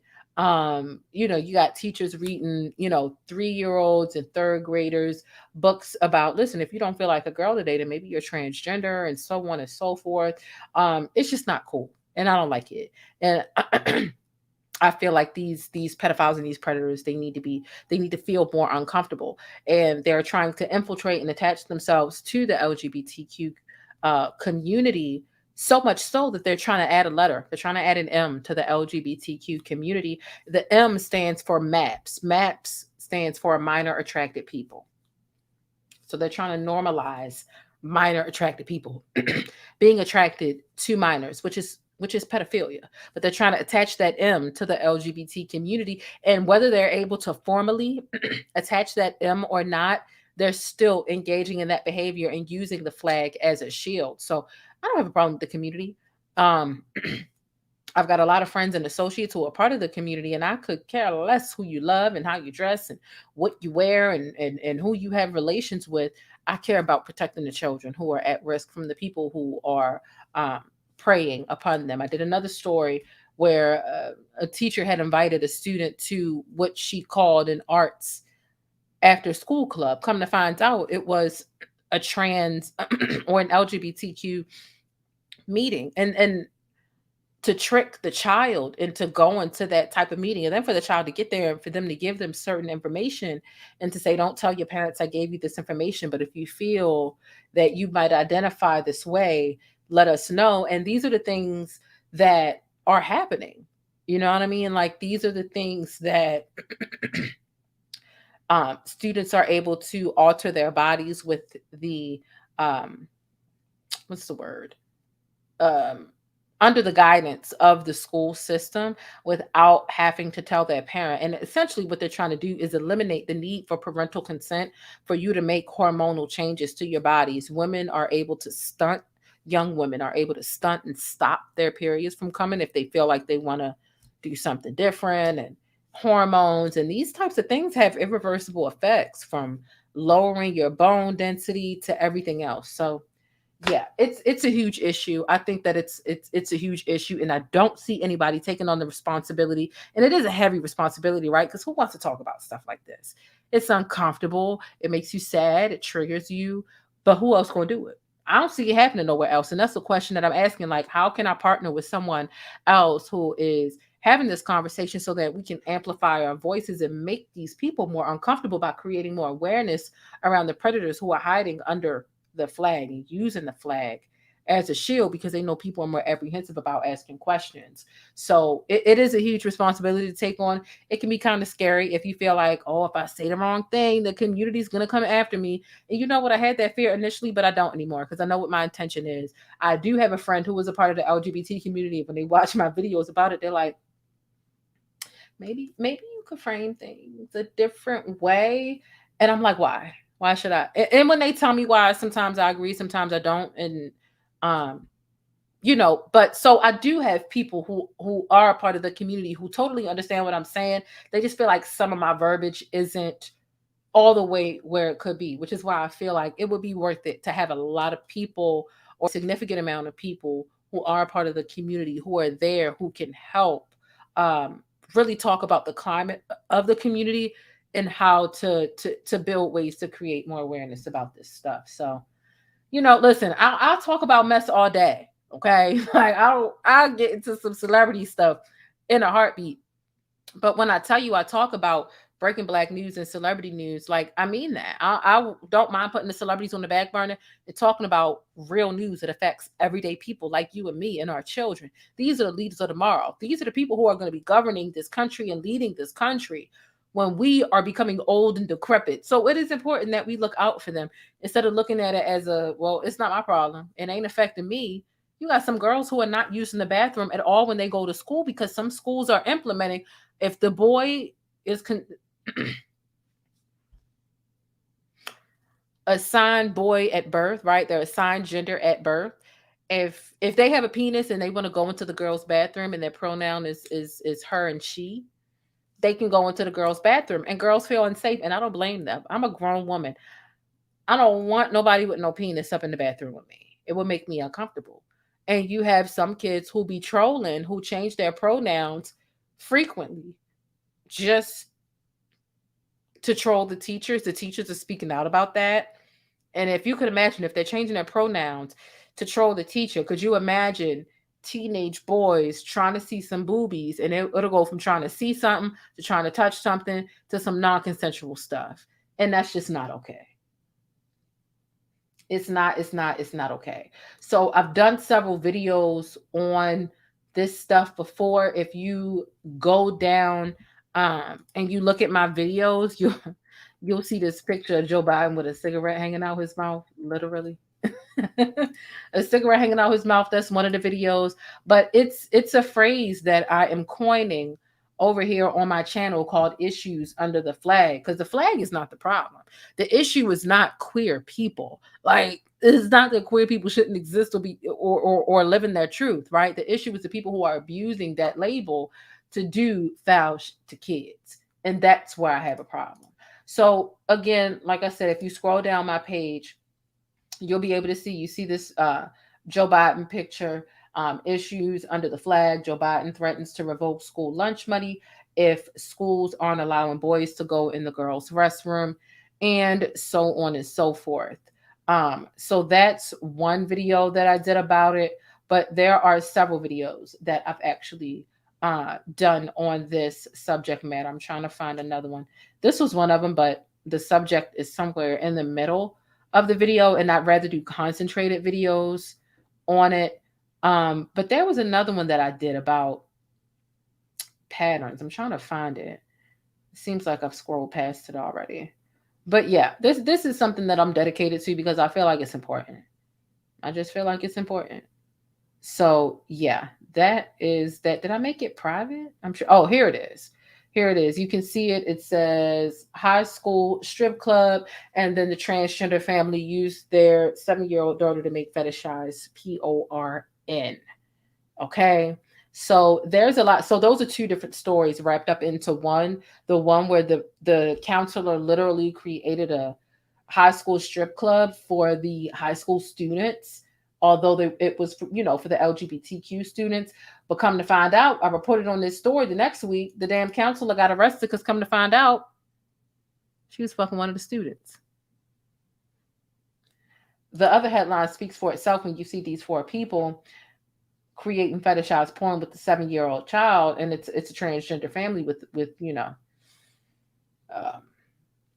a porn company or whatever, like just whatever, just nasty stuff, child, nasty stuff, and I just don't think it's okay. And there's not enough being done or being said about these types of things. And listen, one thing that I respect the LGBTQ community about is that they speak up about a lot of things. They're way more daring and way more bold than us, like conventionally heterosexual appearing people. They can get away with more. Like, let's keep it about, they can get away with saying more risky stuff sometimes. So I'm like, y'all say and do more risky stuff. Why won't y'all risk making these people uncomfortable? Because children are the collateral damage if you decide to be quiet about it. And that's kind of the challenge that I have. Not for every person who's a part of the community, right? For the people who have a voice, who have a platform, who have influence, whether you just do Twitter and you've got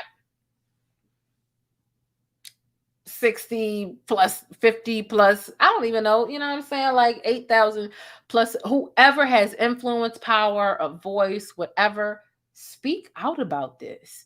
They're only being this comfortable about it because they know that everyone's being really meek and really quiet. And who better to call these people who are abusing y'all label, infiltrating and making it, you know what I mean? Like, you don't want it to seem like all of y'all are down with that stuff. And like, make them more uncomfortable. Like, that's it. That's it. That's it. That's it. That's it. Okay. The Isaiah Factor. Uncensored has been covering it. Heavy. He discussed the Isaiah Factor Uncensored. Okay, is that a channel? Let me write that down. Because I swear I've been asking for months. The Isaiah Factor Uncensored. All right. Thank you so much for that. Because literally I've been asking for other places and way that we can kind of like join forces so that we can amplify one another's messages when we're on point, because there's like no one talking about this stuff. So cool. Thank you so much for giving me that. Don't care for how much for Angela saying. I was watching Angela this morning. I was watching her this morning. And you know what? And she does touch on it. She does touch on it, especially with her son being a part of the community too. She does touch on it from time to time. So yeah, they are there.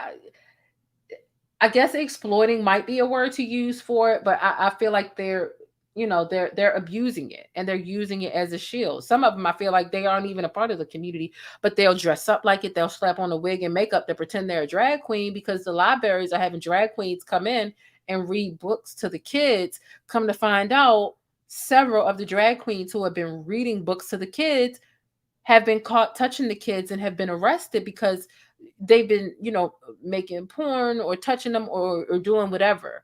You know what I mean? So people who want to touch a kid, if they find it in, they find it in. And if they got a way of wig and makeup to do it, So that's why I don't even believe that some of them are a part of it. They just want to, infiltrate and pretend that they are to get easier access to the kids. So it's not cool. It's not cool. It is not cool.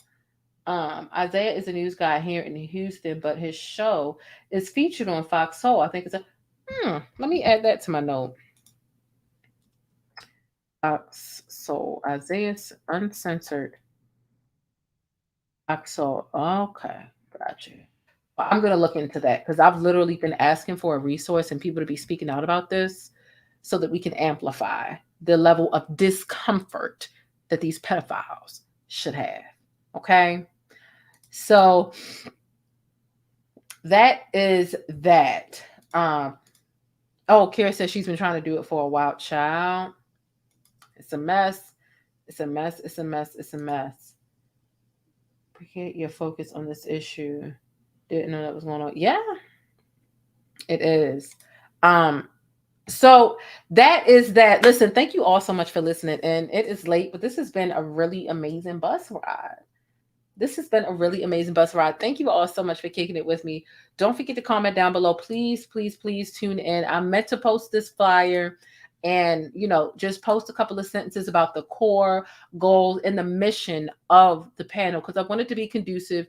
I do feel like it could, you know, it has a high potential of maybe getting heated. People may get offended. I've spoken to a couple of people about it already and they're like, that's not our responsibility. We shouldn't have to. And I'm like, look, I'm not speaking. Stuff can get heated. Stuff can just get heated. Stuff has already gotten heated when I you know, invited people up to talk about it. And of course it's not everybody's, you know, responsibility, but if you have a voice and a platform, why not use it for something good?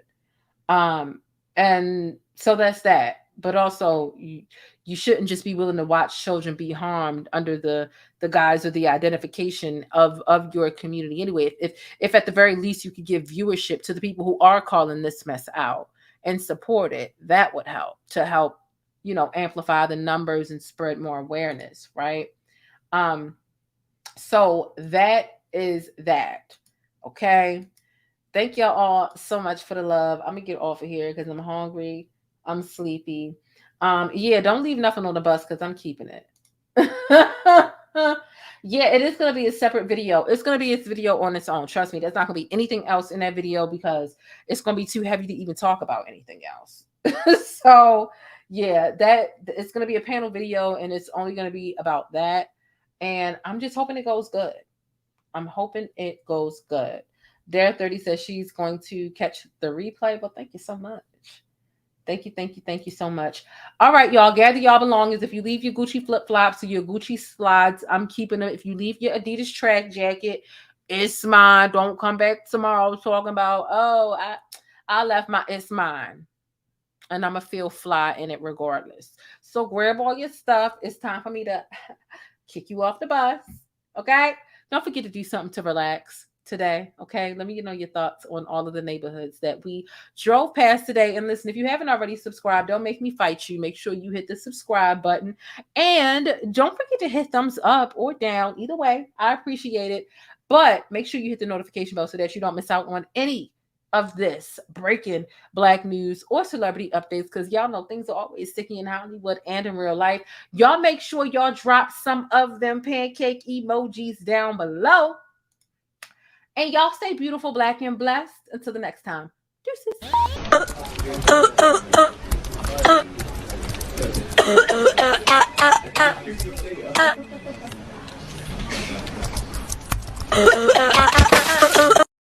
Name something you like your girlfriend to do to your face. I want to say sit on it. Yes!